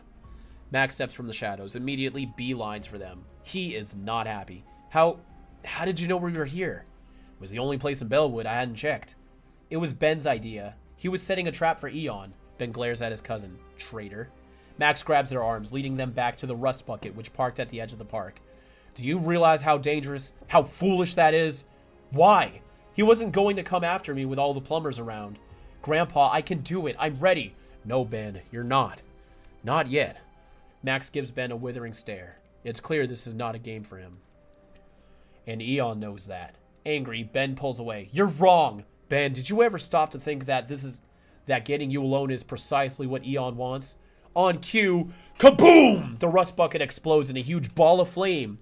Pieces fly everywhere. Max, Gwen, and Ben tumble backwards. Ah, shit. I just tried to use some hand sanitizer and there was a cut on my finger. Fuck. Max, Gwen, and Ben tumble backward. Ben struggles to use his feet, stares out. Eon walks from the flames engulfing the rust bucket. Ben gasps. What have I done? Goes for the Omnitrix. Not fast enough. Henchman. Landing all around him. The world goes black. Cut 2. Exterior Bellwood, Main Street night. Actually, this is a perfect time to read this donation that just came in. Thank you very much, Jack. Do you think Ben 10 could work as a Stranger Things type show? I could definitely see the dynamic of Ben, Gwen, and Kevin playing out well. I absolutely do, especially because that was a direction that Alien Force wanted to go in, and reading this much more ethereal version of Ben 10, I definitely think it could work. Although at this point, I don't think I would have wanted it to replace what we got. I love all the versions of Ben 10 that we have. If anything, I'd like to see a new version of Ben 10. Like, if we get another show, 2026, 2027, and it was more like this or Stranger Things, whatever, that could be really neat. But I wouldn't replace anything anymore at this point. Let's just keep what we have, take it for what it is, and if we were going to change things around, it should be a new iteration.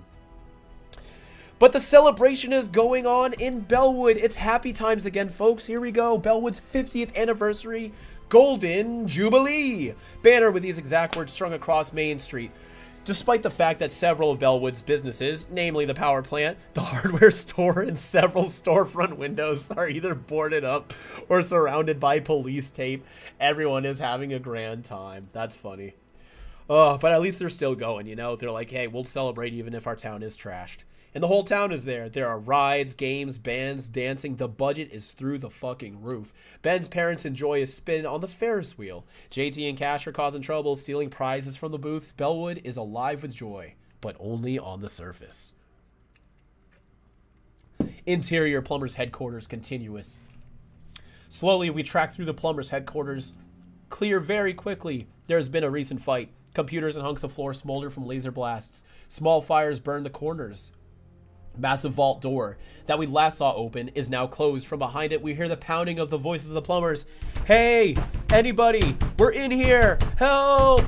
We are moving past the main entrance into the hangar, where we see a terrible sight. Ben bound on a steel slab of I'll try to say it. Plutonium? Oh, is this one plutonium? I could have sworn I was saying plutonium and it wasn't plutonium. Whatever, he's got a collar on his waist. Eyes flutter, blurry focus, weakly track the room, stop on a pair of Eon's henchmen. Standing over the hands of Armageddon, unscrewing the tops of the small orbs and the surrounding hand's main center orb. Clockwork machinery is revealed inside, going meticulously from orb to orb. The henchmen engage the machinery inside. Click, click, click. The hands of Armageddon start to vibrate with a low hum. Ben struggles to get words out. Groggy. Grandpa? Grandpa! Here, Ben. Ben twists his head to the side. No. Max and Gwen, hands tied above their heads, dangling several feet above the floor, roughly 50 yards from him. We're all right. I hope you don't mind that I brought them along to watch. Eon steps up in front of Ben, horrible, ugly smile on his face. Eon, let the children go. You can have the Omnitrix. This is how it has to end. This is how it always ends. You're not going to stop me again. Eon doubles over. Hand shoots out to his belly, holding it in pain. His chest indulges grotesquely. Gwen looks at Max confused, low whisper. Again? What does he mean again, Grandpa? I don't know. Eon hears him, spits back. Of course you don't! Slowly, painfully, he regains his composure. But you're beginning to understand, aren't you, Benjamin? No, you freak! Let me go! Freak? Perhaps, but not by choice. Eon stares at his hands, delicate fingers riddled by scar tissue. Have you ever wondered why the Omnitrix only allows you to change for 10 minutes? Sure. Unfortunately, I lost the instruction booklet. Alright, here we go, folks. Place your freaking bets. What is Eon this time? There's no way. There's no way we're gonna get a fifth backstory. I think this is where the living... They're either introducing the living Omnitrix energy in this draft, or it's still in the outline where he was just like, you know, going back in time like the Flashpoint thing, and he's changing reality every single time. It's got to be one or the other of those. There's no way there's just a completely different new one. I would be so... I don't know what I would feel. That'd be so crazy. It's a failsafe, so that the DNA of the alien life forms trapped within the Omnitrix don't overwhelm you when they take you over. But there's a switch hidden in the Omnitrix that allows it to go beyond 10, engaging an entirely new alien form. So if he's talking about himself as an alien, you know, I'm trying to make this work. I am. Scarred fingers reach for the Omnitrix. Ben struggles, but he's held fast. Eon reaches under the watch, fingers out of sight. Click! A hidden latch engages. The Omnitrix begins to glow a deep, pulsating red. My intention was never to steal the Omnitrix for its power, Benjamin. That's not what will finally bring the hands of Armageddon to life. You're going to do that. What are you talking about, psycho? I needed the Omnitrix so that I can disengage the failsafe and show you who you truly are. Me. Ben falls quiet at this, confused, turns to Max and Gwen, concern flashing across her eyes. I'm not you. Not yet. You see, Benjamin, I'm the alien life form waiting within the Omnitrix to be released. In other streams of time, this has all happened before. In those realities, I'm born. I create the hands of Armageddon to go back in time and unleash a successful attack on Earth. The human species is destroyed. But in this reality, there was a problem. We're really getting a fifth version. Explains Rift in Time, usher in armies that will be extinct. I mean, this is still kind of close. Like, I mean, it can only be so different. But I mean, this is still like a different version of what's happened. Yes. Max says, Ben found the Omnitrix. Yes, which means I couldn't be born. The invasion never happens. A rift is created. Okay, yeah, no, this is different. So, Ben finding the Omnitrix is what changed reality so Eon couldn't be born. But what does that have to do with Ben finding the Omnitrix? I guess we'll find out.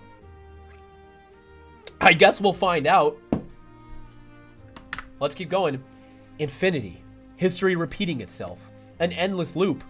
Until I don't exist. Eon nods.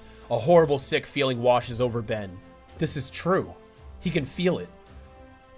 Behind them, the hands of Armageddon begin to pulse brighter. Eon steps up to it, bathed in the glow. But this time, I will succeed. I've already been here too long. He turns for the first time, pulling back his hair. It comes away from his head, revealing it to be a wig. Eon's true head is a mass of scars and wounds that look as if he is decaying. Why did he wear a wig? Does he have vanity issues? Who gives a shit what you look like, Eon? It's time for my loop to end. Unfortunately. And his hair was like greasy and raggedy too. If you're gonna wear a wig, you might, whatever. It is time for my loop to end. Unfortunately, if I'm to be born, Benjamin Tennyson must die. On Max and Gwen, horror. No! Eon begins drifting towards Ben, moving like a patch of night. Ben's mind spins, can't get free. Dread ice in his veins. Helpless eyes find Max. Ben, don't worry. We're gonna get you. But it's an empty promise. Max and Gwen are both bound tight. They can only watch as Eon reaches for the Omnitrix, twists the dial.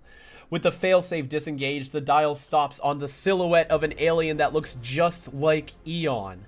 Ben looks at him pleading, please, don't. Slam. Eon's hand comes down on the Omnitrix. Ah! Choom! Light envelops his body. Max and Gwen watch, desperate. This can't be happening. Light begins to dissipate. Ben is gone. Exact duplicates of Eon stand in his place. Oh, an exact duplicate, sorry, singular, not plural, of Eon stands in his place. Only this Eon is not scarred and ragged, that the one we have come to know. This Eon is handsome. He doesn't wear a wig. Almost human looking with short hair and razor sharp features. Ben? Can you hear me? Ben? Words gurgle from Ben Eon's mouth, a mixture of Ben and Eon's voice. Grandpa, I'm scared. Begins grasping for air, head thrashing, can't breathe. What's happening to him? The evil Eon steps up to Ben, reaching out to touch his smooth skin, tear dripping down from his scarred face. Thank you, Benjamin. Your sacrifice will not be forgotten. Eon reaches out, pulling down a lever beside Ben. Clink. The plutotanium. Yeah, okay, they did use two different words. Collar snaps open. Eon gives Ben one last look. Collapses onto the floor, chest heaving, and as he does, we see Eon fade into a translucent faint glow. Nothing more. Ben? Get away from him, Ben! Ben Eon doesn't respond. Then slowly, his head raises, turned towards Gwen. Her face brightens. He's okay. Then Eon speaks. No longer two voices, just Eon. Burning eyes. Ageless, hideous smile. Sorry to disappoint you. I gotta blow my nose again.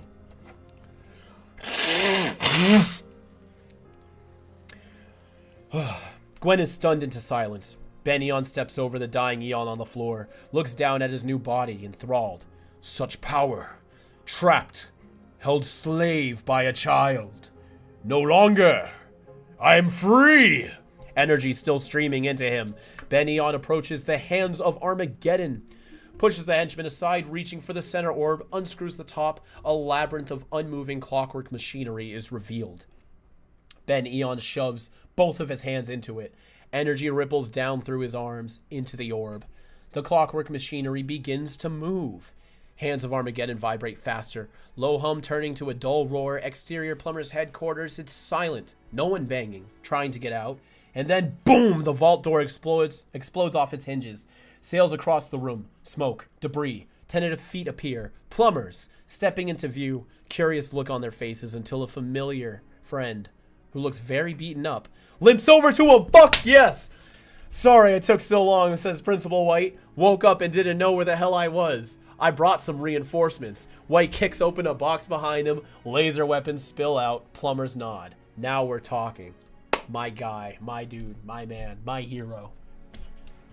Ben Eon steps back from the hands of Armageddon. They are now vibrating so fast as to turn the device into a gold blur. Why was that so hard to read? A dimensional rift opens in the air just above them. Hazy, oil slick colors. Slowly, objects come into view. Alien warships, thousands of them, preparing for the invasion. At the same time, we see shots of other rifts opening all over Bellwood. S of them, I guess. Preparing for the invasion. At the same time, eyes opening here. We see shots of the rift opening all over Bellwood. Oh, this is just a formatting error. Massive phantom alien battleships fading into our dimension. Over Bellwood Middle School. Outer space, there's the astronaut. Back at the hangar, Ben Eon looks at the henchman with mad glee. We've done it! Suddenly, cram, cram, cram. Alien siren woo, rips through the hangar. Ben Eon's head jerks around, pushes his henchman aside, making for a security monitor. On the monitor, grainy black and white interlaced image of plumbers heading for the hangar, raising their weapons. Bash! Bash! Later shot detonated against the hangar of the door. Pew pew! Watch the hands. This won't take me long. Ben Eon's hands begin to glow as he makes for the door. Just in time, crunch, a massive chunk of the door blasts free, rockets towards Ben Eon. He ducks. The henchman, not so lucky. The chunk obliterates the alien, hurtling him off screen. Meanwhile, Max and Gwen have been watching all this unfold, stare helplessly as Ben Eon begins laying into the plumbers. Max whispers towards his granddaughter. Gwen, my eyes aren't what they were. Is anyone watching us? No, I don't think so. Good. Keep a lookout. Max angles his body. With incredible dexterity for a guy his age, hell yeah. He uses the toe of his left shoe to push on the heel of his right shoe, revealing a hidden compartment in the heel. Flop. A round metal ball falls out. Unfurls. Change this. Oh, this is probably about to introduce the spider, but now they're like, we already introduced the wrench in the first draft. We got to fix that up. Revealing an electronic Black Widow spider we saw Max working on back in the first act. Yeah, so that's inconsistent. This script could not be used for true production until it's cleaned up. Gwen's eyes go wide. What is that?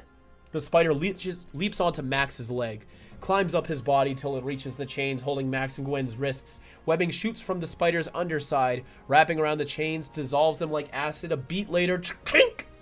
Chains snap free. Max and Gwen fall to the floor. Max instantly throws a protective arm around her. Pair scuttle to safety behind a metal cabinet. Stay out of sight. I have to stop the hands before the time rift grows too wide. What about Ben? We'll get him back, I promise. Max kisses Gwen's forehead. Then his eyes go cold. Training kicks in. Throws open the metal cabinet. Rows of laser rifles. Grabs one. Takes aims at the pair of henchmen and watches the hands. They don't see him. Alien deep laser. Max rushes towards him. Gwen turns her sights on the original evil Eon, now lying motionless on the floor. That's also inconsistent, because didn't he just disappear?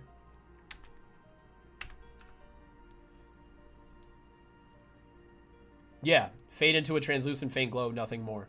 Or, like, do they mean nothing more than the translucent faded glow? Okay, so I guess he's still there? Sure. Now lying motionless on the floor, streamers of energy still flowing off the alien, trailing away into her cousin, making Ben Eon stronger. Watches as he blasts plumbers with bolts of energy. Turns them into withering husks. Hopelessness and remorse fills her eyes. Ben, back with Max, reaches the hands. Kicks the two henchmen he laid out aside. The hands are vibrating so bad it's hard to get near them. Max looks up. A dimensional rift is growing. Max can clearly see the invading alien fleet preparing to come through. Back at the hands. Stares into the clockwork machinery of the center orb. Cogs and wheels spin madly. Has to do something. Now, only one choice. Last look to Gwen. Her face turned away, watching Ben Eon. Max takes his grandchildren in somberly. Shoves his hand into the center orb. Lightning explodes around him. Body quakes. He screams, "Ah!" Gwen jerks towards the sound. Shock. Grandpa! Leaps up to run to him. But, ka-choom! Laser blast explodes above her head. Ka-choom! Another blast by her feet. Pinned. Can't get to her grandpa. That just leaves her cousin. Rage builds inside of Gwen. Howls through the melee. Ben? Ben Tennyson, you stupid idiot. Grandpa's in trouble. Ben Eon doesn't respond. Busy fighting off the plumbers. Gotta have to get his attention another way. Gwen grabs a laser rifle from the cabinet. No idea how to use it. Aims it at Ben Eon. The rifle spits lasers. Gwen lands on her butt from the force of the blasts, but one nails Ben Eon in the side of the leg from behind. Ah! Knocks him to the ground. Unhurt. Forgets about the plumbers for a moment. Spins towards Gwen. She gulps. Guess that got your attention, huh? Ben Eon starts stalking towards her. Gwen pushes to her feet, trying to find her courage. I'm not afraid of you. You hear me? I'm not afraid, because I know inside. You're still my cousin. Ah! Blast. Ben Eon tries to fire at her. Gwen leaps as the energy bolt explodes behind her. Stumbles, not giving up. The same cousin who's lame at sports, who cried when I pinned him when we were 5, who won't wear colored socks because he thinks they're gonna color his feet. Walker blast! And Ben Eon blasts another hole by her toes. Still coming. And even though most of the time I'm afraid that if people find out we were related, they'll think I inherited your stupid gene. Slam! Gwen finds herself back against the wall. Nowhere left to go. Still not gonna quit. You're still my ferret-faced, hammer-headed cousin, and I love you because you're a hero, Ben Tennyson. And you've never given up on anything in your life. Ben Eon's hand pistons out, wraps around her throat. Oh dear God. Picks up Gwen off the ground. Her feet dangle, hands clawing at Ben Eon to get free, pleading tears. Ben, please, it's me, Gwen. Don't give up. I know you're in there. Ben, hands tighten around her throat.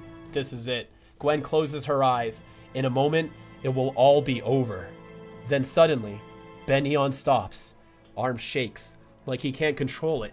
Fights, but still the arm won't respond. Shoop! Ben Eon's fingers released. Gwen falls to the ground, gasping for air. Confusion, disbelief. Ben Eon stands there above her, unmoving, staring at his hand. Gwen realizes, oh my gosh, it's working. I don't believe it. I mean, keep fighting, Ben. Ben Eon collapses to his knees. Gwen's right. It's clear he is fighting. I wonder if Wildmutt's going to speak in this version. But there's no telling who's going to win. Ben Eon's body writhes. Two consciousnesses struggling until Ben Eon springs to his feet, hands jerking out, aiming straight down at Gwen, preparing to fire. No. Gwen reels back. Ah! But instead of blasting her, Ben Eon raised his hands, firing at all of Evil Eon's henchmen. One by one, Ben Eon burns the henchmen off their feet. Some age instantly into dust. Others are hurled against walls where they shatter into something that looks like coal. That's pretty cool. In the time it takes for Gwen to stand once again, Ben Eon has destroyed all the henchmen. Those plumbers are still alive and frozen with awe. Slowly lower their weapons. Gwen steps up in front of Ben Eon, looks into his eyes. Is it really you? It's me, Gwen. Thank you. Heartbeat of a sweet moment between the pair. Then Gwen turns back to her snarky self, not wanting to show that she cares, when we know she does. Yeah, well, someone's gotta watch out for you. And if you ever tell anyone I said the L word, no, don't worry. Your secret's safe. Step back. Ben Eon's hand goes to the Omnitrix. Fumbles for the hidden latch Evil Eon tripped. Finds it. Disengages the failsafe. Red glow surrounds Ben Eon and slowly fades, revealing Ben. Staggers a bit on his feet. Gwen rushes up to his side to help him. I'm okay. I could feel him, Gwen. Eon. In my head. Like I was drowning in him. Wait. Where's Grandpa? Did he take care of the hands? Ben. Grandpa doesn't finish. The look on Gwen's face is horrible. Ben's afraid, frantically looks around the room. Then he sees Max, hunched over the Omnitrix, not moving. Consumed in the crackling energy surrounding him. The dimensional rip above his head flickers in and out, unstable energy flowing up into it. Hunched over the Omnitrix. Whatever. No! Races towards Max. His grandfather throws out a weak hand. Please, Ben, don't come any closer. It was the only way. You'll be safe now. But we can turn it off. You'll be all right. Not without risking the lives of everyone we care about. Max coughs weakly. His eyes find Ben. Sad resignation there. Please, don't leave me. I can't lose you now. You won't, Ben. Of all the things I've ever done in my life, I'm the most proud of you. Remember, what's special about Ben Tennyson is not the Omnitrix. It's Ben Tennyson, my grandson. I'll always be with you. Goodbye. With the last of his strength, Max grabs the hands, wrenches up. Grandpa! This is kind of similar to the outline that we read. Just more elaborated on. Hurls the hands into the dimensional rift, himself along with them. The rift flickers in and out. Max and the hands are disappearing. Heading for another galaxy. Almost when snatched, Ben leaps up, grabbing his grandfather's ankle just before he's completely gone through. Ben howls into the void. I do know who I am, Grandpa, and I know because of you. You taught me, but I'm not finished learning yet. That was in the final movie, and now it makes more sense again. Ben pulls, arms stretched out to their limit. Gwen comes rushing in, as well as several other plumbers. Ben, hurry, look. Ben looks up, horror. The dimensional rift is starting to fade away. Pulls harder. One last magnificent tug. Wham! Max comes tumbling down. Lands hard on Ben, both collapsing on the floor. A beat later.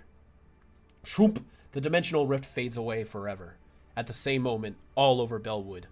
We see the other dimensional rifts fade away, along with the alien battleships. Above the celebration, over the school, even outer space, we see the battleship passing the astronaut fade away like a ghost ship. Back inside the plumber's hangars, Gwen and the plumbers surround Ben and Max, pull them to their feet. Gwen hugs Max deeply. Grandfather turns to the grandson. That wasn't too smart. I didn't teach you that. I know, but since whenever I ever listen to you? Smiles curl around their faces as they fall into tight hugs. Family reunited. No, what have you done? Everyone freezes, turns, no way. Rising from the ground where he fell, Eon, alive, reforming from the faint purple glow. Pulls his ragged, twisted body into a full standing position. He places his wig back on. Not really. Static jolts of energy coursing through his weak body, which is still somewhat translucent, neither completely in one dimension or the other, flickering in and out, slowly becoming solid again. Ben steps forward, unafraid. The hands are gone, Eon. Your world is gone. Fool, you could have been a god! That's okay. I don't mind being a kid. Ben looks back at Max. Max puts a comforting arm around his grandson. Gwen steps forward beside her cousin. Yeah, this, again, all ties Ben's character together better. It also means your birthday ain't happening, loser. So start packing. Because pretty soon, you don't exist. True. But if I'm not going to exist, then neither are you. Shroom. Faster than it would seem possible, Eon launches at Ben. Tackles him. Pair rolls onto the floor. Ben? Grandpa, help him! Max and several plumbers leap for the wrestling pair, but before they can take a step, shroom, a time sphere forms around them. This is starting to sound similar to the Hands of Armageddon draft again. Max and the plumbers are thrown. The sphere launches into the air, straight up through the ceiling of rock and steel. So, in the Hands of Armageddon, when this happened, they crashed up through and landed in front of the clock tower. I assume this is going to be happening at the Bellwood celebration. Time sphere continues. Ben and Eon struggle. Eon's hand claws for the Omnitrix.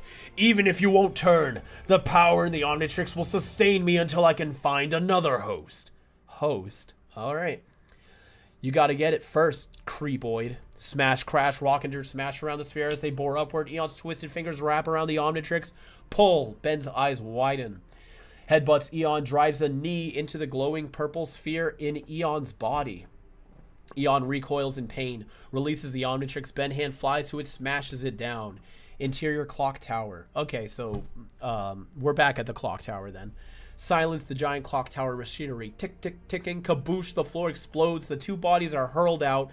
One is Eon, land crumpled on the floor. The other is Wildmutt, lands in a crouch position, spins towards Eon. So, they realized in this draft that Wildmutt doesn't talk. That's good. That would have been freaking weird as shit. POV, Wildmutt's thermal sensor. They're still treating him like he has thermal vision, like in this version, when it's supposed to be like sonar and smell. Scans the one spot where Eon fell. Shock. Can't be. Eon is gone. Wildmutt's head jerks around, searching. Nothing. Laughter fills the clock tower. What's the matter, Benjamin? Can't see me? Smash! A twisted piece of clock gear smashes into the back of Wildmutt's head. He howls, jaws snapping at the air, spins around searching. Not a trace of a heat signature. My body doesn't give off a heat signature. I guess that's a problem when you're blind. Thwack! Another hunk of metal hits Wildmutt. Thwack! Another. Wildmutt leaps around. Oh my god, hold on. He's fucking... Yeah, he talks again. All I have to do now is wait for you out. What would Wildmutt sound like? You have to turn back sometime and when... Oh wait, hold on. I think this is Eon's line and they typed Wildmutt. Okay, that's an error then. So this is Eon. Another formatting thing. That's, yeah. Crash, sprocket wheel spins like a throwing star across the room. Barbs on the wheel embedded in Wildmutt's leg. Hurt, Wildmutt leaps to a corner. Hurdles there. Ears perk up to hear even the tiniest sound. Nothing. Wildmutt begins to panic, knowing Eon is right. Can't let the alien wait him out. Then he hears it. Heavy breathing. Rhythmic. Labored. Wildmutt turns his head in the direction of the breathing. Thermal scans the area. Again, nothing except a faint glow. Shaped like a ball. Eon's weak spot. Barely visible. Suddenly it moves, rising, breathing increases, sound of something whizzing through the air. Another sprocket wheel headed straight for Wildmutt's head. No chance to get out of the way. The sprocket wheel's deadly barbs about to make contact, but to the last second, Wildmutt catches the wheel in his jaws. Head rears back in one fluid motion. A lot of this, I think all of this is exactly the same, at least in the Hands of Armageddon draft. Yep, lets the sprocket wheel fly straight back at Eon. Shrink! The wheel nails him right in the glowing weak spot. Eon screams, "Arrgh!" Staggers forward, energy leaking out of him. Shock on his face, disbelief. No, it's not possible. It's not my time. It's not my... Crash. Eon falls backwards through the face of the clock tower, plummets towards the ground. Arrgh! Wildmutt bounds over, looks down. Eon's body is now completely glowing, a vortex of energy, until, kachoom, he explodes in a magnificent display of light. Gone. So I guess that's it for him. Exterior clock tower moments later, Wildmutt bounds out of the clock toward... Wait, Wildmutt bounds out of the clock toward... Stop, yeah. Again, messy script, no problem. Stops beside where Eon fell. Charge stained on the ground, all that's left. Wildmutt grimaces. Ben? Ben? Gwen comes up running to Wildmutt's side. Max right beside her. Max sees the chart again. Max. Eon? So it's over. Not quite. Ben, look at the time the clock stopped on. Wildmutt looks up at the shattered clock face. This is new. This isn't even in here. The hands on the clock have stopped at exactly 7:20. Wait, was it? I don't remember. 7:25. It's almost 7:30. We've got bigger problem. A bigger problem. Interior Bellwood Middle School theater night. The talent show is in full swing. Places packed on stage. So now it's fully a talent show, because the first half of the script was still talking about the Jubilee, right? On stage, the Spirit Squad is going through their routine. Is this... Oh, okay, that's not the Shimmerling. So there was just another named act. In the audience, Ben's mom, Sandra, sits alone. Empty seat behind her. She checks her watch, anxious. Carl scoots in beside, taking a seat. Did you find them? Honey, breathe. I'm sure Ben and Gwen are fine. There's probably just off somewhere getting centered. Sandra nods, still looks worried. Back of the stage, the Spirit Squad finishes with a ridiculous flourish. Applause. A very enthusiastic teacher walks out with a microphone. Weren't they great? Let's have another big hand for the Bellwood Shimmerlings. Oh, no, so they are the same. Okay, so I guess they were called the Spirit Squad. Changed to the Shimmerlings, but in dialogue only. But they didn't change the action beats. More applause. Girls bow, leaving the stage. So it went from Spirit Squad to Bellwood Shimmerlings to Bellwood Sassies. Got it. Teacher holds up a card reading, okay, let's keep the show rolling. Our final act. Ooh, our magicians. Exciting, huh? Put them together for the amazing Bendini and Gwendini. Applause. Sandra and Carl beam, clapping proudly. Unfortunately, when the curtain opens, there's no one on stage. Audience goes silent. Huh? The teacher does his best to cover. All right, well, in the final film, the teacher's a woman. Uh-oh, looks like our magicians may have gotten stuck on the astral plane. Let's see if they'll reappear with a little encouragement. Applause, this time more tepid. Doesn't look any good. Teacher's getting really anxious, looking around. Darts aside to the stage, snapping at a student stage manager. Interesting, so the stage manager is in this draft and then gets taken out for this draft, but then put back in for the movie. All right, so they're flip-flopping sometimes with what they do and don't want to keep. Understandable. Teacher, what's going on? Where are they? Stops. Sound of something large heading towards the theater. It's just caught his attention. What is that noise? On cue, crash. Wildmutt explodes through a backstage door. Gwen riding on top of him. Bounds to the center of the stage. Teacher and audience lose it. Ah! Bodies leap from the street. Rushes toward the aisles. Before they get very far, Wildmutt roars, frees, head towards the stage. Deer in headlights, afraid to move. Gwen leaps down, tentatively walks forwards. Boy, I wish we got around to practicing. Hey, how's everyone doing tonight? Blank stares from the audience. Right, well, I'm Gwendini, and this is Wildmutt. He's an alien, not a big dog. Common mistake. Haha. Anyway, yeah, what are we gonna do? Suddenly, the Omnitrix symbol on Wildmutt begins glowing, signaling he's about to change. Gwen's eyes widen, words spill out of her mouth at hyperspeed. We're gonna do something right now. Gwen runs up to Wildmutt, whispering loudly. Ben, they can't see you change. Pull the curtain down. So like this draft, Gwen addresses Wildmutt to tell him to do it. Wildmutt spins towards the curtain. Gwen grabs a hunk of teeth. Oh, no, sorry, I misread that. Grabs a hunk of his teeth, pulls, tear. Curtain falls free, lands on top of Wildmutt, completely covering him. Gwen turns back to the audience, throws up her hands presentingly. Ladies and gentlemen, the incredible transformational tastica shroom, a glow of energy from the curtain. Audience is now really paying attention. Gwen grabs the edge of the curtain and pulls. Ben stands where Wildmutt just was. Beat. Silence. Then everybody cheers, woohoo, yeah, on Sandra and Carl. That was amazing. Did you know our baby was so talented? I had my suspicions. Power of positive thinking, honey. Way to go, son. Near the back of the room, JT and Cash look on in awe. So, Tennyson really does know Wildmutt. Guess you shouldn't have made fun of him.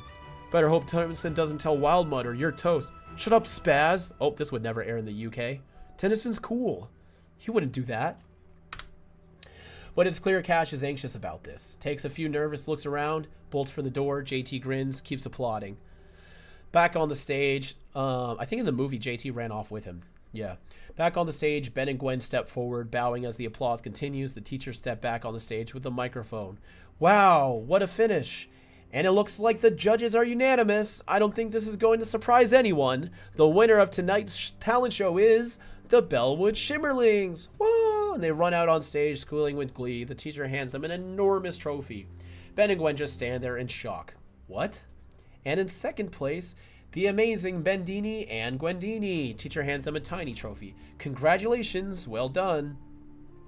Ben and Gwen look at each other, at the tiny trophy. Can't believe it. Gwen shrugs. I guess they did practice more than us. Yeah? Well, I'd like to see the Bellwood Shimmerlings stop an invading alien army from coming through a rift in space by defeating a time-traveling psycho.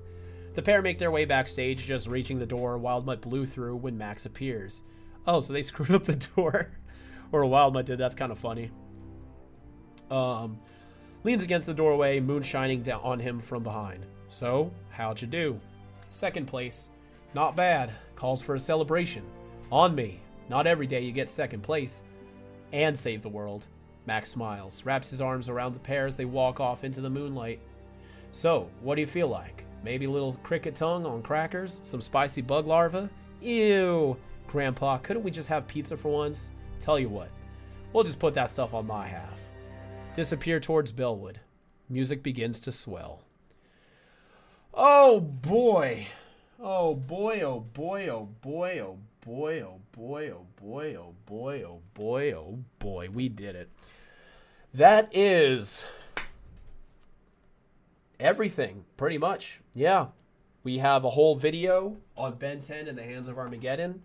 And now we have this stream on a draft and 1.5 scripts of Ben 10 Alive. If y'all want to stick around, I'll be here for the next 15 minutes or so just to have a nice little wrap up. We could talk a little bit about of what we saw and what we're thinking. Honestly, out of all 4 of these things, I feel like the draft, the 21-page pitch for Ben 10 Alive was the most interesting to me. Not just in terms of how the story was unfolding, but also a lot of just seeing the original pitch. Like, I feel like this was like the earliest version of what they were thinking of with this film. I liked the story. I liked the format of how they were presenting everything. Everything you needed to know was in there. The first script, it was incomplete, but it still had some interesting stuff in there. And the second one, it was a lot closer to Ben 10 and the Hands of Armageddon. Perhaps if I didn't read Hands of Armageddon first, it would have been a little bit more intriguing, but definitely this right here, the Ben 10 story beats. It doesn't even look like the film was titled. It's just Ben 10 story beats. So I feel like on April 1st, when this first draft was done, they didn't even have the name of the film. Then they went through forward with Ben 10 Alive. Now, one thing I also have noticed is the first draft of Ben 10 Alive is 5/17/07, right? So Ben 10 in the Hands of Armageddon, what is that? May 17th. The blue revisions and the white draft here is July 11th and 12th, right? Or June? Yeah, June. So it's crazy to think how much the vision for this film changed from Ben 10 Alive over the course of 2 months. April 1st, it was this crazy, gothic, morbid, creepy version of the film with so much ambition, special effects, lore, some funky stuff. A month later, we had Ben 10 Alive, where it was a little bit more refined, but still kept a lot of the same ideas. A month after that, we had Ben 10 and the Hands of Armageddon. And then not long after, we do get Race Against Time, which I don't have a script for, but we all know the film. So let's chat a little bit. Kuro, what is your favorite Eon backstory? Yeah, I do think Ben 10 Alive. Not Ben 10. Would you even call this Ben 10 Alive, or would you just call this Ben 10 Story Beats? Now I'm wondering if the title even existed here. But certainly this outline right here was very interesting to me. I wouldn't say this is my favorite, as in this is the one I wish was canon, but it's certainly the most interesting for me to read. For context, that would have been right after The Visitor aired. Okay, yeah, so when writing this draft, they probably didn't realize that The Visitor mentions the lack of Verdona, or if she even was probably not called Verdona back then. Whereas in this one, they say, Grandma used to tuck me in.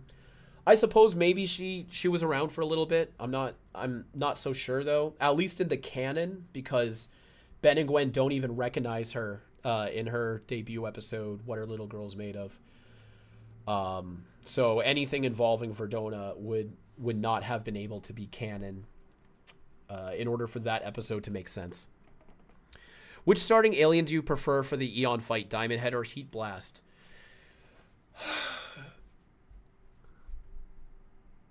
If we could follow these drafts and scripts for more, I like what they did with Diamond Head and Heat Blast in these drafts a lot more than the film. Let's just put budget aside. Budget's always going to be a part of the discussion. Let's just forget about it for a bit and just talk interest, talk fun. I think in the script, all the action they did with Diamond Head during the introduction and then the Heat Blast car chase into the desert was fantastic. Although, just as a sort of meta narrative for Ben 10, I do think starting the movie off with Heat Blast was more... It just made sense, The first alien we see Ben turn into is Heat Blast in the cartoon. The first alien we see Ben turn into in live action is Heat Blast. Just that little connection does make it more interesting for me. But the actual scene, it was not nearly as large of a spectacle. It wasn't nearly as interesting. And then in Diamond Head's scene in the movie, he shoots some crystals, and then that's it. He hides in a bathroom. There's no real action. We at least got 2 versions of a Diamond Head scene in these scripts, which is a lot more interesting to me. We do have Admiral Akbar sending out more Inktank gift memberships. Thank you very much. In fact, that's going to remind me to make sure I'm checking the viewer activity in case there's anything I've missed. And there was Harrison Toomer. Thank you for being a member for a month. I joined the stream late. I've been watching on 1.5 speed while drawing. I wonder how that sounds, because I feel like at some points I was already talking very fast. So, but thanks for catching up. I hope you're enjoying it, and keep up the artwork. Have fun drawing. Jack Sheely said, could Ben fit well within the DC Comics universe? I've always been an advocate for Ben. His world works better with the world he's in. I don't think Ben alone as a character is just what makes his whole, at least for me. Like, I like Ben existing in his world with Galvin Prime out there and the Galactic Plumbers and all these different planets. If you were to take Ben and plop him into the DC world, you're cutting him off from everything else that makes Ben special. And then you have to think about, well, then where did he get all those DNA samples? Has Ben traveling to the DC world? Or does Pyros, does Koros, does Galvin Prime, does Kinnet, does Lepidoptera, does all that also exist in the DC world too? Just for Ben to have those DNA samples? And then from there, I don't know, is one of them a Green Lantern? Could there be a Pyro Knight Green Lantern? It's just, I don't know. The DC world is so full and expansive. The Ben 10 world is too full and expansive. I like them separate. If they're going to interact, it should be a dimensional crossover. I don't think Ben should just be in the DC world to begin with. I don't enjoy that. I got that one, the Stranger Things one. We just had one from Kenham, thank you. Can't wait for Eon/Divinity's old arch nemesis, Principal Edward motherfucking White, to show up in 5-way Hell for the final fight against him. Hey, I don't want to spoil nothing, but I will say I do love my Principal White. Kuro, are you wearing nail polish? I have, but this is actually just glitter. This isn't full-on polish. The difference is literally just like the texture and material, so I guess there is a big difference. But, you know, it is nail artwork. I was at a wedding yesterday, and I had some on my face as well, just to, you know, make my outfit a little bit more of a spectacle. I officiated the ceremony of the wedding, and then I DJ'd the reception. So it was a pretty busy day yesterday. SB Tracktails, thank you for the donation. Thank you so much for buying these scripts. It's so great to have access to these and see how this film evolved over time. Absolutely. I'm thankful that all of y'all are finding this just as interesting as I do. I feel like at this point I love the production and lore of Ben 10 more than the actual show sometimes. Not to put down the show, it's just like you can only watch the same episode so many times before you just have them memorized, and you know there's no surprises, there's no twists, you know everything. So stuff like this, knowing behind the scenes stuff, talking to the cast and crew on Twitter and Blue Sky and whatever, finding these scripts, knowing a little bit more about the behind the scenes certainly helps breathe new life into the interests of the show. I live for this kind of stuff. Thank you for the donation. Art, is it just Art? Yeah, Art. Thanks, Art. What about Ben 10 sharing a cosmology with all of Cartoon Network, since CN often implies with shows like Villainous and so on that all Cartoon Networks share the same multiverse? I feel like we'll still run into a lot of the same problems, but to a lesser extent. Like, for example, Foster's Home for Imaginary Friends. Does that mean imaginary friends are real in Ben 10's universe? Or codenamed Kids Next Door, were they also fighting off some DNA aliens at one point? It's just... I don't know. It's just because Ben 10 is it's galactic, universe, it's multiversal. Ben 10's whole lore is literally an entire multiverse worth of interacting characters, planets, history, lore, trying to incorporate other things into it without some type of dimensional connection.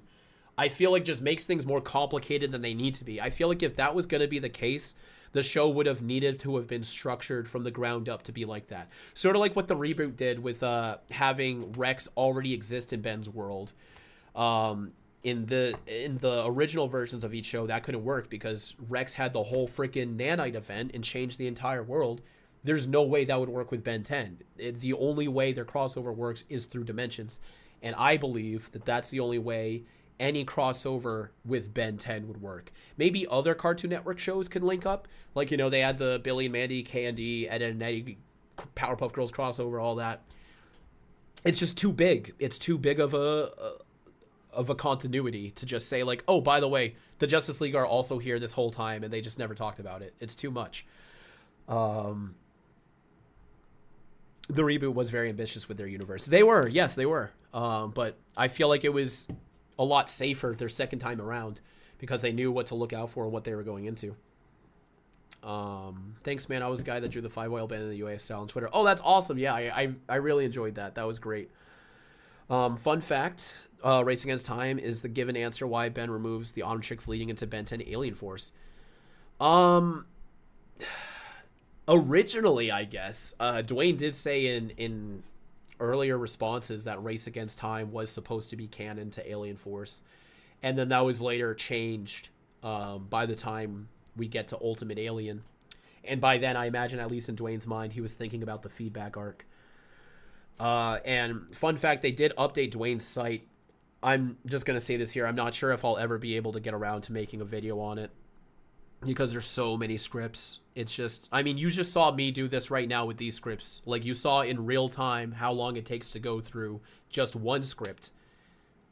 Now there's like 50 or so. I'm pretty sure there's damn near a script on that website for every single UAF episode. There's a couple of them missing, but you just saw how long it takes. And then I have to go back and edit it all down and make it entertaining. It's just, I don't know. But the reason I'm bringing this up is because in the released script version of Ben 10,000 Returns, they literally say they're looking into the Race Against Time universe. So it is officially confirmed Race Against Time is an alternative timeline. So anything that happens to Ben in this film doesn't exactly correlate to the Alien Force version that we follow. Do you think Alien Swarm went through this many rewrites? I think everything goes through this many rewrites. I've certainly experienced this with my own writing. That's why I'm probably never going to drop my shit online. I know it's hypocritical. The only way I would do is under the assumption that people would know none of this stuff would be like definitively canon. Like, you've even seen how messy some scripts can get. This is everything. Every movie you've ever watched, every TV show, every book you've ever read goes through so many changes. Sometimes they're just jotting down ideas. Like right here, way back at the start, where is it with the gray matter? Right here. Ben transforms into gray matter and has some fun for an alien moment. They're just throwing their shit in there and think, I'll figure it out later. Or later on in the, where is it? This section is developing. The climax won't be exactly as it reads here, though it is very close. Stuff like that. So even in scripts that people are writing, it's always under the impression that none of this actually matters until it's in the final product. So even like as I was just saying, kind of contradicting myself here, in the script of Ben 10,000 Returns, just because it says it's the Race Against Time universe, in the episode no one literally says, wow, this is the Race Against Time universe. And of course, how could they? But just as a broad example, the only things that really matter is what's in the show. None of this stuff matters. It's just interesting. But yes, everything, Alien Swarm, Secret of the Omnitrix, Destroy All Aliens, absolutely everything you've ever seen in any franchise goes through an incredible amount of production changes. Yeah, I would say we just can't take any of it seriously unless it happens in the show. Hey Kuro, what are some things from each of the drafts do you wish made it into the final kind of Race Against Time? I'd like the henchmen to have a little bit more involvement. I know we had so many different iterations of the henchmen, but in the movie we just got, brown cloaked dudes doing backflips. I felt like it wasn't as exciting. I would have liked any of Eon's defeat. The clock tower defeat, the turning into this weird time mess of the infinity symbol. Anything is better than taking a time frozen Gwen and smacking her into the hands. I really don't care about that.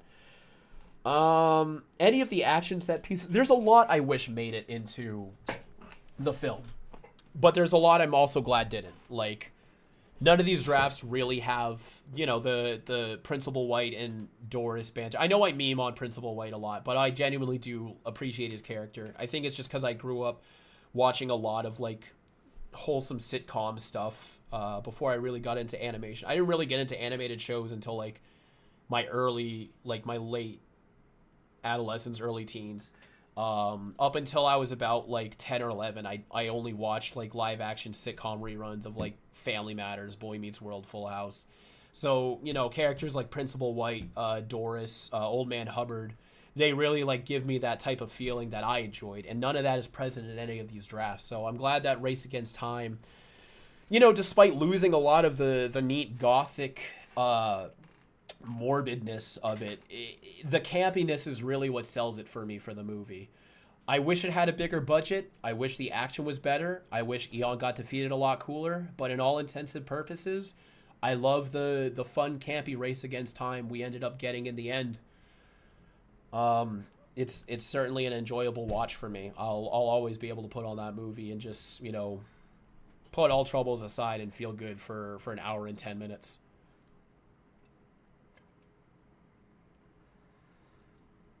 What alien would you want to see in live action? I'd like to see one that I can't imagine. Like, Cannonbolt seems freaking impossible to pull off in live action, so I'd love to see somebody try, just for the hell of it. I could picture Upgrade. I can picture Stinkfly Accelerate. I can imagine it pretty well. Forearms, a little bit. If Forearms had, like, MCU budget, I can. But, I mean, off a TV budget, it seems hard just because of all the limbs. Wildvine, I don't know. I want to be impressed. I want to see something that I can't imagine. I cannot imagine Cannonbolt in live action, so I would really want to, just to see what it's like. Robert Picardo and Kristen Ann Holt are doing the heavy lifting in the acting department. Absolutely. They're really giving it their all. And I feel like their performances are kind of overshadowed a little bit by the campiness. Like some of the stuff that looks a little goofy, it's only goofy because, especially with Aeon, the surrounding atmosphere also kind of cancels it out. Like the dramatic Gwen's I know you're in there speech and Race Against Time doesn't hit nearly as hard as it does in any of these drafts. And that's just because of the nature of it being a Cartoon Network movie. But you can tell in that movie, the actor is giving it his all. He doesn't care what he looks like. He doesn't care what the lines are. He doesn't care about the context. All he cares about is taking it as seriously as he can for what it is and putting on a good performance. And I think that really shines through. And that's what makes me very attached to the Eon character, is knowing, like, if anything, this is fucking Eon. Like, this is the best Eon we could have gotten with what we had there. Where everything else, you can be like, oh, well, maybe the acting could have been better. Maybe the CG could have been a little bit better here and there. But live action Race Against Time Eon, I mean, give him slightly better CG, I guess. But I like him. I love him. I love his costume. I love his story. It's pretty great. I like to think these are all canon and are Eon's previous attempts at fighting Ben.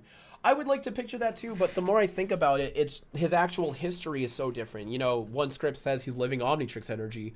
One version says every time he goes back in time, it's like a flashpoint where he's rewriting reality and changing characters and changing the location of the plumber base, changing Ben's age, size, gender. And that's not the case in Ben 10, as we've seen. You know, Race Against Time, Ultimate Alien, Omniverse, all of Eon's time traveling there, Ben's still Ben, unless he's going through cross time. So you'd have to really do a lot of hole filling and maneuvering to make every single version of these drafts work as the same Eon in addition to the canon, because now we have Pitch Packet Eon, we have Ben 10 Alive Eon, we have Ben 10 Alive Eon version 2, we have Ben 10 Hands of Armageddon Eon, Race Against Time Eon, Ultimate Alien Eon, Omniverse Eon, and they all treat each other completely differently. The two closest Eons are probably Ultimate Alien and Omniverse Eon, because they're still alternate Bens, but even then, you know, in Ultimate Alien, all of his henchmen are alternate Bens. In Omniverse, they're all robots. And their personalities are pretty different between the series. You know, UA Eon's a little bit more generic. Omniverse Eon is a little bit more expressive. He's the one I lean into a little bit more when writing for 5YL. At least in Divinity's case. Like, Omniverse really let Eon be a more expressive character. But none of them match with each other. They really don't. They're all so different from each other. Is the actor for Eon in the movie still around? Yes, and in fact, I almost got in contact with him to be the voice of Eon in 5YL. Like, Kellen and I were talking, we were so close. I think ultimately he just didn't understand the project, and I think a big fault in that was trying to explain what a motion comic was. But that almost happened. We almost actually got Ann Holt to be in 5YL. But I still love Jonah Scott's performance. But I mean, yeah, he's still around. He's still acting. I'm sure if you look him up on Wikipedia or IMDb, you could find a good collection of what he's up to now. If you found these scripts before writing 5YL, would it have changed or added anything to how you wrote Eon's backstory? That's a great question. I don't think so. Because I would still... You know, to the best of my abilities, I try to write 5YL to be as canon as possible. And as interesting as all of these are, none of it's canon.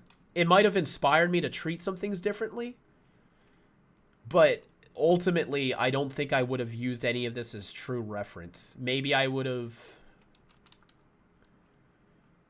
I don't know. Yeah, honestly, I don't think so.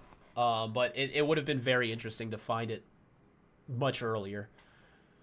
Is the script over? Yes, the scripts are over. In fact, after the stream, I've been taking pictures of my OBS time codes. I'm going to throw in some time codes to let y'all know where each part of the scripts are in case you wanted to rewatch.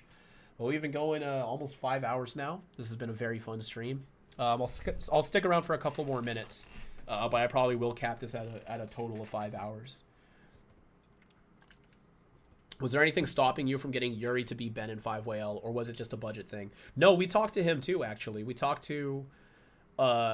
he was hesitant because at the time he was still very involved in Ben 10. He was Vilgax in the reboot, and still that was slightly freshly off of being Ben Prime for 9 years or however long. So he was more hesitant to be involved with us. Now, we've been talking for a while. We've had him on a stream a few times. He's expressed interest in doing a project with us. But I mean, we already have Paxton as Ben now. I wouldn't feel great about just being like, oh, 5YL Ben is now Yuri, unless there was some type of substantial transition. But yeah, and then we did talk to Greg. Greg had similar concerns, but he agreed he would play Kevin if we changed his name and just called him like codename 11 or something. Like, oh, you could just call him 11 or something and people can just know it's Kevin. And I thought about it. I was just like, I don't think we can get away with not saying Kevin. So he said he would do it if we just never actually called him Kevin, and that just seemed impossible. So it was at great sacrifice to maintain the integrity of the writing that we didn't have Greg involved. And of course, Ashley's impossible to get a hold of. So we've talked to quite a bit of actors in more or less, and we have had some successes. We had Paul Eiding as Grandpa Max. We got David Sobolov, who wasn't Ben 10, but we have him as a different character now. We almost got Eric Bauza as Dr. Psychobos in And Beyond, but he was too busy. He said he was down to do it. We were talking to him for a bit, but I mean, he's freaking Bugs Bunny now. He's so much bigger now than he was when he was in Ben 10. We just couldn't make it work. But we're always trying. We do have a couple surprises coming up for some projects, but that's as far as I feel comfortable with teasing. But our magic tricks of roping in some legacy involvement from the series into 5YL and Beyond has not ended. But you will find out when the final episodes and Beyond the movie releases. Could gaming with Kuro return?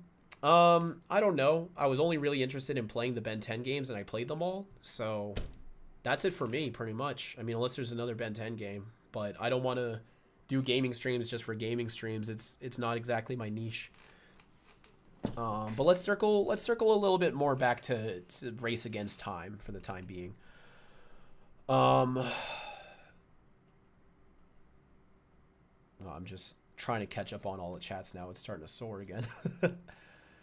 If Paul Eiding and 5YL, why didn't he voice Blukich? Because Ryan was Blukich for like 5 years before we got Paul. And like I said, I don't like replacing people unless there's like a reason. Like if Blukich got hit by like a voice changer or something, sure. But Ryan's our Blukich, and we need Blukich on tap every time. We use Blukich all the freaking time. Paul Eiding, we can't just pull out Paul Eiding whenever we like, especially because of the budget. We did have to like correlate a session. What's your favorite alien design in Race Against Time? Well, CG wise, I do think Gray Matter looks the best. I do, but I also very much like how Heat Blast ended up looking. I didn't care for the texture they gave Diamond Head, and I think Wild Mutt looks like a mess. I think the only thing they got right for Wild Mutt was making sure the hair simulations didn't look too funky, but the anatomy and the animation of him is not great. But hey, 2 out of 4 ain't bad. It's not bad at all. Do you think Eon would have benefited if we knew more about the Cronians and a little bit for Eon? Absolutely. In fact, I think if they went even heavier with the backstory in the film, they would have been less likely to change him to be an alternate Ben in the series, because it's very clear he's a Crony in the movie. Like that's obvious. But it still feels a little bit vague. We never see any other Cronians, and we don't exactly know his entire backstory. If we did, we wouldn't be arguing about it like damn near 20 years later. So I do think like if they hammered in his backstory more in the film, they wouldn't have made him alternate Ben. That's just my blind guess. But I'm big on lore, so I would have liked to know more, if anything, just for my own interests. Rank these scripts plus Race Against Time. All right. Initial April 1st draft. Easily the top. I think that's really good. Then I will put...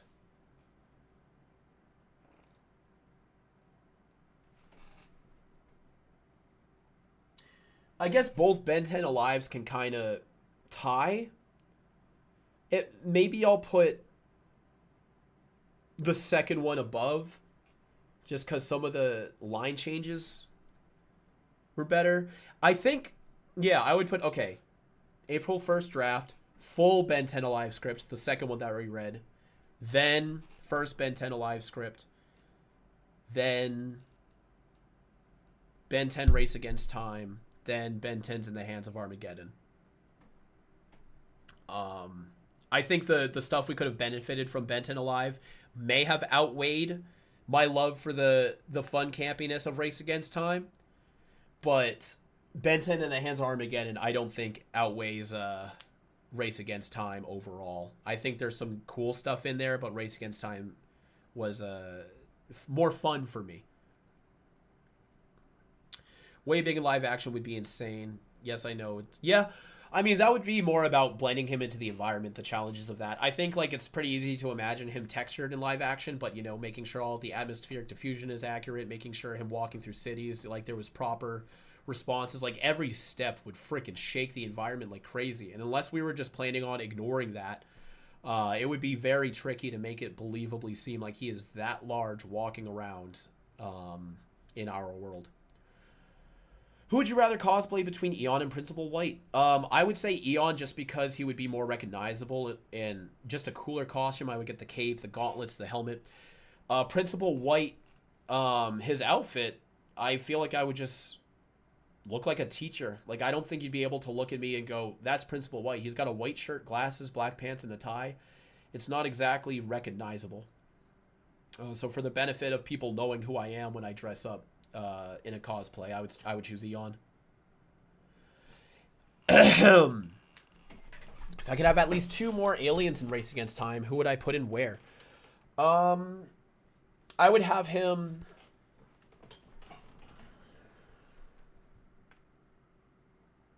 I would have him be an alien during the car chase scene when he's on his bike.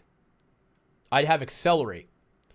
That way, he's not outrunning a car on his bicycle. I'd put Accelerate there. And then there's not really room for him to be another alien.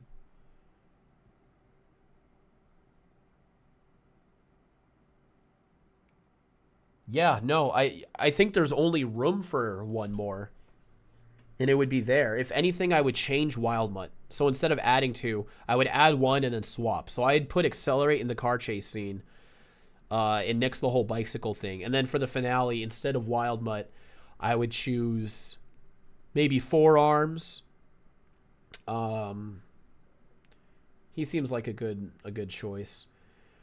Or swap, or I'd put Forearms in the gym scene and make Diamond Head the final alien. So that's what I would do. Heat Blast opening, Gray Matter fun time, Accelerate chase scene, Forearms in the gym scene, Diamond Head be our final alien.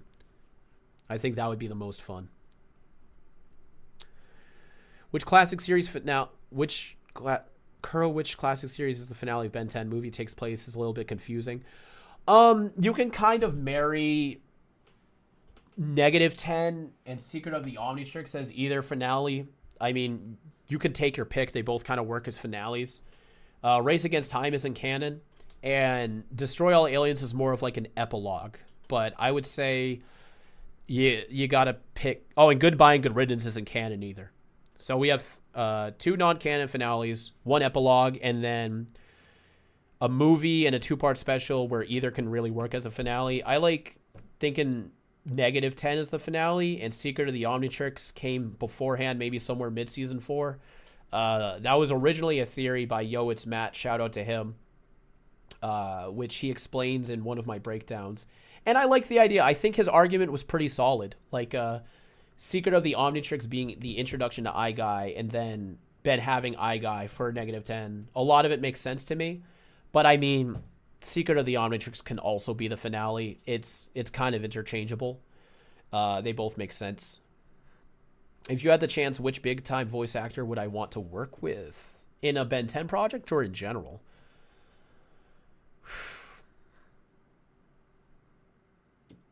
I don't know. D. Bradley Baker, I guess. It'd be great to work with D. Whip up something fun to get him involved in. I think that would be great.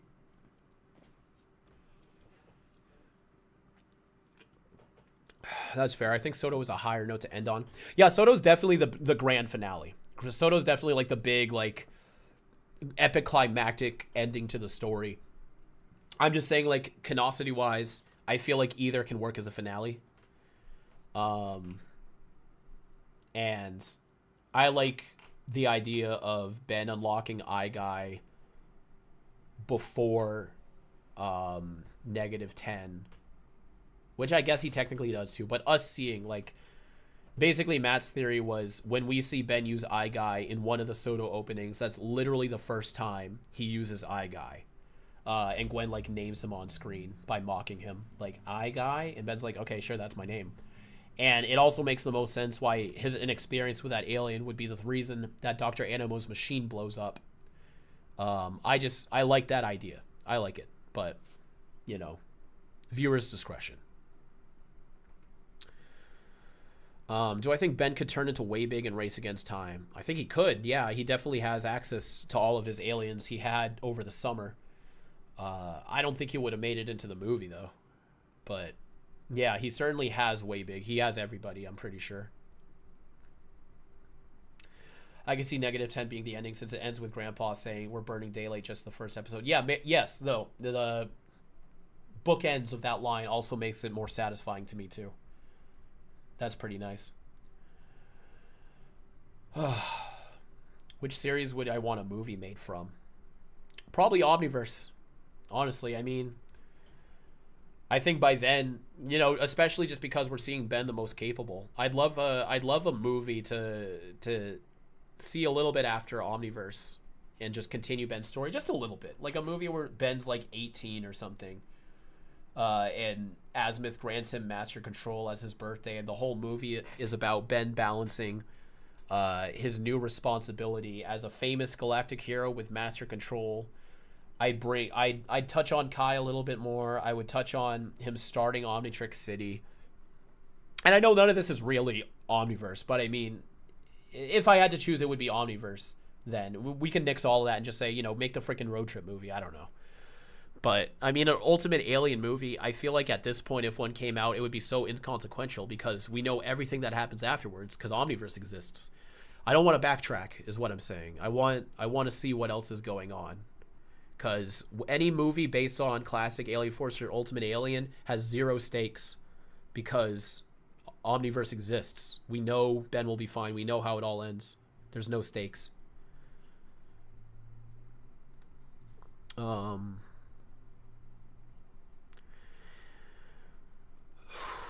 Yeah. Would I want to see Alien X in live action? Nah, I'm all set with that. What villain do I want to see in live action? Well, I know the easiest would probably be Dr. Animo. Or at least the easiest one that's also the most interesting. But I mean, of course, you got to go with like Vilgax or someone. Vilgax would be cool in live action. It also depends on like if we're adapting something. Like Cervantes, for example. I'm always a big advocate for Cervantes. But he's a kind of villain where like he's very tied to his storyline. You can't just bring him back and be like, oh, here's another one-off Cervantes adventure. Like you can do with Animo or, in a way, Vilgax. He's a little more consequential, but it's like, you know, once the rooters are taken over, you know, that's it for Cervantes. You can't do them again. Same with the Hybrid. You can't just, oh, now the Hybrid are evil again. You can't do that. So somebody who would make sense and would also be fantastic to see would be Vilgax. Maybe Albedo. I'm just kind of sick of them like capping off Albedo and then just being like, nope, he's actually still here. You couldn't do Maltruit. He's stuck in a time loop. It's a scare I'm getting tired of. But maybe it's also because of working on And Beyond. You know, I've had my fill of the scare. I'll take like one or two more questions. And then I think this is a wonderful spot to end.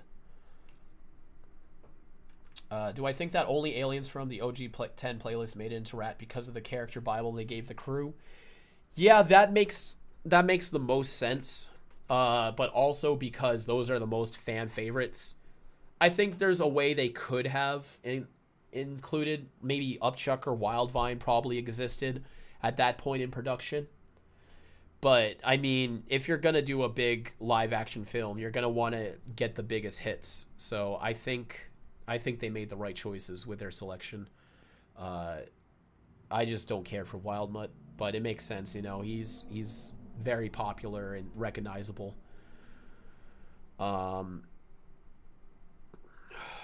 How do you think Ben 10 Alive would have affected the series?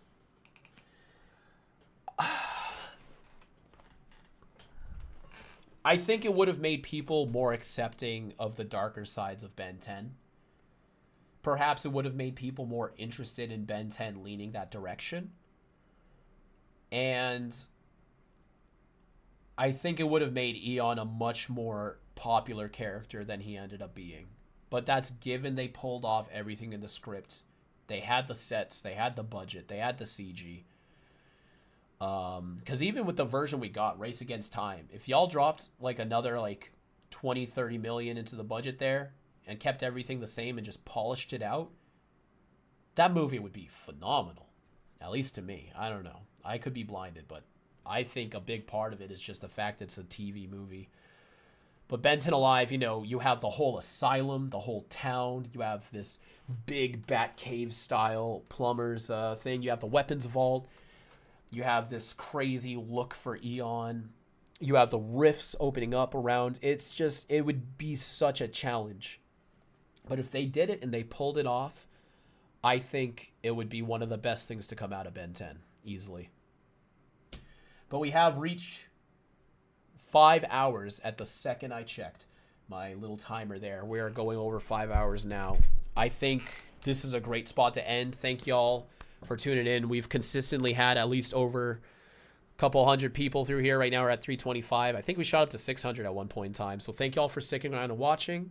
Or if you're watching the VOD, thank you for coming back. I'm sorry you missed it live. But for now, I'll just still be making videos whenever I can. I can't commit to an upload schedule. As much as I loved going through these scripts, and I don't regret a second of it, I have to admit that making that video and the stream does set my other plans a little bit further back for 5L and beyond, so I really got to play catch up.